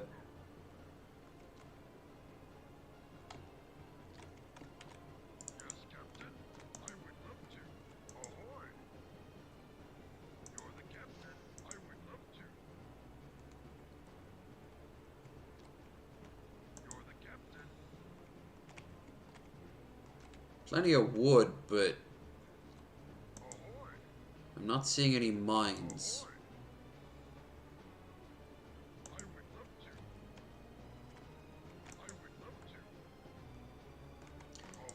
Way too,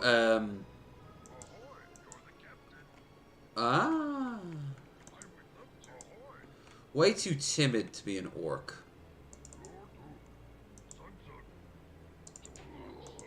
What the fuck? Oh, I see.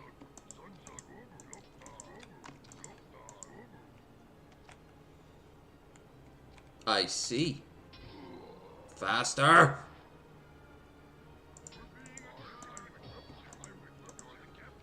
Well, ain't that a fine kettle of fish?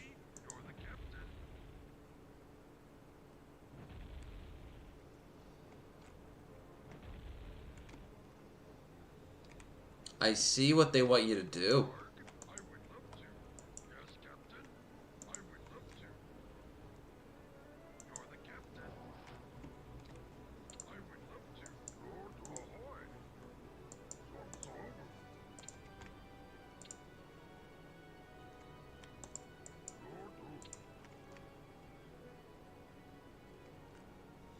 Alright, restart.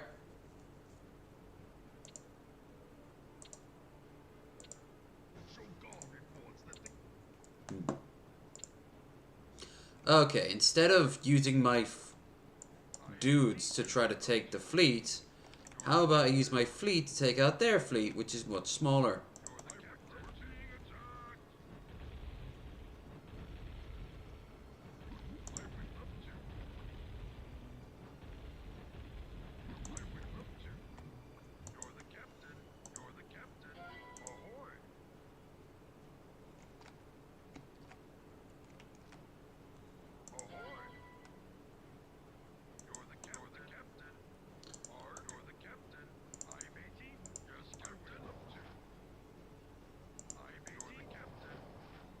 No. We could do a... We could just rush it.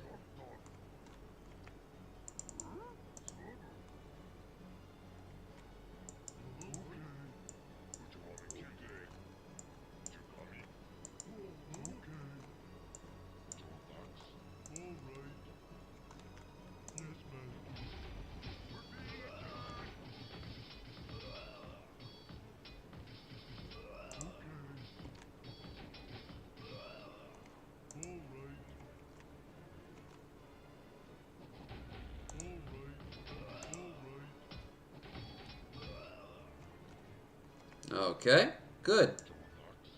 Good.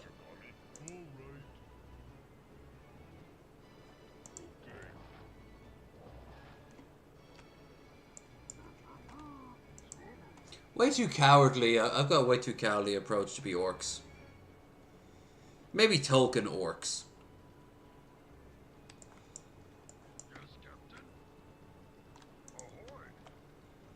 Which are the default orcs, so unless you want to talk mythology.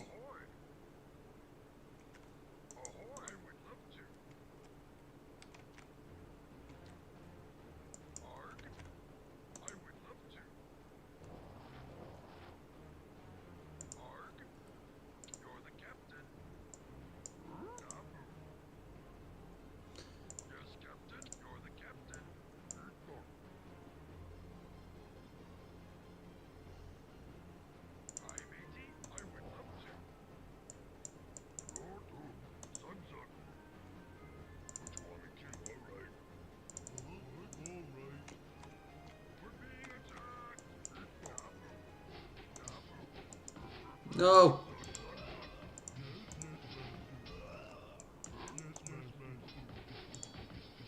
Yay.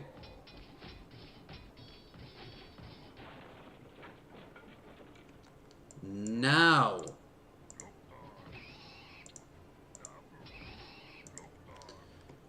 Now we can build.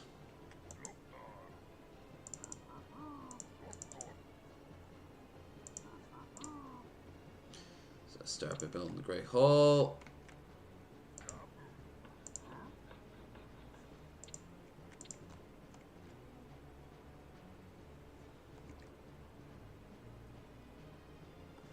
Can't build anything else, it seems, while this is being built. So, shit. Go a-sailing around the island and see what we can find.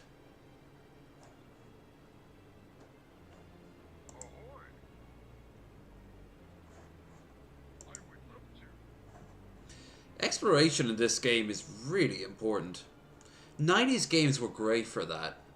Modern games, you can get away with a lot of not seeing what's happening.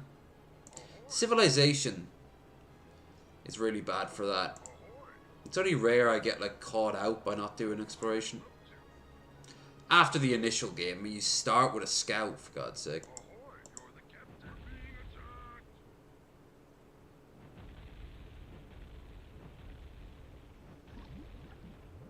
No escape.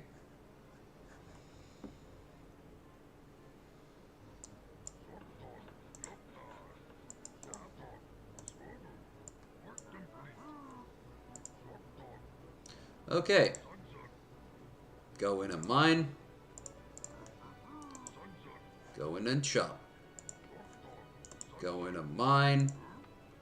Go in and chop. Chop, chop, dig, dig.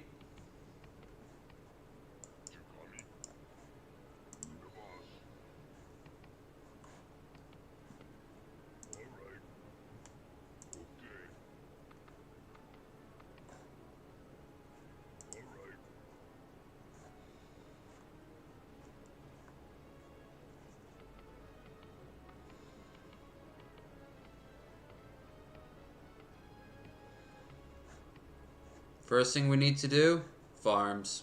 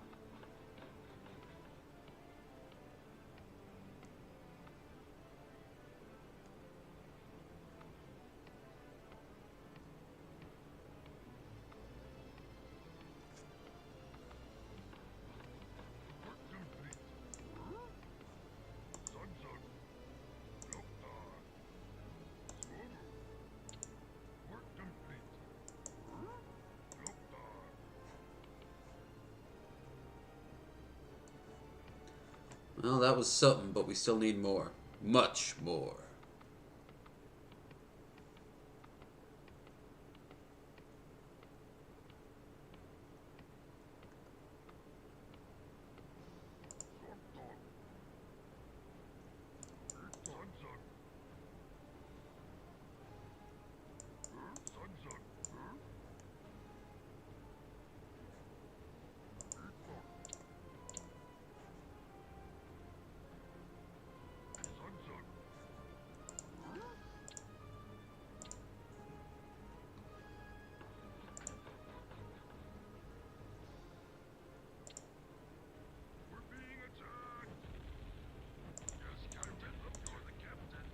Shit.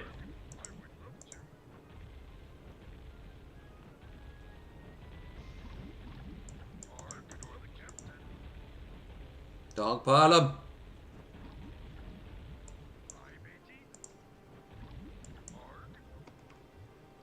Well, I suppose that's one way of lowering down the population cap.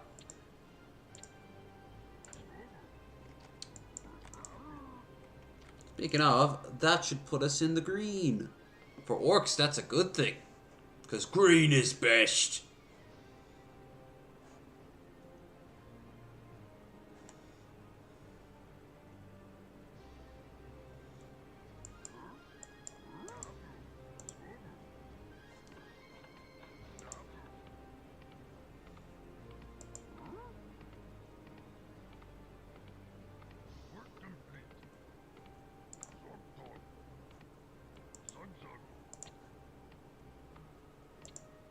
And now we can make more workers.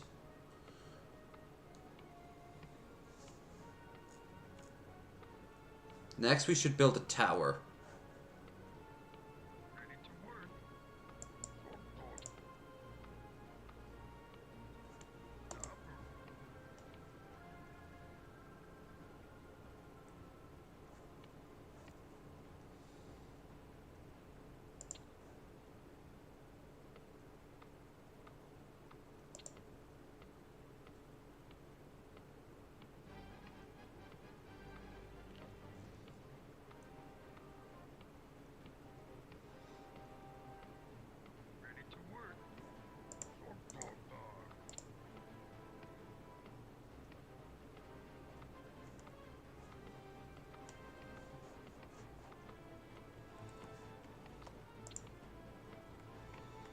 Well, we can't make another.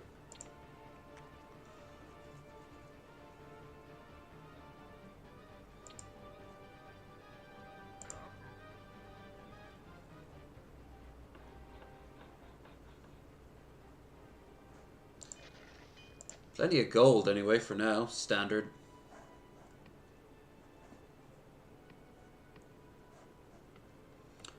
Maybe build a lumber camp next.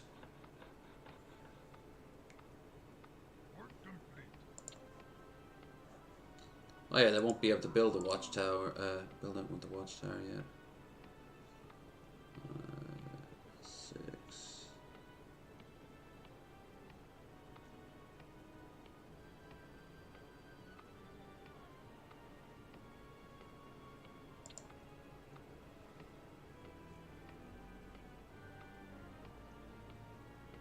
Now would you stop and start bringing the wood in?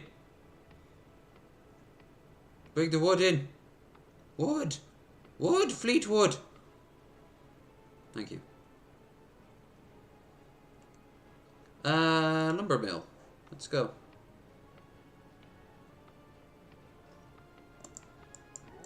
Well, that'll be a recipe for disaster.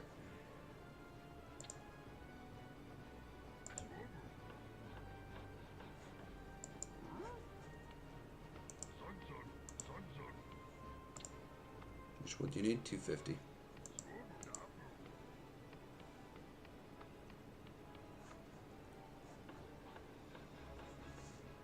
Well, we're making coin anyway.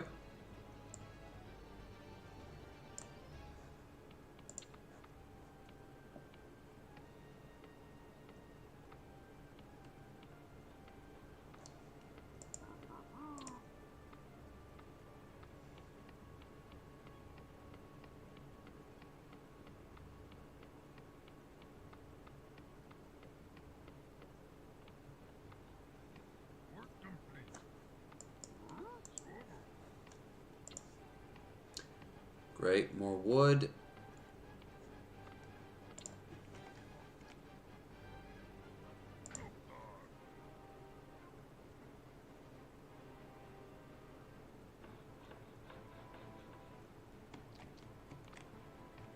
Next we'll build is a barracks.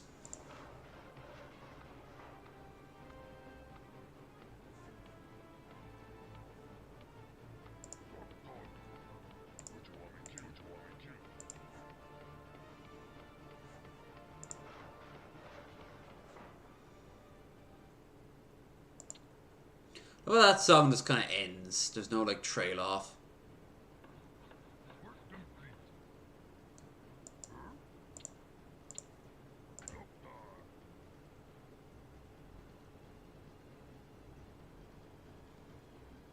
Oh, damn, my phone needs charging.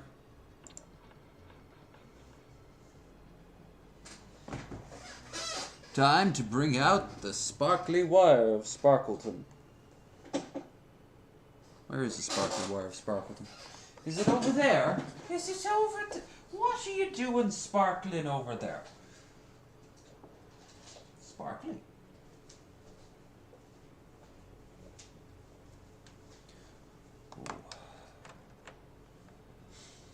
It is a great feeling your clothes kind of getting more baggy, less clee. Don't get me wrong, I'm still fat as fuck, but of course the game minimized because it detected the phone. That's something I wanted. Thank you so much. God, I love having only one screen. Please help out by donating.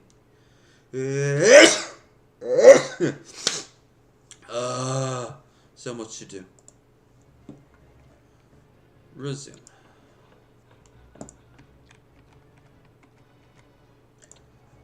Well, we can build more. We can get more peons.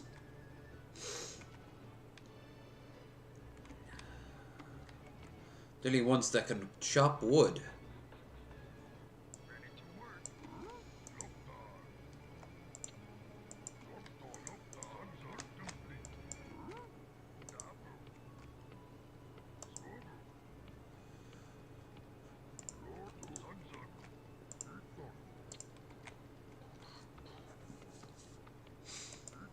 No.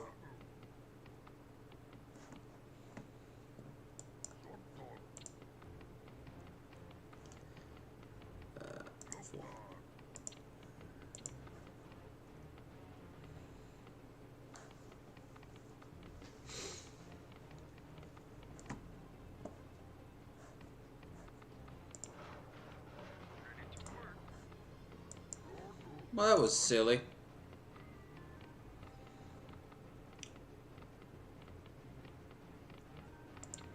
Oh, we can. Great.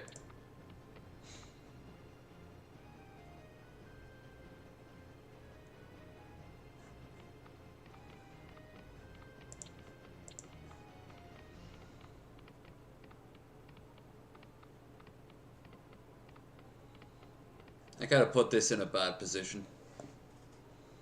It's a little bit too far away from everything.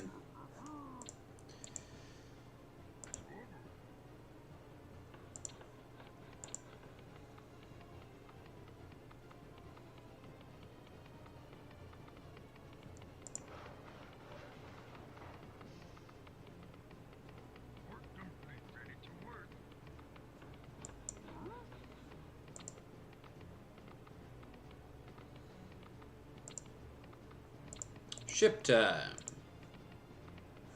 Will be in a few minutes. Come on. Yay. Ba ba ba ba ba ba ba ba ba ba ba.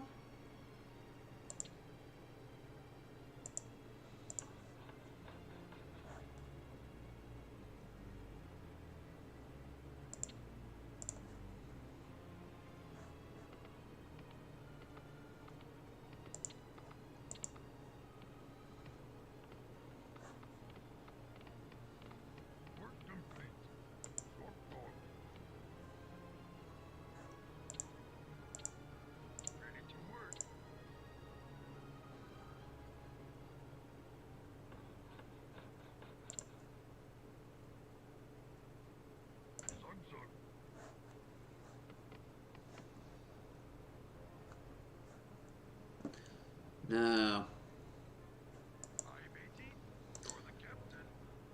we can start producing these guys, or we will any minute. Ah.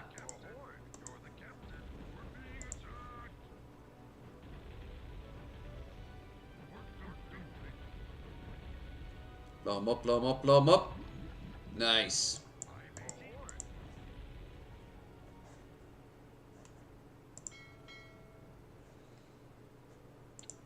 We didn't find any oil except for that, though.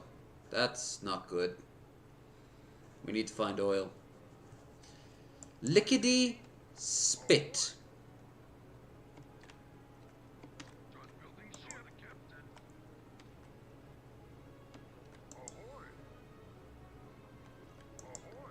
Ahoy. Ahoya. You're Ahoya. Thank you, Captain Emo.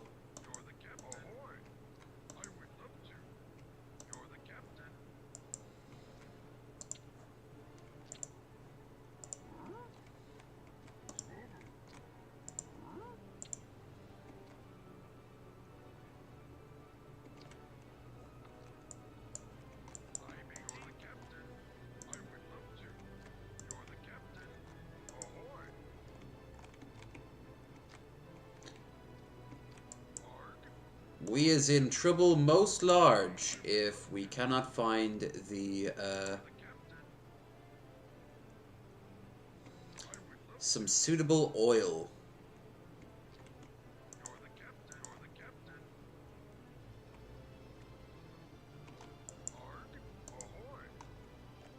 Aha!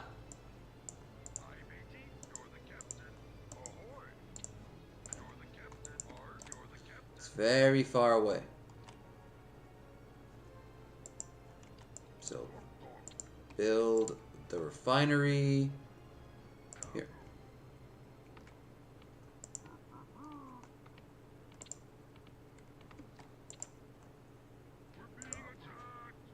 By where?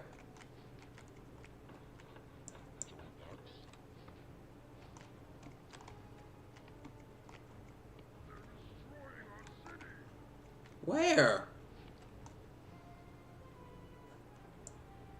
Oh.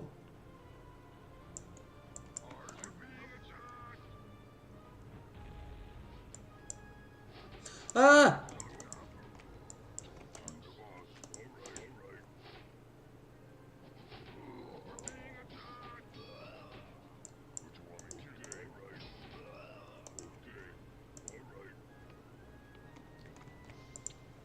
Well.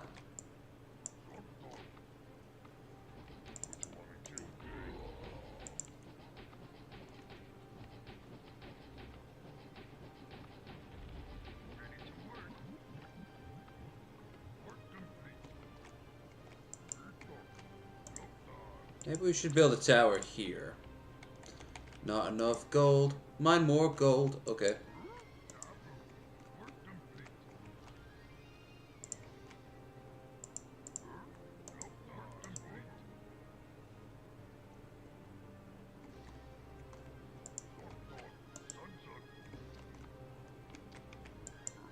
They're very confused in this one. What do you think I want you to do?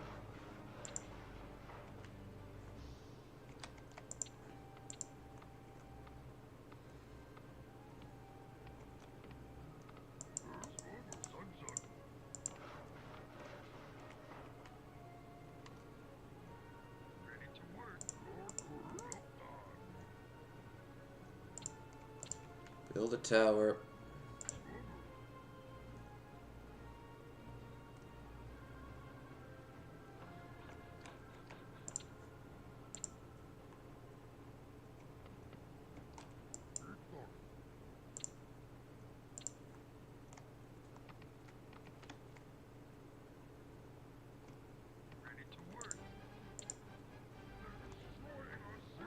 Where? Oh.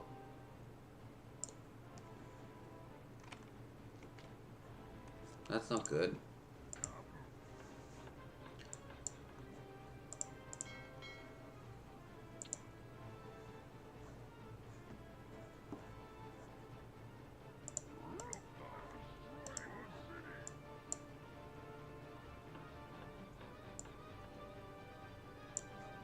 And you want me to do what about it? I've got a destroyer being built as we speak. Here. This might distract them at least.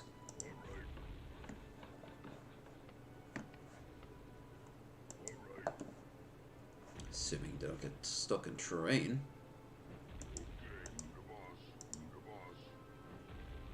No.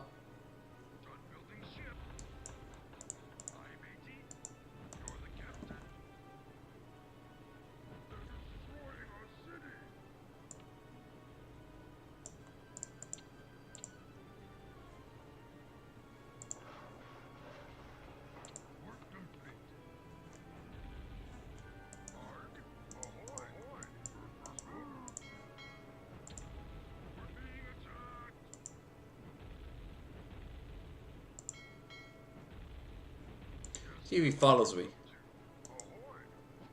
Nice. Thank you.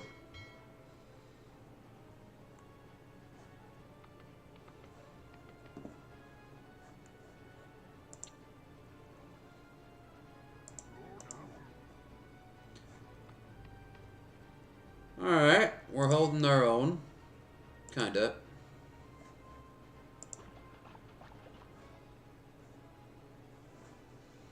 Really low on oil.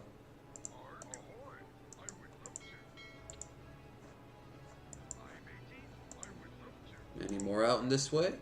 Oh, just a problem.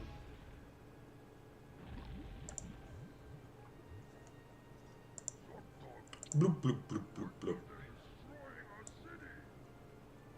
Yeah, well, fuck us, I guess. Want me to do without any oil?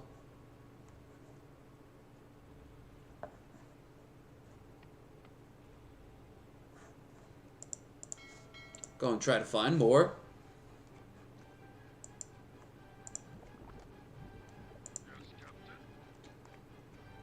That's right, follow us all the way back.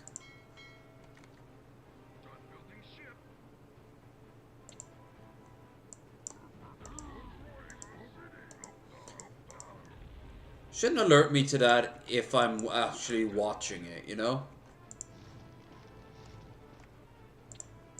Oh, perfect.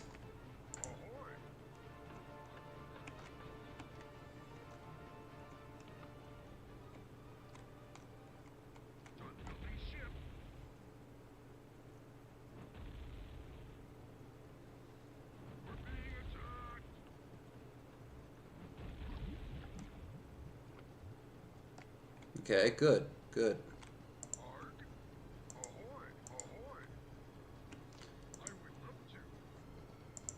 Now,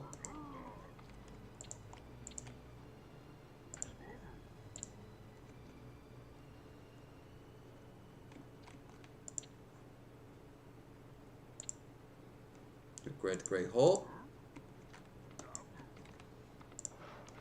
That's already upgraded.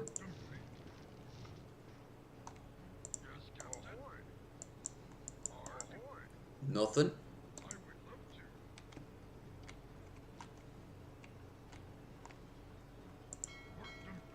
But we do have oil coming in now. So maybe we can start thinking about going on the attack.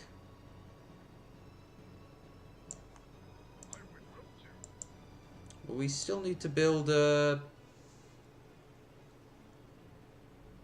Oh, that's what that is. I always wondered what that is. That's a shovel over there.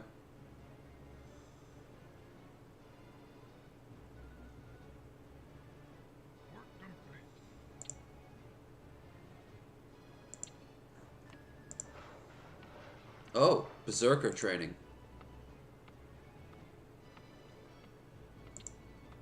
Expensive.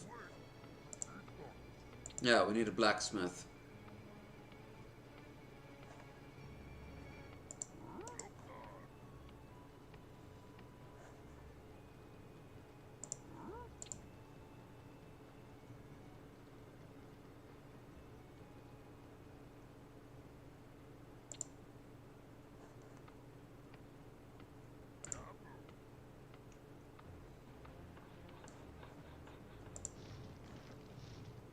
We almost have enough for cannon upgrade.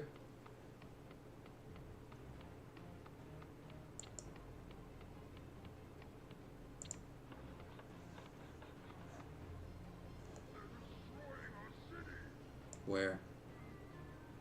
There?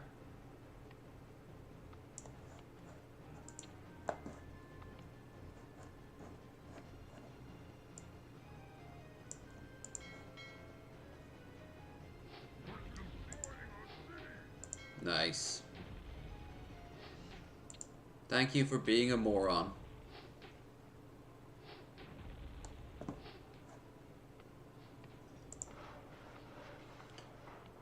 Research lighter axes, 1 range. Research scouting, sight 9. Berserker regeneration. Oh shit. That's not good. Break it down.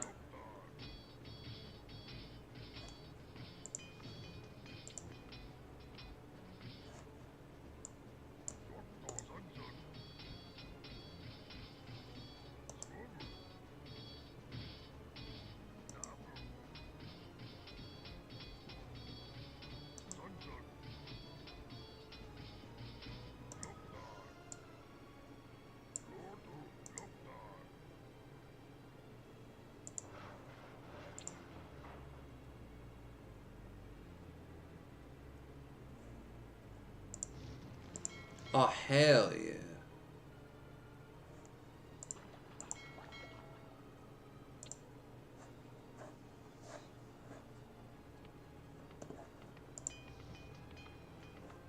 Getting our leveling up.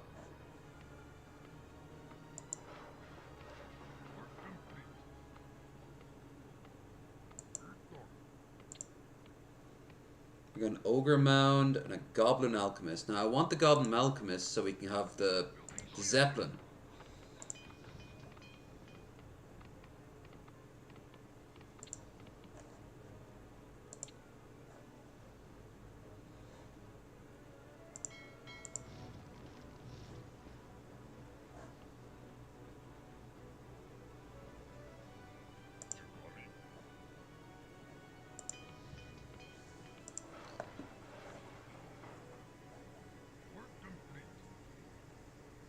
Wow, it's mildly better.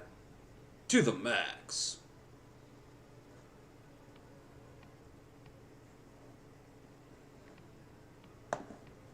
I always say that quote, no one gets it. It's from The Simpsons.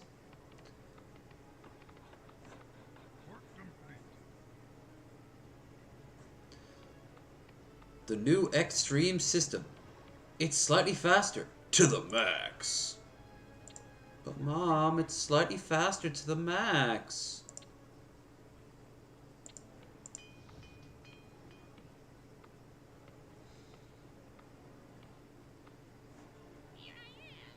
Ah! Thought Ryby had popped into my DMs. She's on TikTok now. Just go and subscribe to her. Sleepy Alien 420. Mostly does music, like karaoke.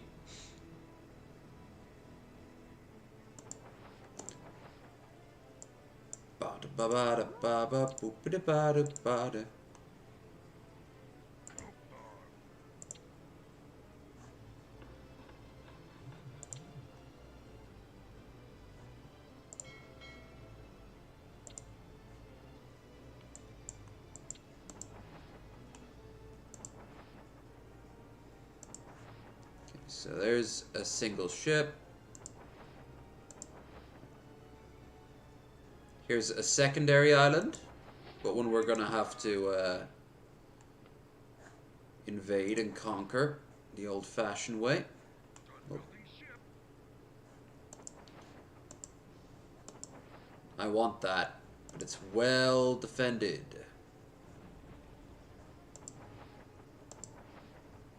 And I think that's the Stromgarde place right there.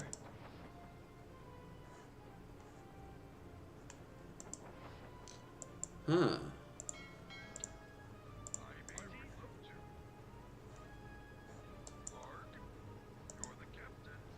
Oh.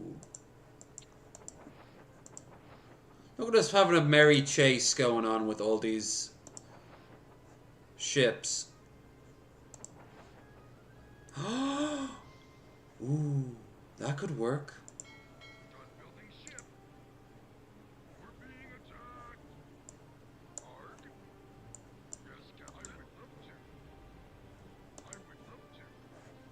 I was thinking of drawing them away and then we take over the refinery.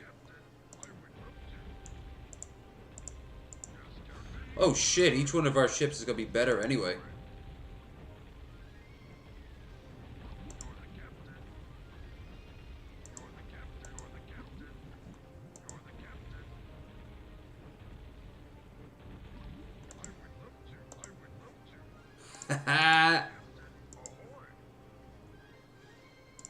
Should have stayed in formations, idiots.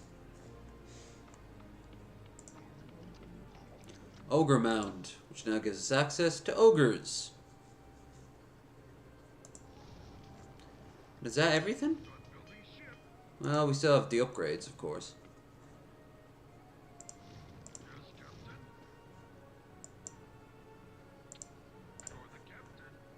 But I think that's it. For building, anyway. Obviously, we need more farms.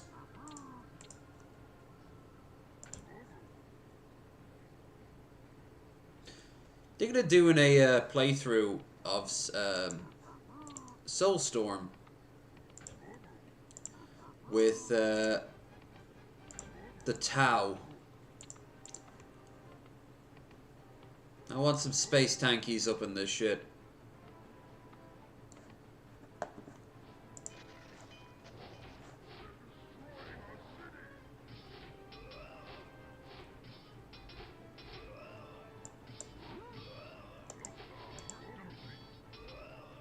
Well, that's embarrassing for them.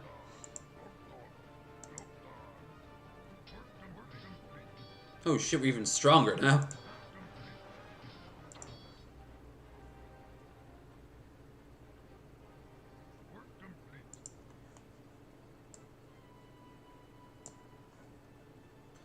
Guess we got our oil. Oh, worker.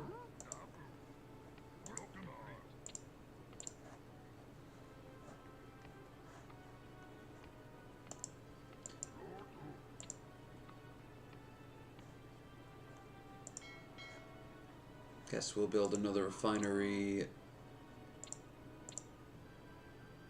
here.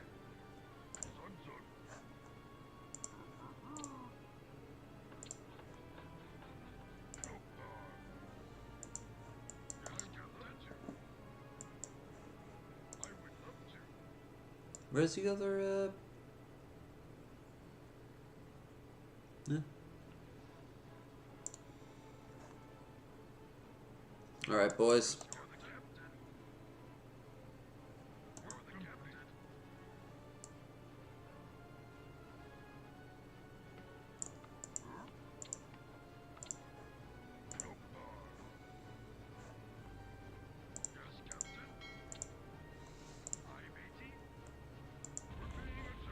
Ooh.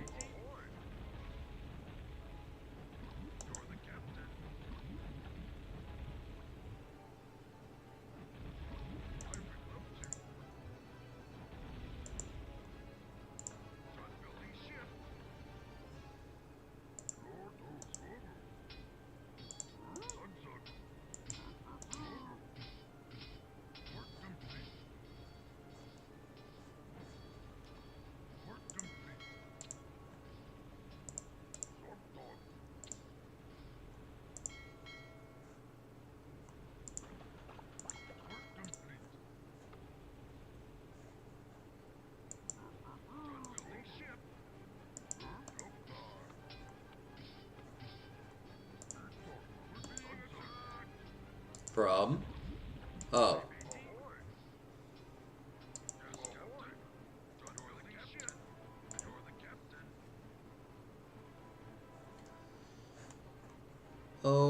Okay. Let's start building up our army, shall we?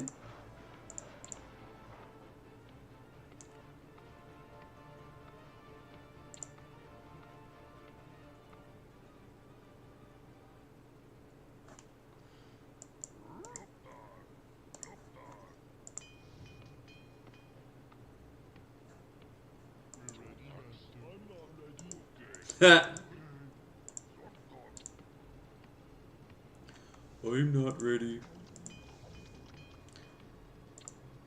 Yeah, ogres.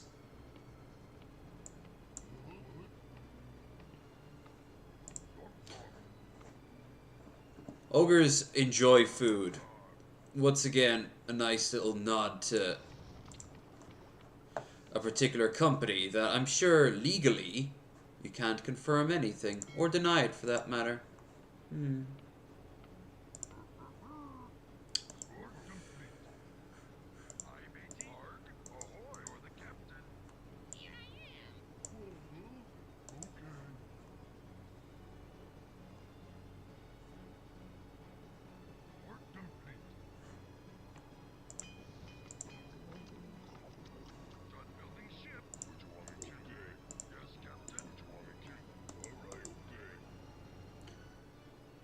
Right.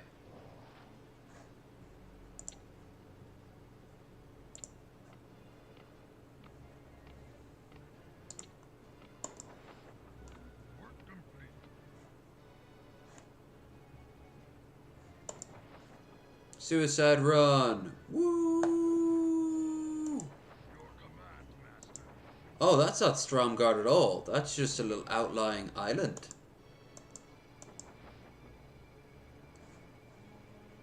Now here. Oh yes. This seems far worse.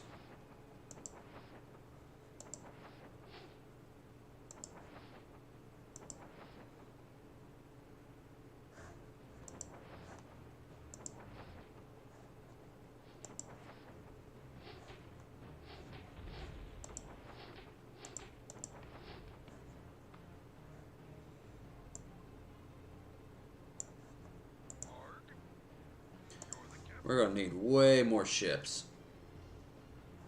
So we're gonna draw them out here. Actually, first things first, we're gonna need the second island.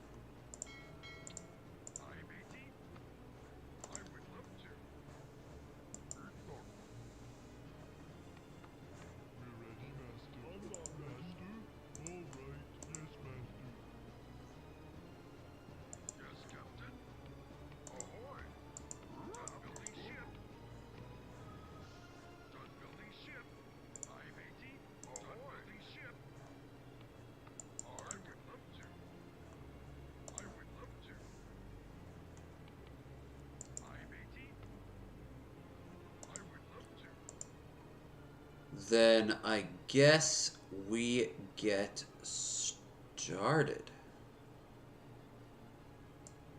I don't think the ships can help attack this one. Nope, too far.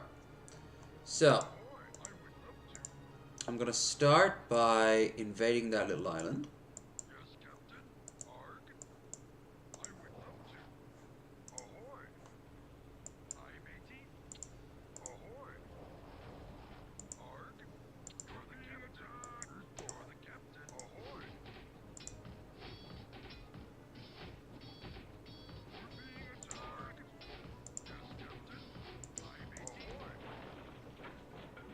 Good.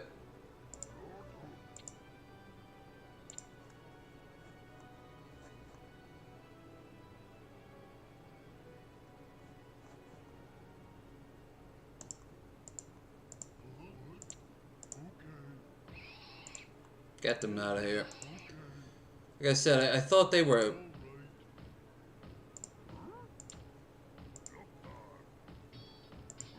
They were wood lice back in the day.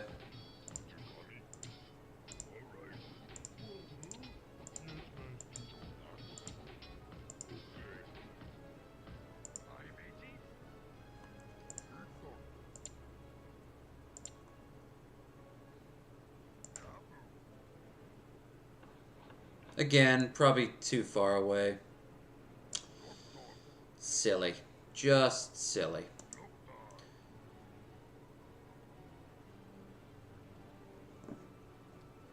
No.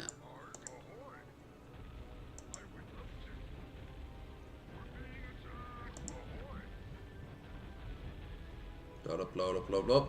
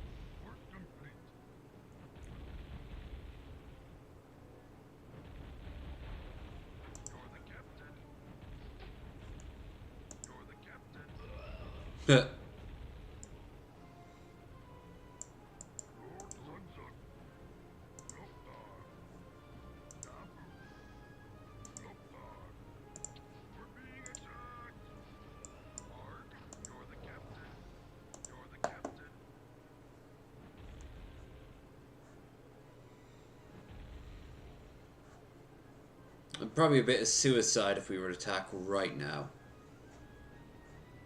What we need to do is... We go right down the middle. Probably suffer a lot of casualties.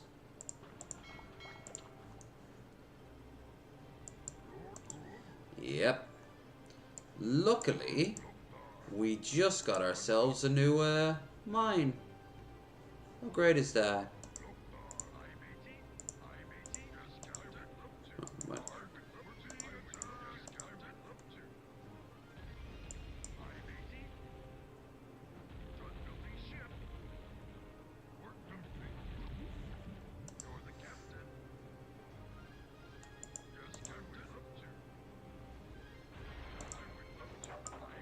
Fantastic. Now we take it.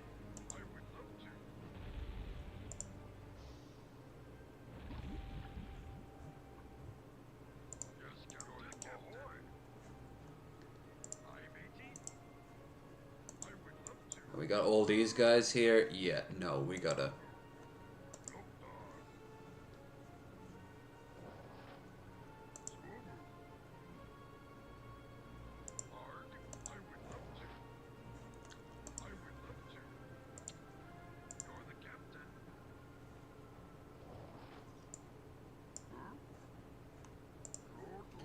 One of you make a lumber camp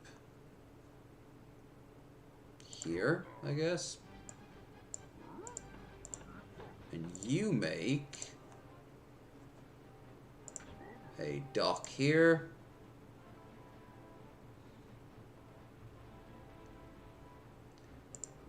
And you make a ore refinery here.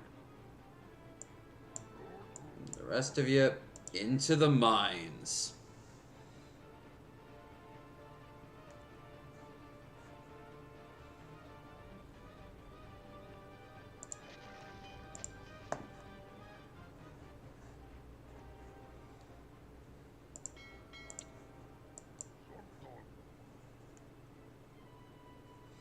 As for this here, yeah, we can raid it.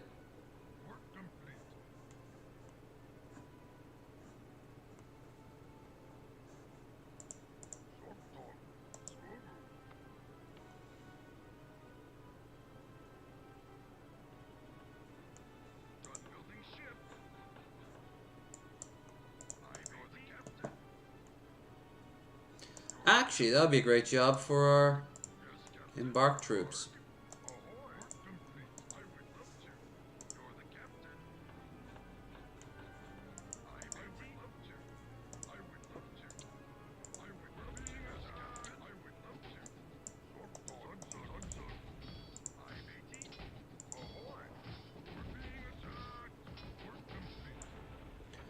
Yay! Good old pillaging and other words. Massacring, devouring, hentaiing. I mean, orcs in this world do have men and women, so... Many of very embarrassing and problematic manga are now being forged as we speak.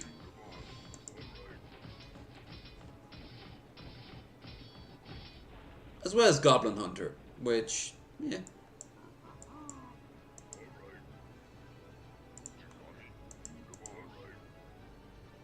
I got a mod for his armor on Skyrim, I think.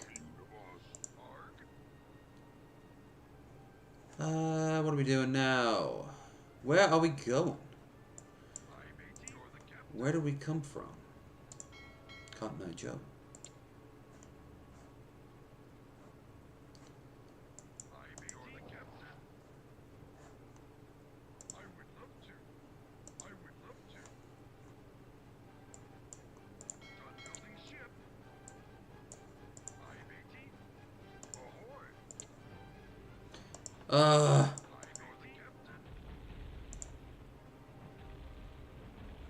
Thank you.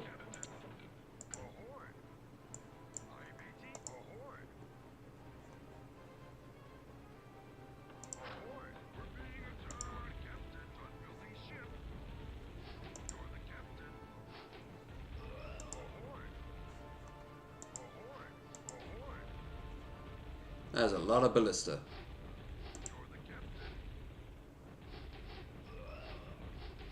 Little less now.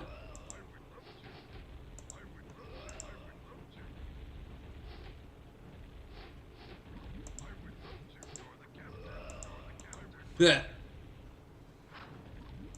Fuck you.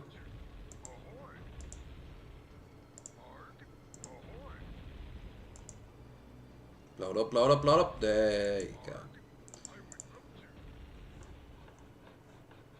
Now. More ships. Have to keep the pressure on them.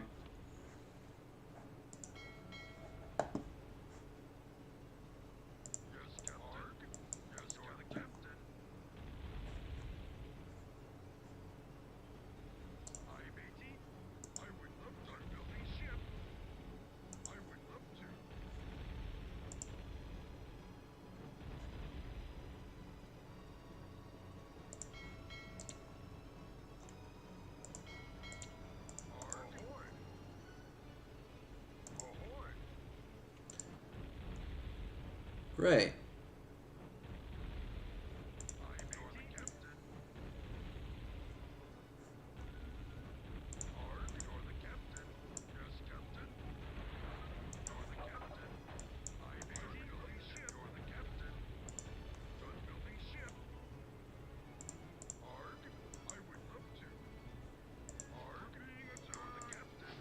I'm gonna say.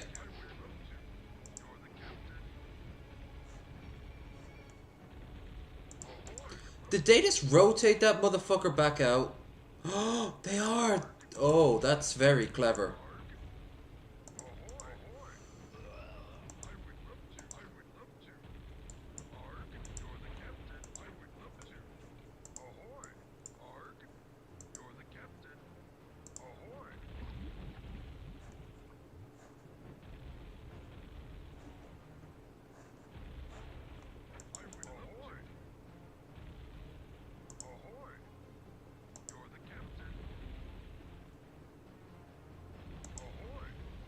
Kill him, kill him, kill him.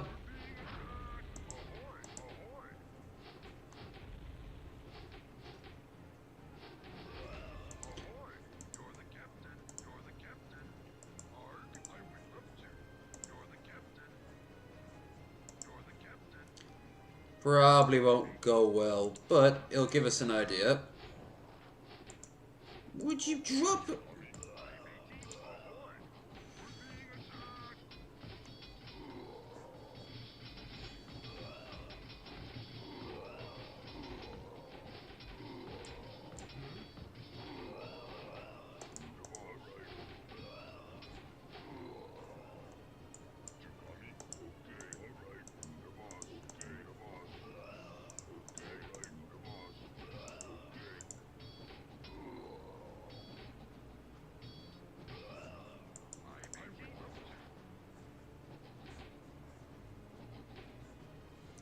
Oh, if we just had a few more lads, we'd be able to cause real damage.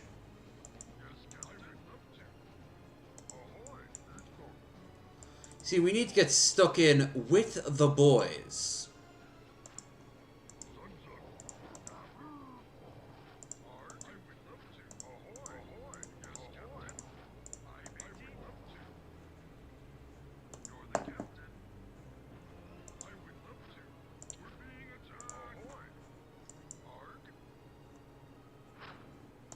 Yes, we are.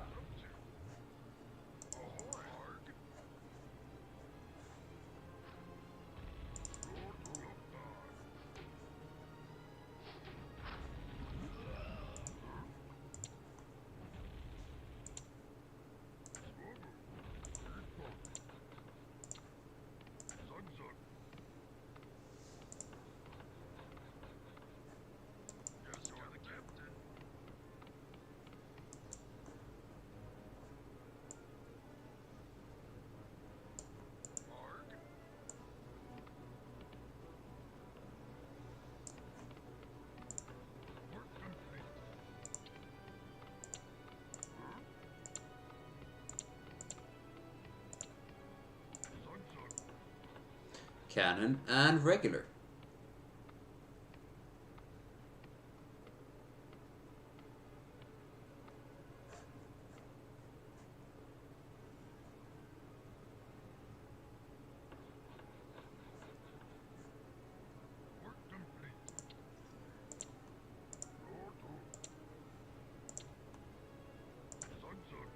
Now if we can just start churning out dudes. And hold them back long enough, you know?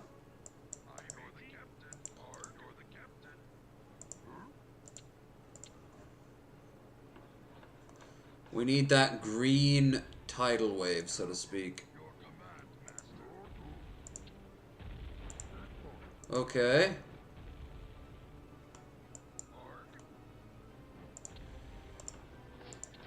Nice. Here we go.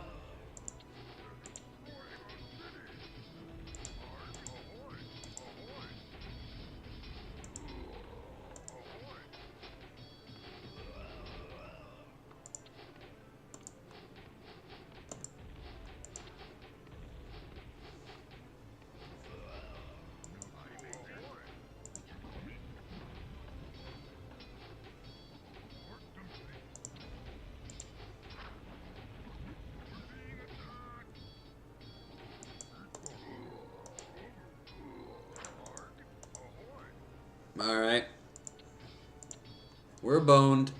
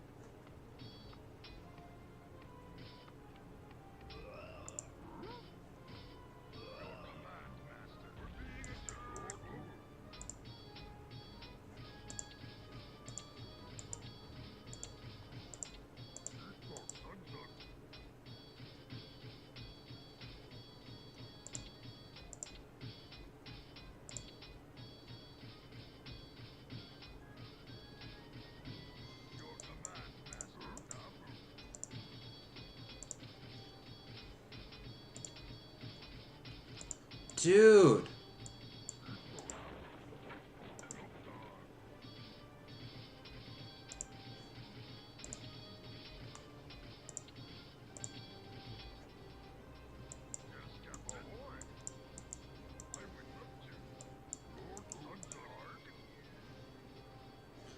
Quit your daydreaming, Melonhead.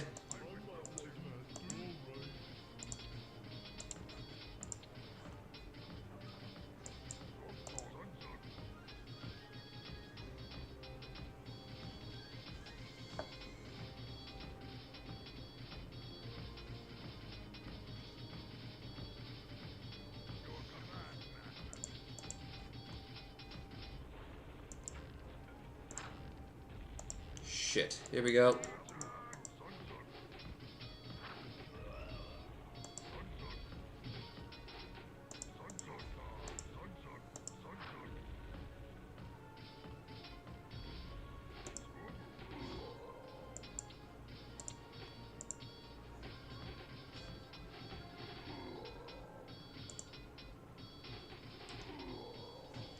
Yes. It's...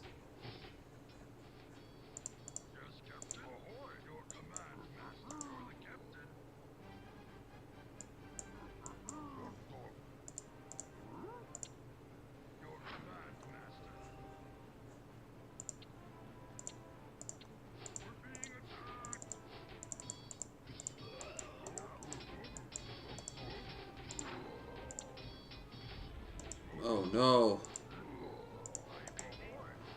Bad. Very bad. Has all this been in vain?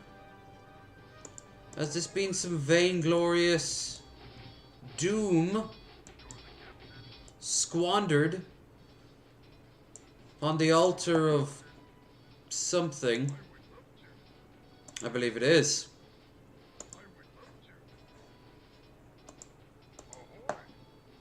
For we have no more gold, or the means to get more.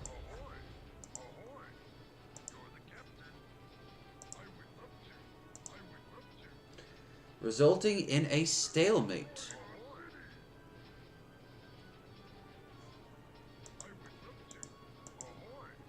As they don't have the means to reach us anymore. And unlike a lot of games of the time, there is no cheap ass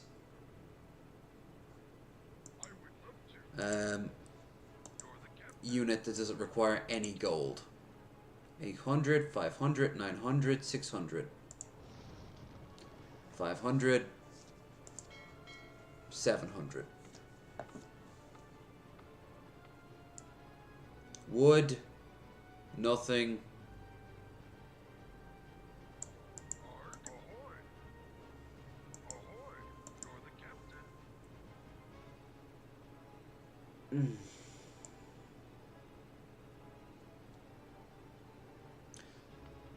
I done squandered. A good showing, for sure. But my last hope is that there is a mine here, completely unguarded, for this exact situation.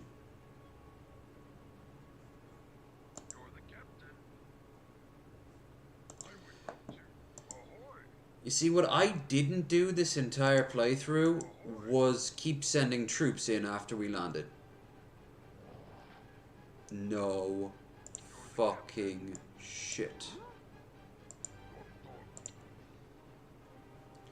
But it's pointless. We don't have enough money for a Great Hall. Ha!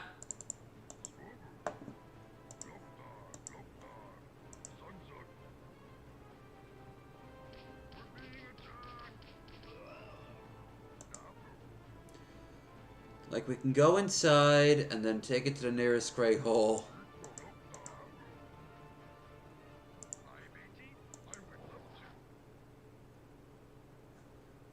But, like, there's nowhere to... Oh! That's dumb as fuck.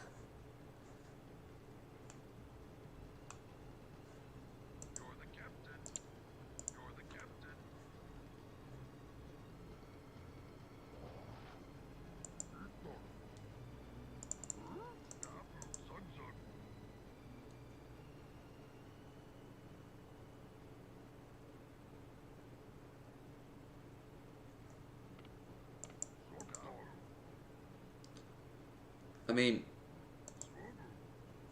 one shipload might get us a Great Hull. Are we still in this game? No. No chance. We gotta try it. No chance is better than no chance, as I always never say.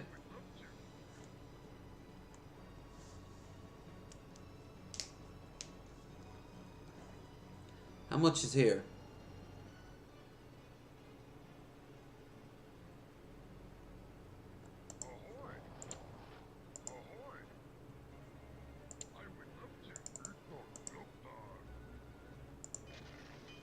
That's enough to completely destroy them.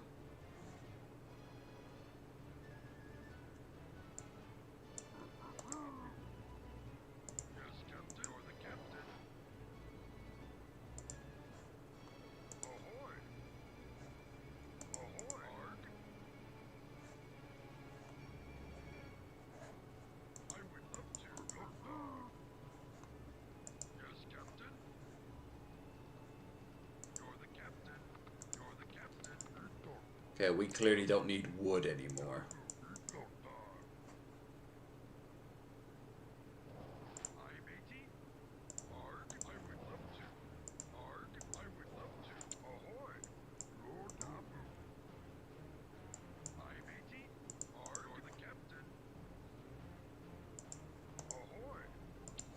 Alright, everyone.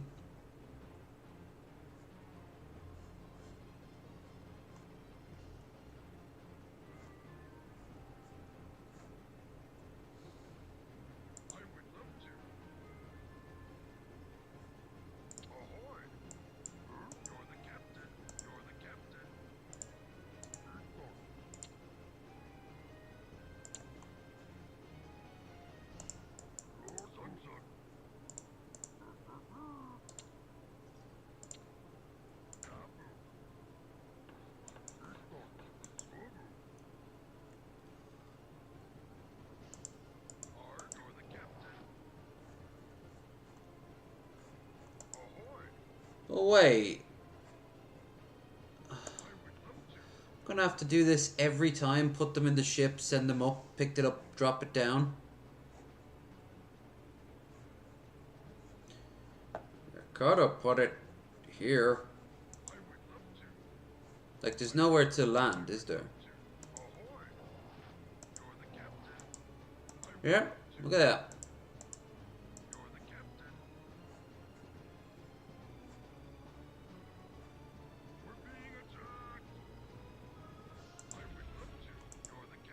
Alright. I have learned my lessons for next time I play this, which will be sometime over the weekend. This was instructional, though it was not successful. We have learned much of the map and what will be required of it.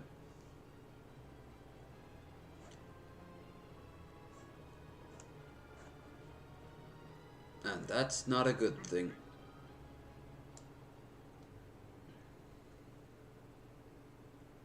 Because otherwise I've got to take all my guys, pick them up, drop them back, pick them up, drop them back, pick them up, drop them back. No. Alright.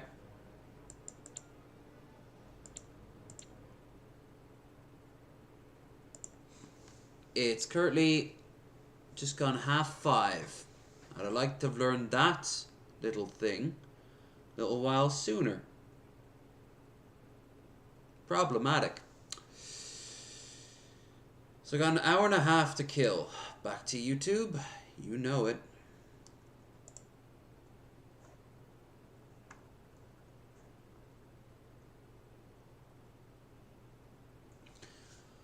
Oh, what am I going to get for breakfast? I got an energy drink anyway.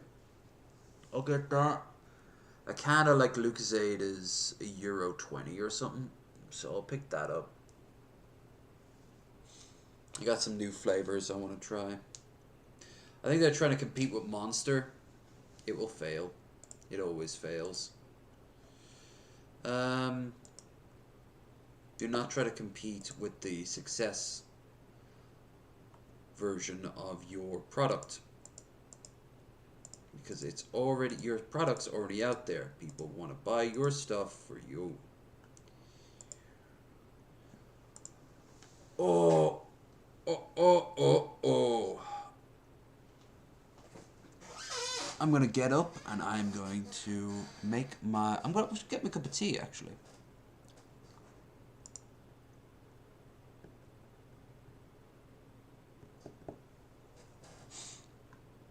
What do you have going on? No. None of these shorts.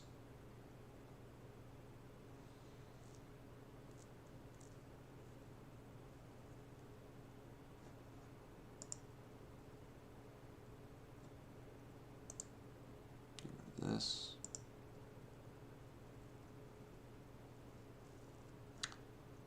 Okay, so we got about an hour 20 to go.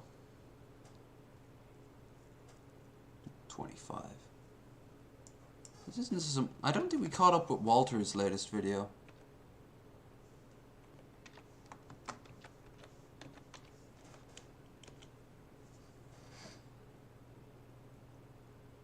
No, it's Fatal Walter.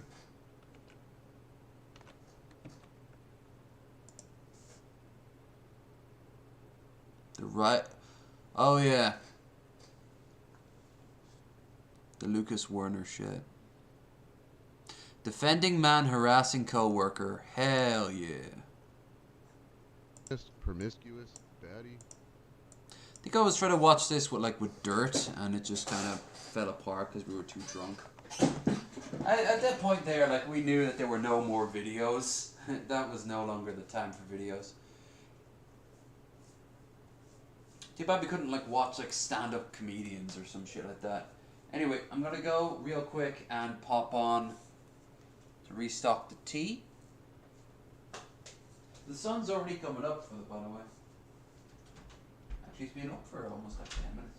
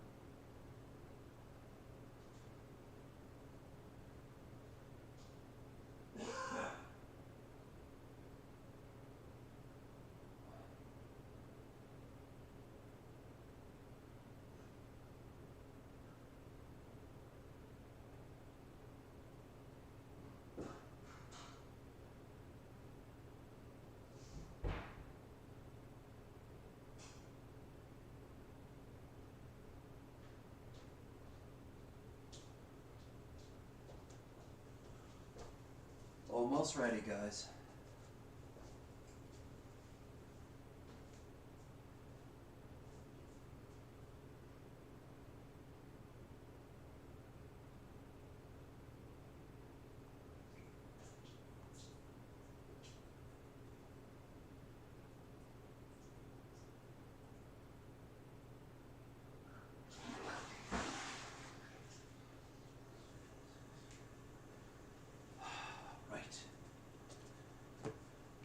grab it now. It should be ready.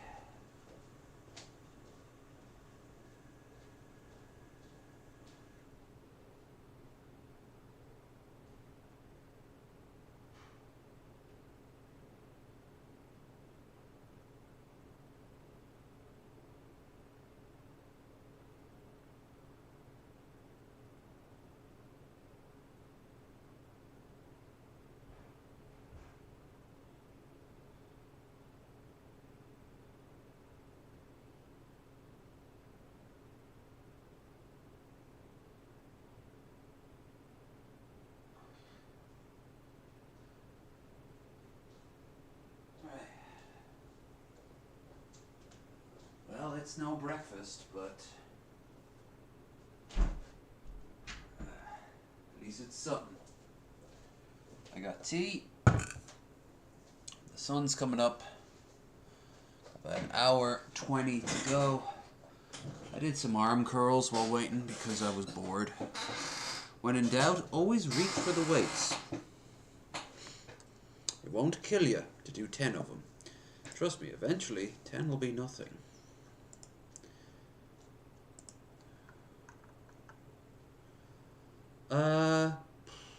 Right.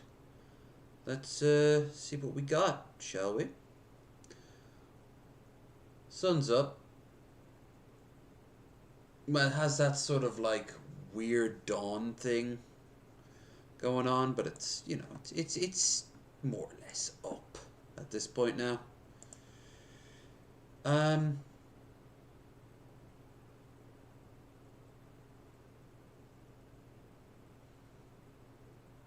I just realized I don't think I saved on the game. So, unless it has a continue campaign or something, I'm fucked. Not really. I mean, I have to go and just replay the escort mission. Yay. But I mean, I know where everything is now, so it's not going to be as much of a problem. Stay on the coast and then draw them out. As for that Storm Guard mission, I can't be so timid. I gotta start raiding like along the coast a lot quicker and taking out the oil derricks and the elven ships. As for that last one there, the little pirate base thing where you can take the gold. Yeah. Everyone, my name's Walter, and I'm back here with more posts and stories I found on Reddit. Hi, Walter. Once again on the subject of nice guys. Nice guys being the most common term for men who talk about how nice they are, but prove otherwise with their actions. Well, let's just begin with nice guys from Reddit. Aggressively nice. These posts come to us from Reddit Nice Guys. I'm searching for my ride or die, feminine girl that knows her role as a girl. Girl. Stay away if you are feminist, promiscuous, baddie, you don't want kids, or you keep your exes as your friends. You are moving red flag. That as if that's not a red flag to me. Like, oh, you can't be friends with your exes. What?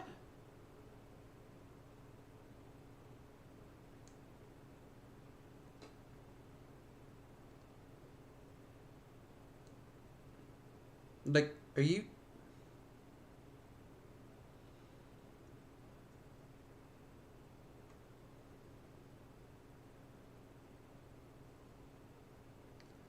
Oh, do I show this? Okay, so there's two things I could show right now. One's from TikTok, and I don't know if I want to show it now or wait until Thursday or show it tonight. I think it would do better tonight or on Thursday. And the other thing, yeah, the same. I'm going to leave both of those just hanging there.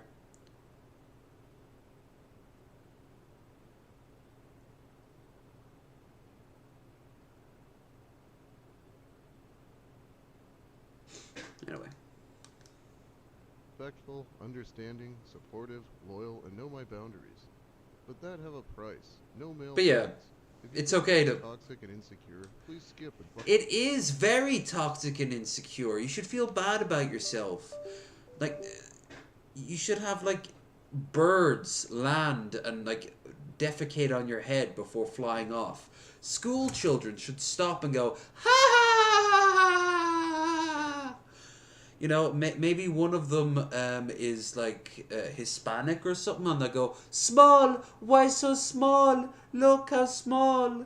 You know, like you need to do that. Like there needs to literally be like tuba music playing as you're walking around. You are literally a laughingstock. If you think that like women can't have male friends, of course they can have male friends. If they want male friends, they can have male friends. If they want to have female friends, they can. And if, guess what? One of them wants to be more than a friend, that's up to her, not you. Ooh. She gets to handle that as a person. Yay, person. Find a simp. I'm not into one-night stands, neither in dating hoes. I'm in search for one. You've never had a one-night stand, have you? Does he think that's not insecure? No male friends? Like this guy wouldn't get jealous of female friends too. He's the kind of asshole who's going to track her car. He'd probably go through her phone and be like, quartering. Oh, who's this? Your stepdad? Yeah, delete him anyway. It's sad that he's even willing to date someone if he's not willing to trust them.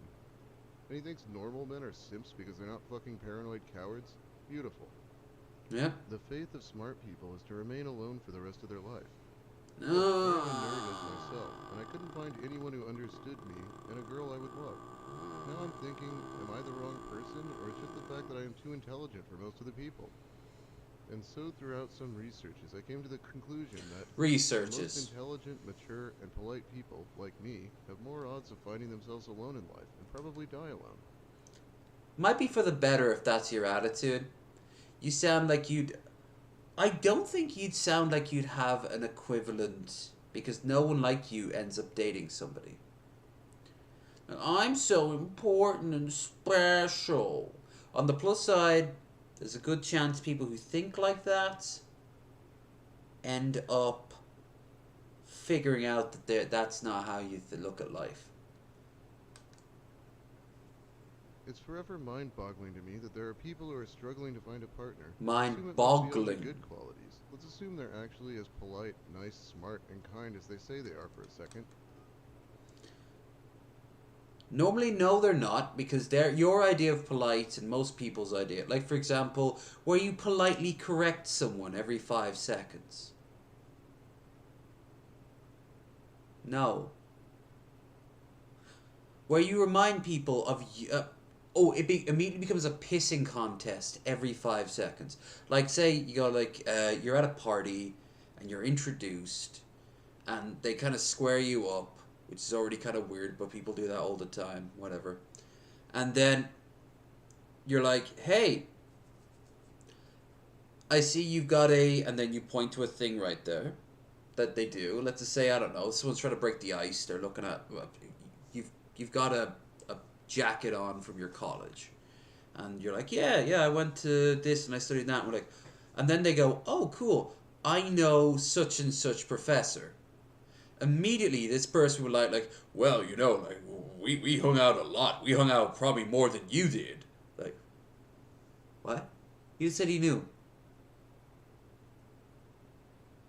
And then those are the sort of people who afterwards sit around, could you believe him pointing at this person out and that person out? No, stop.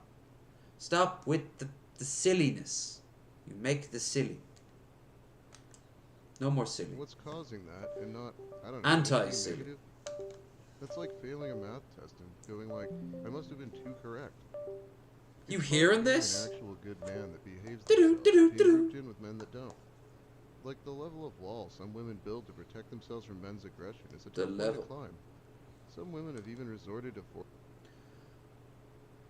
For a while, but 2 or 3 years ago, I was into a woman who had been hurt so many times.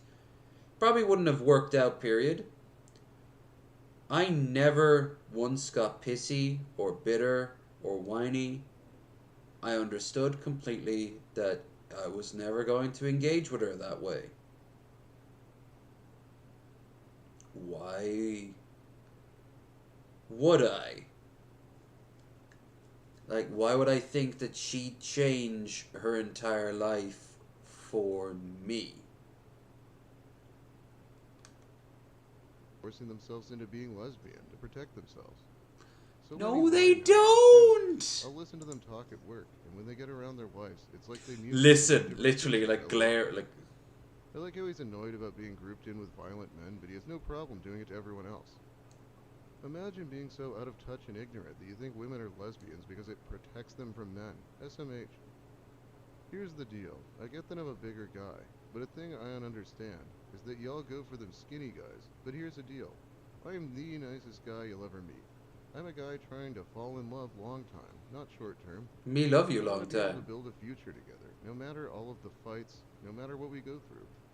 I want it for us, not for someone else, but y'all ain't ready for that. I'm a guy trying to fall in love long time. That's great. Look, if you're not happy with your weight, calling attention to it all the time probably isn't the way to make things better. Today, the girl of my dreams rejected my advances once again. This is a girl who's had her heart broken over and over again by cheaters and abusers. She can't even recognize something great, even if it's staring at her in the face. What do I have to do to end her vicious cycle of endless heartbreak? Fuck my life. Gotta feel like your chances go down every time you ask out the same person. Why even do it? Hoping she's been... How many of these people even ask them out, you know? And I imagine that happened once. I imagine they asked someone out once and then it was a blanket term. A lot of times it's all just straw men. They just build up straw men in their head over years. Cobes does this all the time. He creates these elaborate situations where it never happened to him. Because it couldn't happen. He never leaves his apartment. The only time he ever brings up stuff in his own life, personally, is when it happened to him as a teenager. It'd be like if all my stories based off me stopped when I was in college, you know? All my best stories seem to be happening in my 30s now. My interesting stories happened in my 20s, of course. Some cool moments in my teens and as a kid, but like, I also know the difference between my story and someone else's, and someone else's, and someone else's. Your mileage may vary. been hurt enough that she'll drop her standards and date someone she doesn't even like? Keep trying is that sounds like a great person to date. Where if a guy is persistent and keeps on stalking a girl, she'll eventually realize how perfect they are together. It's amazing that this was ever considered romantic. Yep. Growing tired of girls passing me over romantically, but wanting to remaining friends, then watching them date dickheads, and then having to console them when they treat them like garbage. Like, there is an easy way to avoid this, but sure, I'll listen to you sob over another jerk. There's also a few easy ways he could have avoided this, like not sticking around and being her friend if you don't want to, or not becoming someone she vents to about relationship woes. That last one's really puzzling to me because no female friend has ever tried to vent to me about their shitty boyfriend out of nowhere. Jesus Christ, you don't have to pretend to be friends with people whose lives you have no interest in and whom you resent for not fucking you. Being upfront about your expectations and saying, you're a great person, but I want to date you, not be your friend, so let's part ways here, is so much cooler than this bizarre Weasley behavior. This next one is about respecting women, so that should be fun. I respect women. I can't find a girlfriend. Some of the guys I know are treating women like a piece of shit sometimes. Most of these people who write this shit are in their 20s, you know. I've been having the worst luck. Ever since that date a few months back, I haven't found anyone who wants to give that much time a day. It's alright, I suppose, in theory. I don't have that much cash to float around to go out on a date. Though I want to go out on the town with somebody just once. Literally. On my dating profiles right now, I literally have that down. Like, I want to spend a long weekend out with somebody in Dublin or Galway and just hotel room, maybe a gig, food, drink. Yeah. That sounds like a fun night. But a lot of people aren't into that. Especially people my age. Out here. Go over to America and I've just scored tons of people a fun weekend. But, you know, the long shadow of I don't want to look like a slag Ugh. But you don't hear me getting pissy about it. I'm also not gonna stoop enough to pay for like premium Tinder and shit like that, which will unlock all the pictures of people who checked you out, so you know exactly who's involved. Maybe I should go on FetLife though. See if anyone's down for that. That could be cool. But then again, I don't have that much cash. Where would I find the time to book a hotel room? Some incels are purposefully rude to women. Then I understand why they don't get any. I feel like there's no place for guys that behave nicely. I'm also afraid that someone may overreact and think that when I'm nice to her, that I want her, and she may be uncomfortable. Edit, the wording is horrible. Also, why are they laughing at me when I'm holding doors for them and stuff? Holding doors and stuff sounds like something I'd say in the intro to one of my videos. I feel like you can definitely either look normal and casual holding a door open for someone, or you can bow and tip your fedora and look weird about it. It's such like it's so performative. That was the word. I was thinking dramatic, but no, it's performative. I'm getting a bit tired. I mean, been up for a while now. I'd be probably thinking of going to bed this time yesterday, which is why I'm in this situation now. Great. I still have 6 hours to go before I can even think about getting some sleep. Like, share, and subscribe, kids.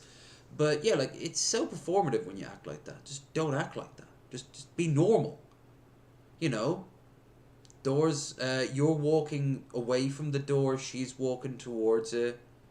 You have the time, you don't have to... I watched somebody once rush halfway across back a hall to open a door to someone, a woman, who then literally looked at him and said, no.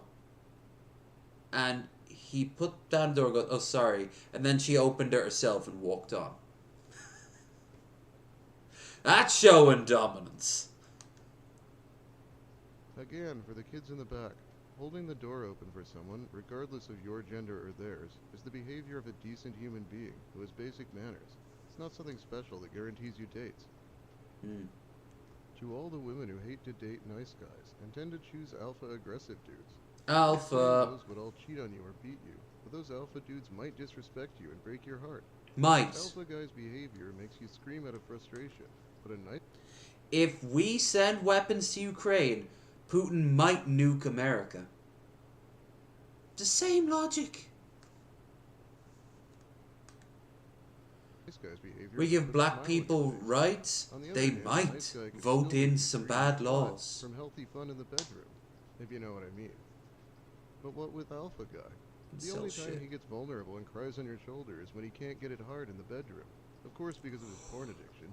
That's still fucking straw pot. This magic land that they created. Somebody needs to write a movie from the perspective of an incel. Like the world according to incels. I want to see it. It would be the most early 2000s direct-to-DVD shitfest you can imagine. Where everyone is like... It's that Family Guy joke where the woman's working really hard and he goes, shh, for the next 90 minutes, all your problems can be solved with my penis. And then like this acoustic guitar music starts playing. Like it... Nice guys over the bully ones. I like how there's only two types of men, nice guys and chads, and both of those types have very narrow descriptions. And both are gay. What about this assertion that alpha males all have porn addictions and nice guys don't? Because he saw Don Juan. Okay, this next thing comes from Reddit Nice Guy Stories, but it's actually a post. On a post about an EMT requesting not to work with her partner anymore after he got drunk twice and sexually harassed her. I am all support for standing up for yourself, etc. But what if it was you in this situation? What if you liked him and it was reversed, and you were the one who ended up potentially fired because you took a shot to see if there was a spark with someone? Talk about a lack of decorum. Good luck ever finding someone who trusts you enough to work next to you again. I certainly wouldn't trust you at all. You're in dangerous situations that are stressful, and you judged him for having a few one night when he was not working. You are a hypocritical bee. Ever occurred to you that maybe he thought you liked him too? Like, what the fuck?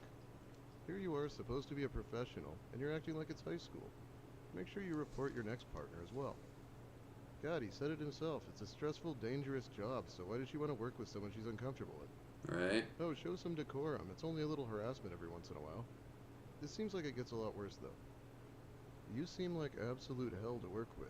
And if you would do that just for someone liking you and having a few drinks on their day off, I would never trust you with anything. Ever. You will be ostracized, I hope. You deserve it. I just can't believe the number of people who gave you positive reinforcement for your actions. What you did was shitty, and you're a shitty person. I would think someone who works in the medical field would be familiar with how intoxication can influence one's sense of judgment. Oh, I hate this. As someone who's been drunk many times in my life, this is a real shitty excuse. Can confirm. You have to deal with the things you did while you were drunk. Apparently not. Your judgmental ass flew that right out the window. There's no point to yell at someone when they're drunk, because they'll just not process it. Or what I do, I become incredibly apologetic, and like I just freak out and I can barely even go to sleep, and I wake up and I have the worst sense of looming dread. Instead, but saying that, I also want to be told up front if I did something wrong. My biggest thing is to remind people of remind myself of scale and perspective. Like, if I were to go and say, I don't know, knock someone's drink over by accident, I'll apologize. But when I was a lot younger, that would have me been rushing out of the bar, freaking out. But if I were to do something like, I don't know, get yelly at somebody. Been a while since I got yelly at anybody, especially when I was drunk. But you know, it happens. I'll end up being like very, very like sorry about it, but way over the top. But I'm still doing that to this day. Like, I can't get over that. That could be an Aspie thing, me being on the spectrum. It could be just me overly like being sensitive to it, or it could be me, I don't know. It could be anything. I don't have an answer. I wish I did. Hello. Thank you. Sorry again if people don't agree, but I think if anyone has been in a similar situation, on a night out with a friend and coworker after working such a stressful job, you can have a friendly conversation about it at a later time. Not get your partner fired because you were uncomfortable to be sleeping over at a guy's house who possibly liked you and you escalated it into oblivion. Like, what the fuck? If he tried to assault you, okay. If he tried anything, okay. Maybe he just wanted a damn cuddle buddy. I'm sure you both had seen some shit together, and maybe he saw you as a comforting person whom he trusted. Burnt that bridge real fucking quick, drama queen. Yeah, who burnt the bridge here exactly? Honestly, though, you guys were not out working when all this happened. If he had harassed you on the job, sure, but you both went out for drinks, and he obviously liked you and wanted to show affection. No. He went to bed and did not harm you. He apologized and only texted you again because, again, he liked you. Sorry that this is an unpopular opinion, most likely, but you took this way too far. How dense do you have to be to tell that another person is not interested in you? I grew up the ugly duckling, and I can still tell. Stop. In your opinion, are getting worse. Stop. This isn't about you. Too many people latch on to these sort of things when they think. There's somebody out there right now who, for example, might have been accused wrongly of something. And then every time they hear it, they'll immediately get super interested and defensive on it. I don't think I was ever accused wrongly of something. Oh, I was. I was staying over at a friend's of a friend's house, and they thought I took a bunch of pills. I don't do pills. What the fuck? They thought I robbed money. They thought I, No, fuck that shit.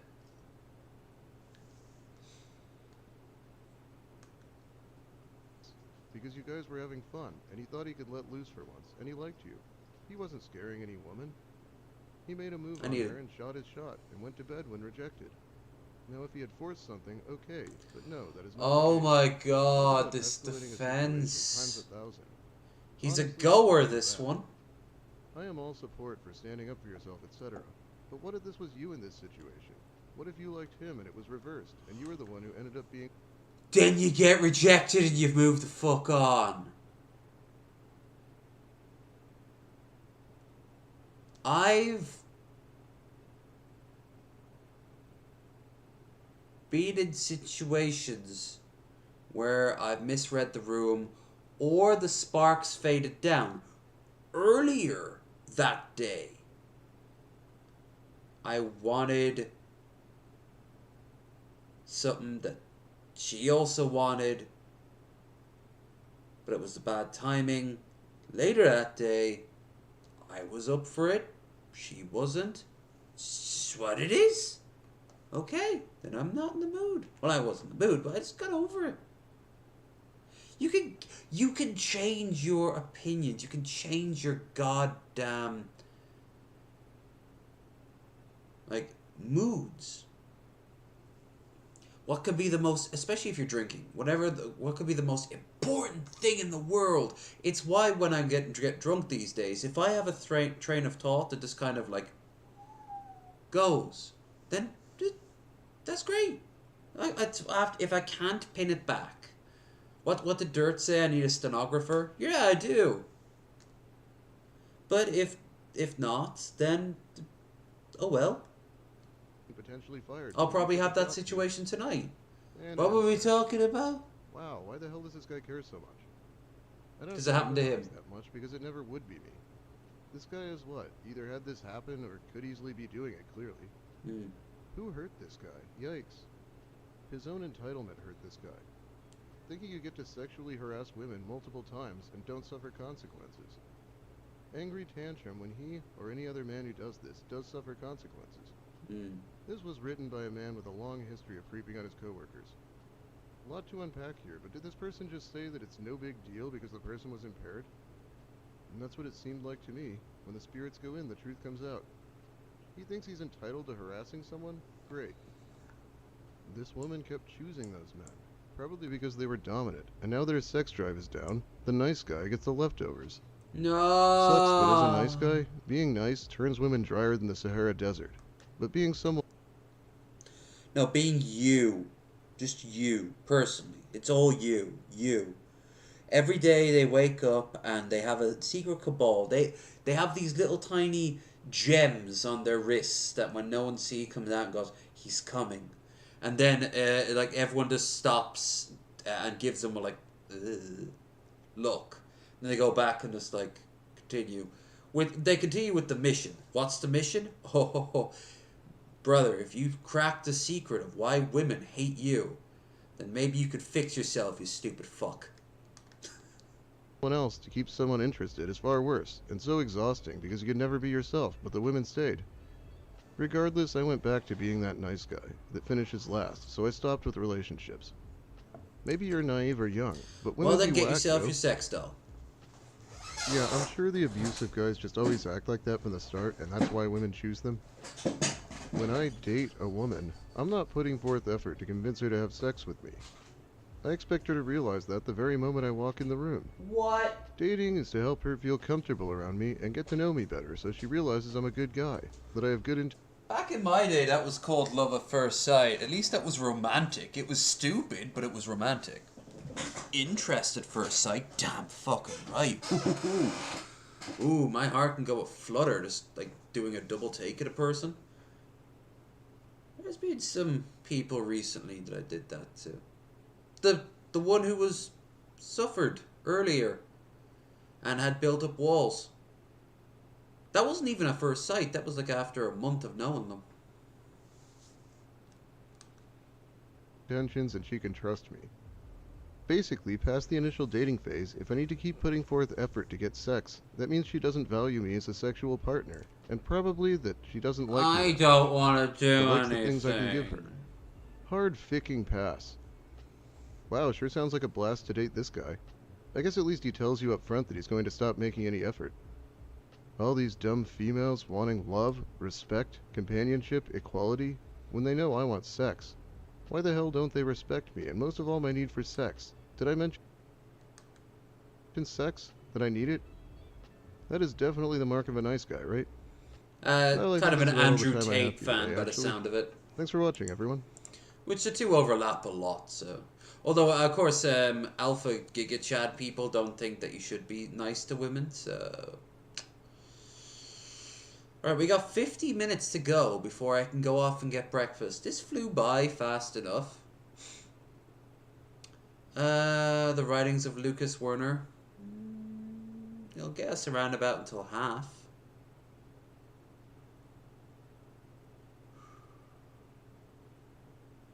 No, the humiliation of Jeff Sokol. Hey everyone, my name's Walter, and we're here to talk about something I follow a lot but rarely cover. Hansen vs. Predator was a 2017 sting that happened about a decade after the original run of To Catch a Predator. Yep. The TCAP community was very starved for content, so these guys have been memed on way... What's it?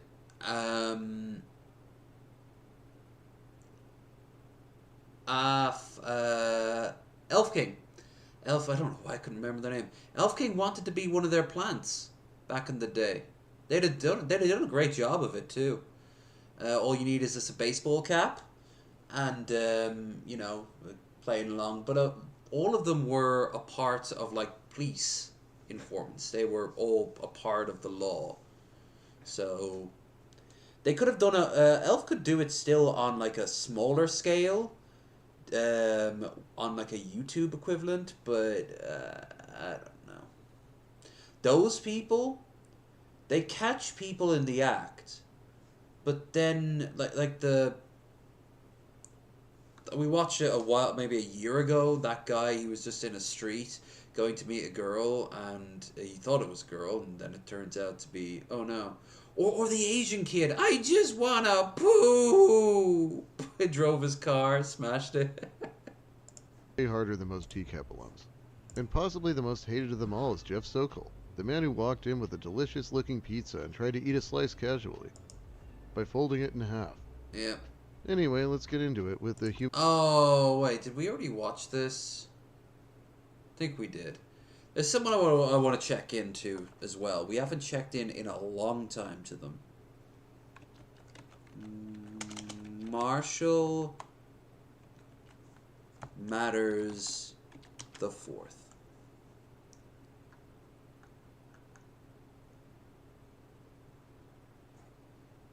Marshall Major. Oh.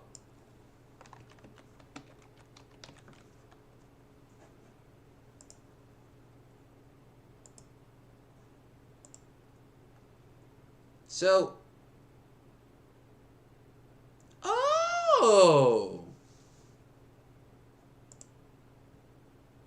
Hey guys, it's the Black-Pilled Joker here. No, it's not. I just realized that's his name now. Oh, the Black-Pilled Joker. Well, it was, because apparently he's quitting YouTube. I just wanted to make this last video. That's a comfy originally, I wasn't even going to bother to make any more videos at all, or even community posts, but I promise all of you, this will be my last and final YouTube It's been 3 months now, so... And after this, I'm done with YouTube, you know, not like completely. I'm still going to be using this platform because obviously I enjoy watching videos on it and like listening to music and shit like that. So obviously I'm still going to use this platform. I'm never going to like completely stop using this platform. But as far as making videos and community posts goes, I'm never going to do any more of those. And honestly, I'll probably barely even reply to anyone's comments anymore, to tell you all the truth. And you know, I'm putting them into double I speed. want to explain, you know, I mean, I feel like I should at least let all of you, my friends, know, and I guess even trolls too, since obviously you fuckers will watch this video anyway, no matter what. I'm doing it right now. There's gonna come a day where you know, coward-ass trolls will never not watch any of my videos or read any of my community posts or be just stalking my fucking Instagram account like some fucking hawks or vultures. Or well, I'm not on your Instagram, and I'm glad for it. There will just never come, you know, a time or day where all you piece of shit will just leave me the fuck alone and just go elsewhere and just, I don't know, deal with your own fucking problems in your own life and just go about your own day doing whatever. I can do both. And just leave me the fuck alone. But obviously, that's never gonna happen. Again, like, there's never going to come a day or time when all like fucking 6, 7, or 8 of you bitches will stop watching my fucking videos or community posts because I don't even want you pussies on my channel. I don't want you watching my videos. Actually, if you don't make content, it will ease off. Like, I checked in here for the first time in 3 months. You're hardly my main to go. You're not Jared. You're not Cobes. You're not Kevin Joseph King.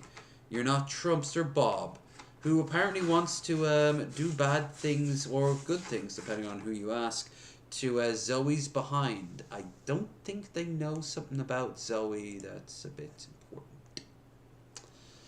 I could never do that deep state catfishing thing. Oh, for God's sake, fine, I'll watch this clip.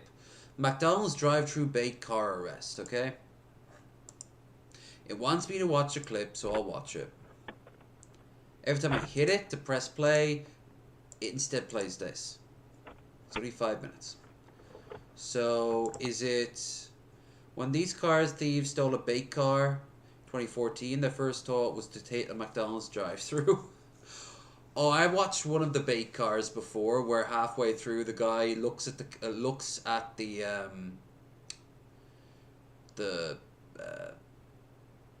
the reflection thing, the mirror, the rear view mirror, and he just goes, "Oh man, this is a bait car," and as he says it, woo.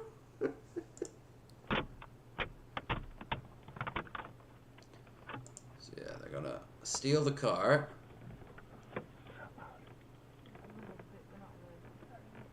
Can I need a light? Like the whole time I do this and the flathead. There, I just turned that. Modern day cars should be a nightmare to hotwire. I mean, I imagine it's doable, but. Can you shine the light over here?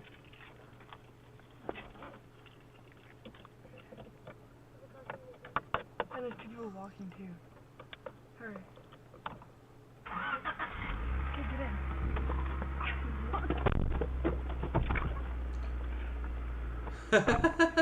Looks like they're going for a joyride.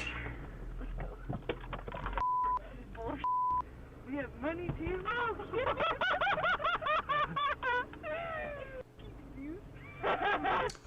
This is gonna go south for them. This is gonna go south. Get next one, baby. No, I'm hungry though. Or stop on the McDonald's. I'm starving. Oh yeah, that's not suspicious. Full fucking belting it. Wow, that was close to McDonald's. Christ. I'm so excited right now. Like my life just got so much better, right, babe? Oh, it's not tinted though, and we can't get no gas and stuff in here. Yeah, but this car's like it doesn't look heat. It's like new. Here, no, I'm hungry. This is gonna end bad for them. This is gonna end bad for them. How did it not see the camera? 1, 2, 3. I want to save a couple bucks for gas. Hold on. What am I going to get for you? Can I get 2 junior chickens and 3 McDoubles? Okay. That's it. Oh, and I want a drink. And can I get a They look like kids. Fucking dumbasses. Whether they wanted the car or whether they wanted to sell it, it doesn't matter. They're fucking idiots. If it's too good to true, it usually is. Just go onto a dating app and suddenly you're a very popular dude from a lot of oddly suspiciously young Asian women in your rural Irish area. Thank you. With really one-off names like Ayala, Tina, you know, Sophia, with these Instagram models, almost like they are Instagram models that were stolen. This is gonna end so badly for you, cause you're a fuck. I respect anything done well, and that includes crime. And then $10 just in case we need for gas for emergency. No joke. Why I was obsessed with the great train robbery. Not choked anymore. And we have almost a full tank. Actually, we can fit 3 boxes of Napa stuff, eh? Wolf that food down. You're not gonna have McDonald's for a long time yet. Turn it on. Card. I didn't do nothing. I just turned this button. Oh yeah, we're in a bake car. Are we? Yeah. Oh. You're lying. No, so I just get out. Tell them our car died. Please, look to your hands. Look to your hands. Hands up. Hands up. Hands up. Yeah, I got my hands up. At least they're not dumb enough to say like resist. Hands up. Take the driver here, Jared. Yeah. Oh, they'll smell all the McDonald's. Up under the wheels. Keep your hands straight up in the air. Straight up in the air. Keep your hands up in the air. Oh, how Get out of the romantic. vehicle. I just got my phone in. Don't touch him. You understand? I told you to get your hands up. I told you to keep them up. And you're reaching over. Give me that. Into his hood. She'll be an accessory. The other two will be. Let me see your hands. Oh, I don't want to take my phone. I want to call my dad. You keep them up. Can you see your hands? Okay. Fucking morons. The last one. I love how they knew enough to know what a bait car was, and when obviously a bait car was in front of them, they still took it. That's like me seeing, like if I would walk up there now and I see a bottle of like Morgan's with a little string at the top of it going off, and I'm like, you know, this kind of looks suspicious, but at the exact same time, a bottle of Morgan's would save me a lot of money. Yoink. Now, saying that, I have seen free booze, that's to say. And I've nicked it, and it's good. But I acquired it. I liberated it for the cause. You obviously do. I don't. I just want to just try need with my Christmas hands one. to grab for the danger comes from right. Yeah. So if you grab something, I'm getting all money. Community service, court order, fine. Maybe some prison time. Like if they're really, really, if they're really upfront with their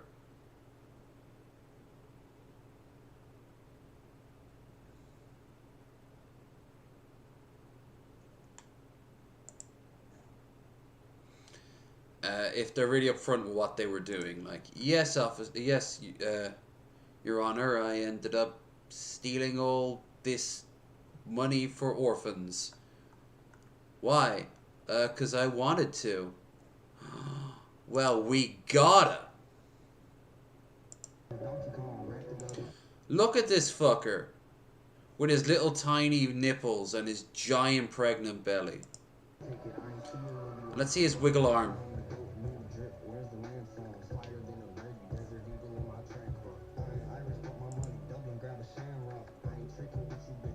I was on his Discord a little while ago. Didn't say a damn thing. Looked around and left. Look at that gut! Oh my god, he looks like he's got a tumor. Comments are turned off. Are they? That's unusual. He normally doesn't turn his comments off. But my gut does not hang like that. And my gut is so soft at the base.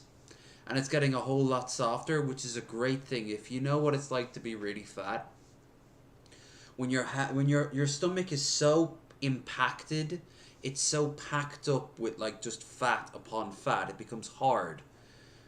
You want it to be soft. You want it to be squishy. And my belly is, except for the top part here, and that'll go too if I keep it up.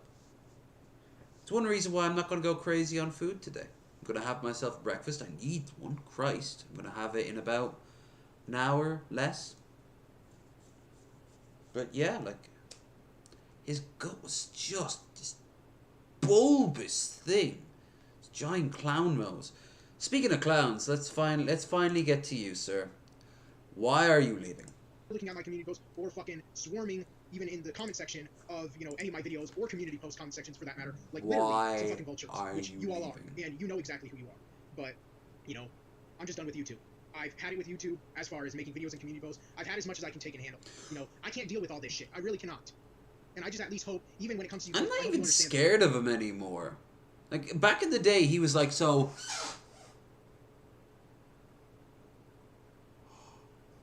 I think that this should have gone this way. Out in a field. Like, it was so off-putting. Fuck that shit.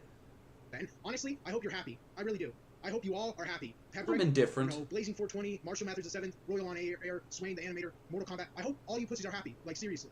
I hope you're all happy because you all pretty much got No exactly calling that to me. You all pretty much got Oh, because I wasn't a troll. Right, I pretty pop much, in and look at him and go, kicking me no, off left. for the most part, just pushing me to the point, you know, of no return, to where I just couldn't take it or handle it anymore, to where I just said to myself, fuck it, I'm done. I'm out. Good, it'll probably be for the better. Like, you weren't getting any joy out of it. You just be like, giving looks like you'd fucking strangle someone, talking about how disgusting you were, how... The most interesting thing you ever said, by far, was how you wish you were born in the ghetto, so you wouldn't have been raised so racist, and you wouldn't be racist towards black people. It's such an odd... You're such an odd person, and you're going on and on about being an incel this, incel that, and then you got a job, and my fucking God, did it not open your eyes. It's so weird. It's like flat Earth. It's like one of those cargo cults out in the South Seas. You think that if you pray to Prince Charles and Philip, the sky god will come with the plane. Like, out of here. You know, it's over for me. YouTube is, you know, as far as, again, making videos and community posts goes, the experience for me has been completely ruined. It's not even funny. You know, I can barely even enjoy my experience on YouTube, to tell you all the honest truth. I really cannot. Honest to God. You enjoyed I it? Enjoy any amount of time. When? How? Especially when I'm making videos and community posts, because I know no matter what fucking video I make, regardless of what the topic is about, regardless of what I'm talking about in the video, or even if it's just a simple little ass community post, Pebbrick, Blazing 420, Marshall Mathers the 7th, Mortal Kombat, Royal on Air, Swain the Animator, all you bitches will, you know, do some shitty ass video on your just wretched ass channels about some video I made, or some community post I made, or something I posted on my Instagram. Then why did you do it? Why did you post those horrible things that people will mock and shame you for? Is it because it was up to quite recently in your life the only way you could vent out to the outside world? Like, don't post stupid things. You know why I don't get a wall of hate? It's because I don't post stupid things. I sometimes get judgy. I actually get very judgy, to be honest with you. But, like, Jesus Christ, I don't post incel bullshit things. And then when that happens, why are you shocked that people will find you a lolcow? Account, or hell, even, you know, something that I replied to one of my friends, you know, in the comment section of some of my videos or community posts. Like, you just cannot stop leaving me alone. You have a serious problem and issue with just not leaving me alone. It's like, I don't know how to explain it, but... I didn't think about you for ages until now. I hope you're happy.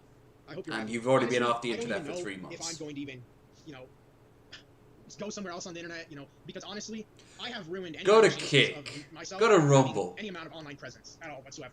I really have. And that's why I'm so disappointed in myself. Because, you know, my information is doxed on the internet. People know what my real name is. They know what my real first and last name is. I never They bothered know to check. My address, well, it's actually my I'm parents' not address. interested That's the enough thing in that you. even is more heartbreaking. Because, you know, my parents' address is not my address. It's my parents' address. I just live with them. And they have been, you know, so good to me and patient with me that they have allowed me to still live with them even as an adult. And I appreciate that. I really do. And I am extremely grateful for that because obviously... Well, why the hell do you bring this shit to their door then? Stop posting weird-ass stuff about how all women are just wanting chads and shit. And then, oh no, it brings out the trolls. Or that weird stuff about race. Or you're constantly going on and on about Eminem this and Eminem that. Like, yeah, you're going to draw attention. Not good attention. You never post anything positive. You don't post yourself around animals because we all know you strangle them. Most parents would not put up with me in the world. You know, especially in America, a country that, you know, is very big on, you know, kicking your kids out at 18. You know, American parents have a lot of pressure to kick their kids out the day I they wonder turn if 18. I'd Their sons and lived daughters, with my parents or, forever. Would you it know, be a lot like of times their this? sons and daughters just leave on their own the day they turn 18 because a lot of times children and parents just grow so far apart. which is pretty heartbreaking, honestly. That's true. There's nothing funny about that, because that's actually true. That's actually a fact. I left when I was It's something that I've been aware of 23. for a while now. And I mean, I've heard stories like this from, lots of different people. 23, Of, like, 24. children and parents not getting along. Because the children, when they get older and they start, I don't know, becoming independent and, liking things that their parents don't like or whatever, they just grow so far apart and so distant. So it's actually pretty sad. Yeah. No, that's a good thing. It's becoming less and less likely, but if I ever have kids, I would want them to be their own people. I'd want them to be, like, into things I'm not into. Not things that are, like, evil. I wouldn't want them to come back in a burqa praising the glory of Allah, or like, constantly guilting me every time I have a drink, or eating meat because they're vegan. The worst elements of something. But if they were to, for example, be into Buddhism and just kind of do that, maybe they become Wicca.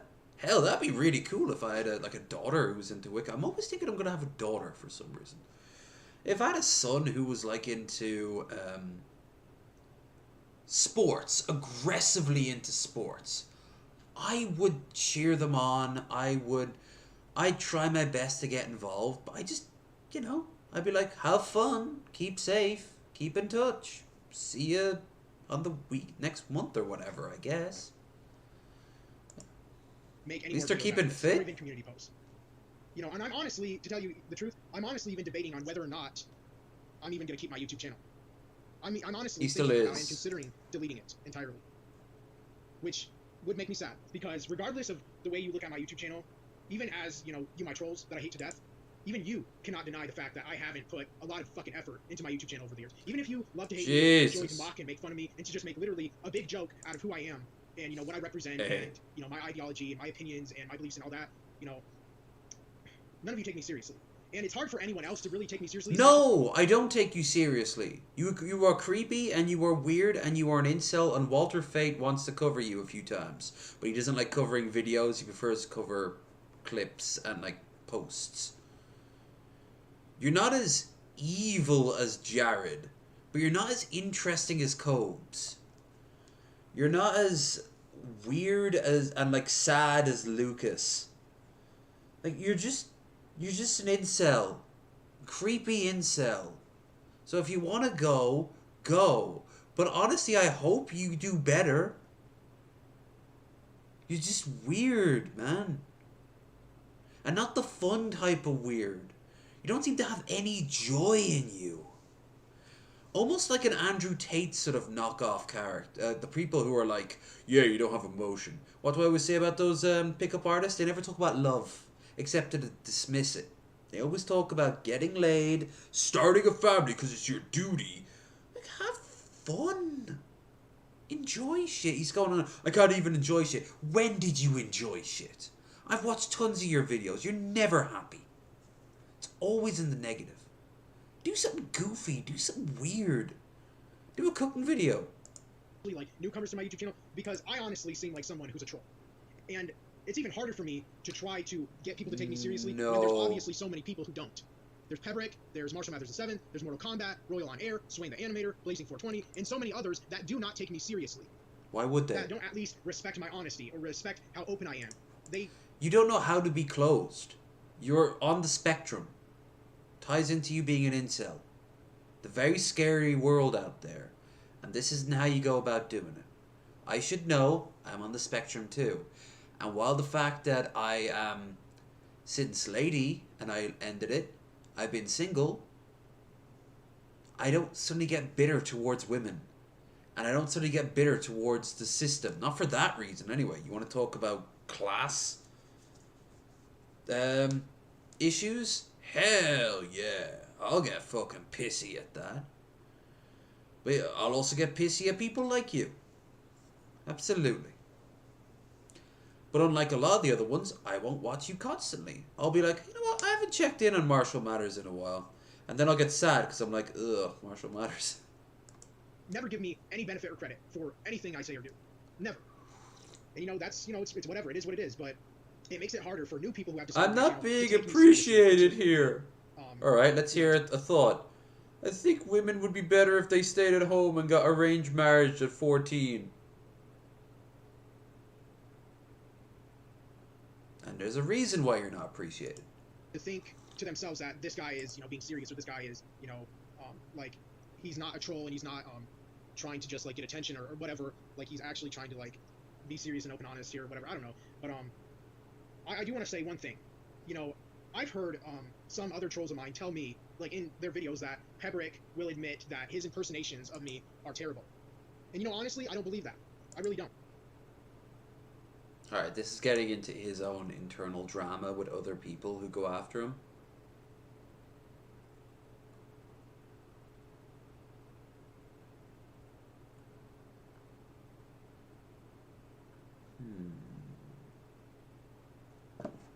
Oh yeah.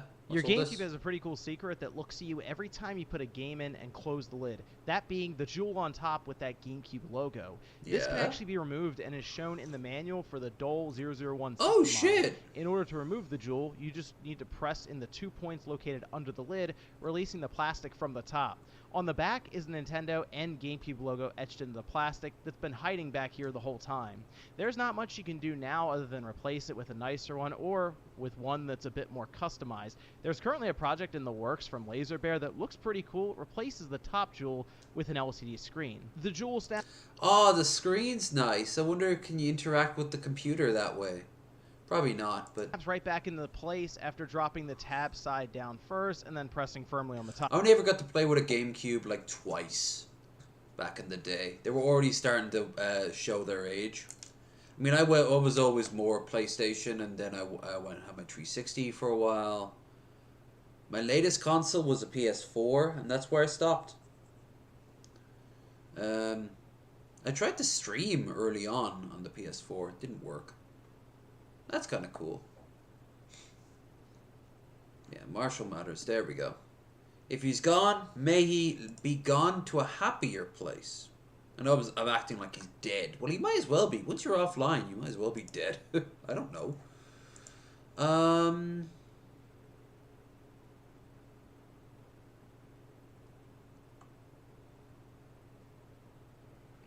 Dumbest criminal ever. Oh, that's the other thing I wanted to talk about. I saw this. Hold on, pull it up. So we have a follow-up to the Burger King story. The Burger King manager who was serving people French fries from a trash can has been arrested. Yay! Got her. Rightfully so. Food tampering is serious, man. That shit is actually, like, horrifying. That's creepy. Remember there was that viral trend of insufferable assholes licking ice cream at supermarkets and then just putting it back? Yeah. Or, like, spitting into, like, drinks and then putting them back One on the shelf? woman, one black kid, well, she was like 20-something, so barely a woman. She was like, this is reparations.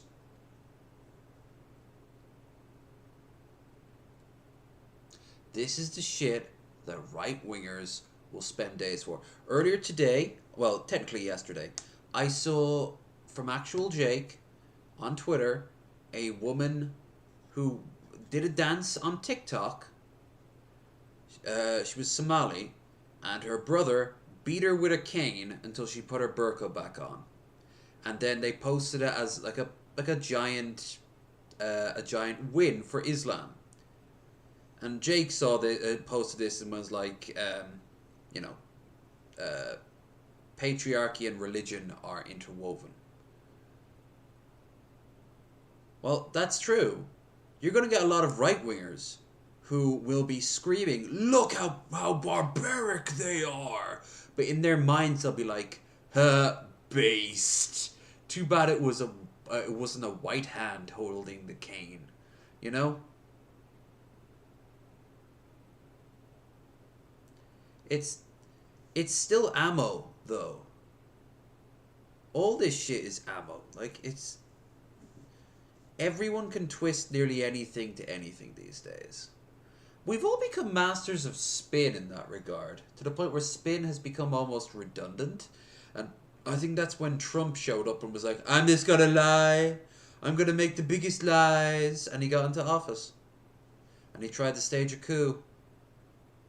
Too bad he wasn't Gaddafi, though.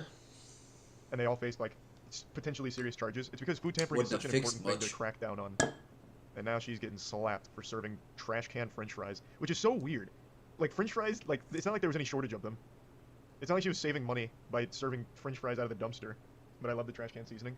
Yeah, someone in chat made a great point, because when I first read this story, I said, like, how could you even tell it's Burger King? Haha, everything's fucking terrible there. It's all trash. There's no way you'd even know. And one guy in chat was like, well, that's how they knew it, because it tasted better, so they were suspicious. And it turns out they're from the trash can. It's a baffling crime. True. And hopefully Burger King used to have the best fries. At least when I was younger. When I was in college, I hung out with a dude who had gotten a massive book of Burger King coupons. And he'd sometimes treat us when we were out in Dublin and passed by the Burger King joint. We'd be like, hey, want to pop in? And I'm like, are you sure? And he's like, yeah, I can't spend all these on my own. So he went in and I got like a bacon double cheese meals. Oh, they were great. And get them for like dirt cheap. You'd pay for the drink. That was it. If you wanted to increase the size of the drink, which you had so much food, you gotta. And I remember those fries being great. And now, I mean, I am in a country where you can get chips, which is a completely different creature. Tampering is so cracked down on. I don't even know why I'm asking this like I'm in some kind of fucking classroom setting. I'll just tell you. It's because there was a case a long time ago, I don't remember when. There was a case of some absolute menace, some fiend, started tampering with, I think it was Tylenol, and they poisoned it. And just poisoned a bunch of Tylenol across a bunch of different areas, and they never caught the person. And it was a huge problem because it led to deaths. And they couldn't trace anything because there was nothing tamper-proof. They just laced Tylenol and fucking killed them with cyanide. So they really busted down on all of it. They which busted is why food a tampering carries such a big possible sentence. Ooh, or the cyanide, right? That they laced the Tylenol with. I'm almost positive. Or the dude who the two brothers that put antifreeze into their wine. The Simpsons a very early episode where Bart goes to France parried it, but they put like antifreeze into the cheap wine, and like I think 40 people died in Austria. It completely like ruined the Austrian wine industry for like 2 years or something. There were 7 deaths, and it was in October, from September to October of 1982. And yes, it was Down the Rabbit Hole has a great video on Did they ever find out who it was? No. There's a whole Wikipedia on it, though. The Chicago Tylenol murders. But because it was, like, widespread, they couldn't really track down who it was reliably. It was just, it's too hard. The trash can fries were an accident, and she'll get off. Were they? I've seen conflicting reports on that. I haven't read this story from this source yet. Let's see. I don't think it was an accident. You don't accidentally serve someone dumpster fries. Let's see. Officers allege that Jamie Major, the location's assistant manager, put the discarded fries in the tray and added freshly cooked ones on top. The incident allegedly happened the same day as the previous argument for disturbance on July 9th when they got there. They found 2 women identified as customers arguing with staff, and they arrested the woman, charging them with disorderly conduct. 2 days later, the department received a complaint that the fries had been tossed in the trash. Fries that had been tossed in the trash were being served to customers. They'd been put in the garbage by the person who filed the complaint with the police. Major was arrested and is facing charges of malicious tampering with human food. She was being held on $20,000 bond, according to the Union County Detention Center. Okay. They received a statement from Burger King that said, these allegations do not align with the brand's commitment to quality food and service and creating an exceptional robot answer. You know, they're saying it, but if they could make some money feeding you from a trash can, they would. Experience. You have failed on all of these. You have failed on actually every single one of these fronts, Burger King. Yep. The franchisee of this restaurant is cooperating with local authorities and will take appropriate action based on the findings. As this remains an ongoing investigation, we are unable to share additional details at this time. Imagine going to jail for fries. She won't be alone. What's crazy is, within the last year, she will not be the only incarcerated criminal off of French fries. There was a guy wanted for murder. I think it was murder. I could be wrong, but I'm almost positive it was murder. He had a warrant out for his arrest, and he was served cold French fries, and he was so offended at getting served cold French fries, he called the police. When the police arrived at the scene, they ran his details, found out he had a warrant out for his arrest, and then he was like, oh shit, this was a bad idea, and he ran away, the police tased him and took him into custody. All because he self-reported over cold French fries. I'm gonna double check. I think it was murder. I think he was wanted for murder. which is crazy. Like, he got away with murder, and there's like, cold fries? Nope. We've got to get the police down here ASAP. Whoa. You know, I got away with that murder, but I gotta risk it. This is just an affront to God. They're all soggy. Stripped net parties, I say, that's sexually assaulted by Greater Manchester Police. Yep. A cab. NatWest bot resigned over Nigel Farage bank account leaks.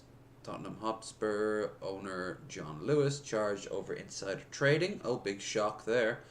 A UK complacent in countering risk from...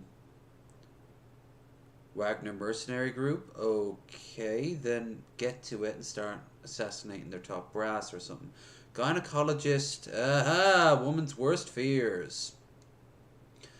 Gynecologist jailed in New York after sexually assaulting more than 200 patients. Many of the victims were pregnant or suffering from health problems when they were molested by a 64-year-old during examination. In jail. We can actually listen to it. Gynecologist jailed in New York after sexually abusing more than 200 patients. A gynecologist who sexually abused more than 200 patients has been jailed for 20 years. Robert Haddon, 64, cried and said he was sorry for all the pain he had caused before he was handed his sentence by a judge in New York on Tuesday. I bet he isn't. At least 245 women claimed they had been abused by Haddon during examinations spanning over 2 decades. Judge Richard M. Berman said the case was like none he'd seen before and involved outrageous, horrific, beyond extraordinary, depraved sexual abuse. During the trial, 9 victims testified, describing how they had been molested by Haddon at prominent hospitals in the U.S., including Columbia University Irving Medical Center. Image sexual assault victims' embrace outside court in New York. The court heard how Haddon would fondle and probe vulnerable victims, many of whom were pregnant or had health problems, with gloveless fingers and sometimes orally. Allegations of misconduct first surfaced in 2012, but some testimonies dated back to the late 1980s. In 2014, Haddon was arrested after 19 individuals made accusations against him. Alright, so, yeah. Well, we talk about the fires tomorrow.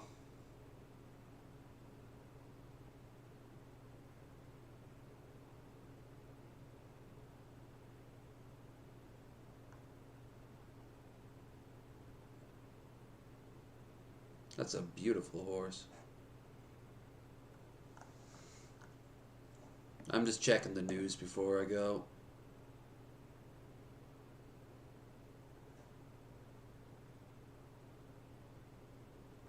Didn't I used to have RTE lined up here? Oh, what's this?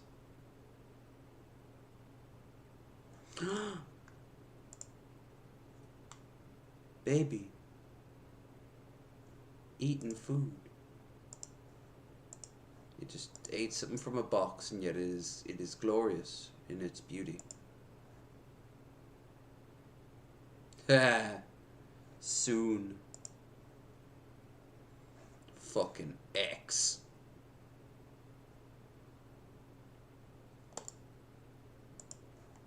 Oh, we need to get rid of that. Already seen it.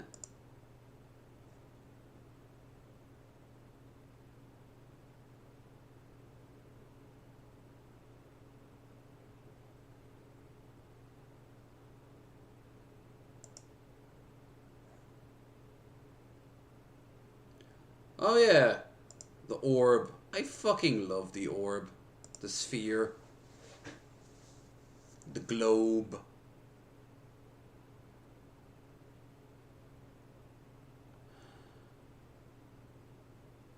Alright.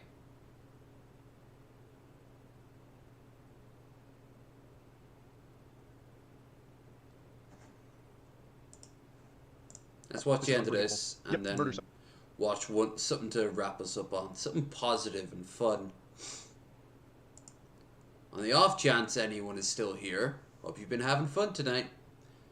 I would ask you to remind me to like, share, and subscribe. And don't forget to check out the links in the doobly.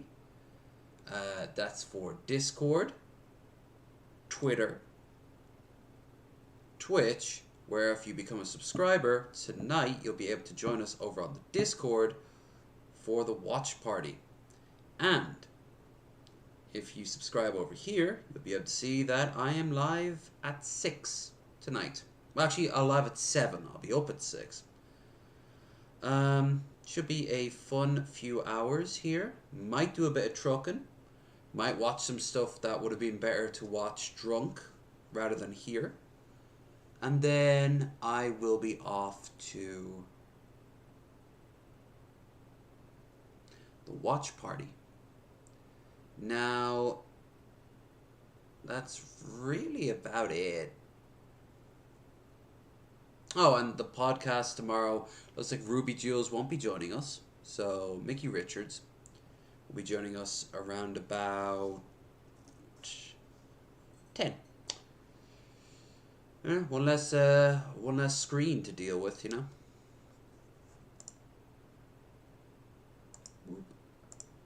Suspect. Yep. That was August of last year. The footage of it is kind of crazy too.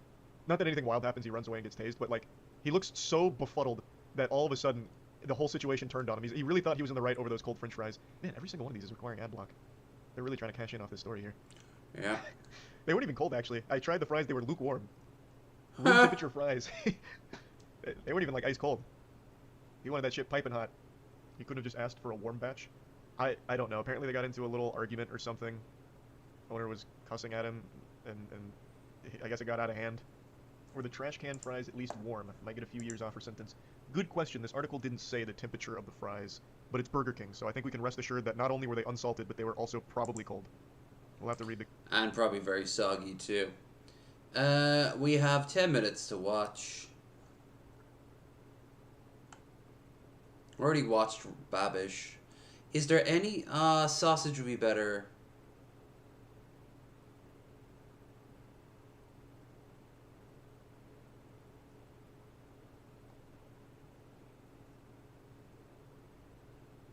Oh, alright. See, he's our new bestie friend.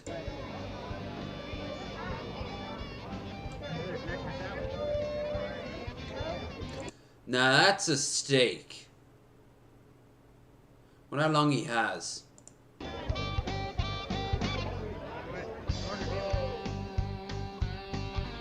It looks really tender.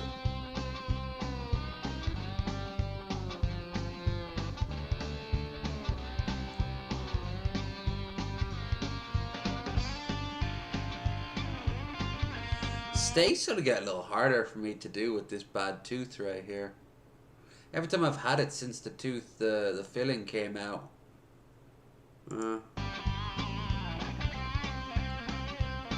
Wouldn't stop me though. I love the giant glass thing.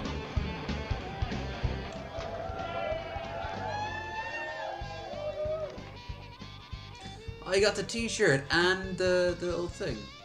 I ate it all. Hell yeah. From Big Texan Steak Ranch. Generic steakhouse for generic America. Generica. Ooh, that could be a good name for a band. Alright. Well, I know this was a little bit unscripted. Little bit. Struggling to find something to do. I had fun. I want to thank Troy for the donation. I want to thank everyone who popped in, kept me company. And I want to thank anyone who watches in the future. If you get this far, say so down in the comments. Say I got this far. See if I remember. See if I notice. See if I understand the reference. But I'm going to go and get dressed. And actually I could splash some water on my face first. Then I'll go on up to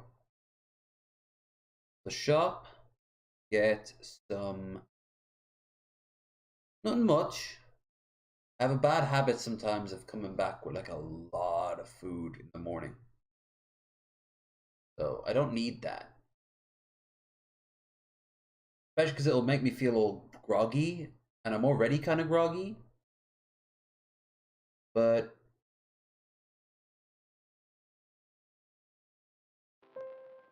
you know. Oh, this whole time, by the way.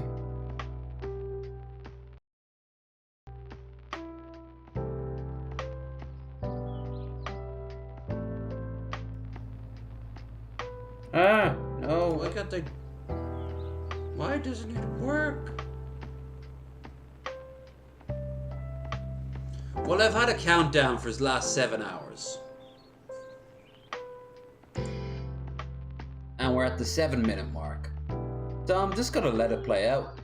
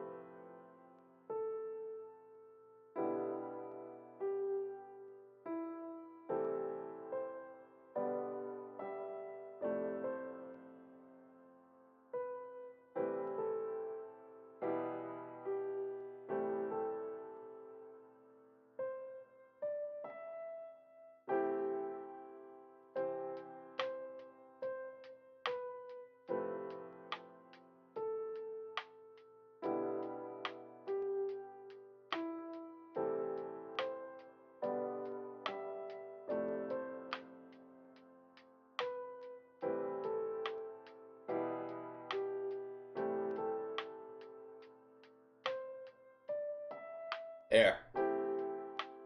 I don't know. I had a sort of weird retro vibe to it. So, tonight should be a good laugh. The movies are all ready to go. And yeah,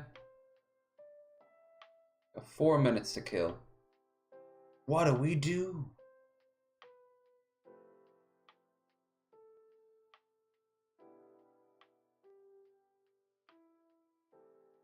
I don't know. But we'll do it.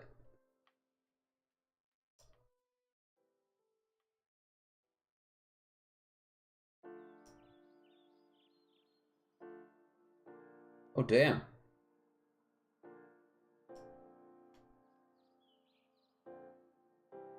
I'm on the live map for Ukraine.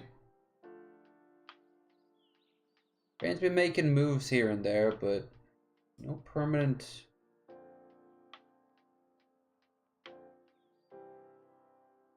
Ah.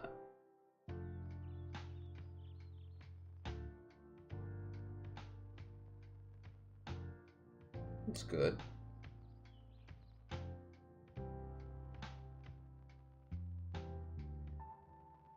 First time in a long time I've seen a Russian flag. They took a village.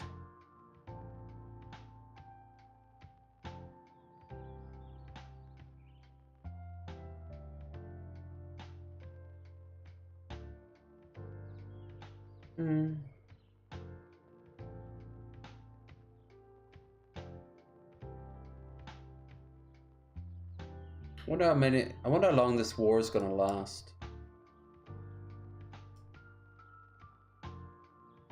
I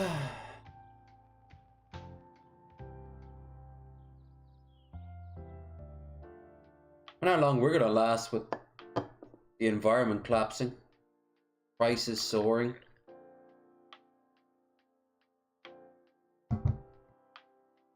I'm so terrified of dying one day that it might be a lot sooner.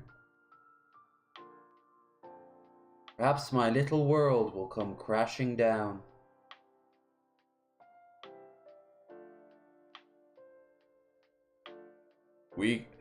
Every generation always thinks that something is the end times.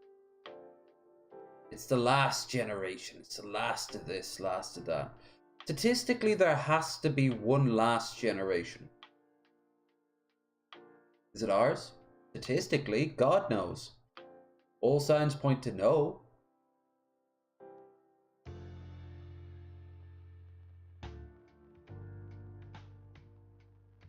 What difference will it make when you're on your deathbed? 10 years from now or 10 minutes? 50 years from now or 50 seconds? You'll be the last generation of that? Does it matter about your destination? It's about the journey. How much food you can get up at a petrol station after well over 12 hours of fasting. I am gonna get those Doritos. And some wraps. And I will eat passively. And have really fucked up gums to prove it. And it will be good. It won't be great, but it'll be good.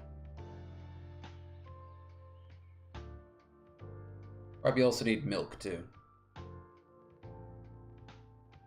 Anyway, we're only about 30 seconds to go. So I just want to say, oh, we got a minute to go. My bad. So you guys have been great. See you all in a few hours. I'm gonna get food, do my shop, much needed rest. Then, well, then we can party. Saying that, if I've got the money, I might get a cheeky bottle of cider to help me sleep. It's only £4. And the last cheap things left in this world.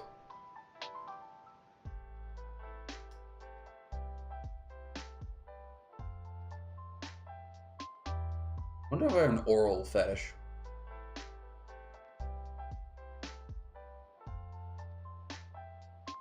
Alright.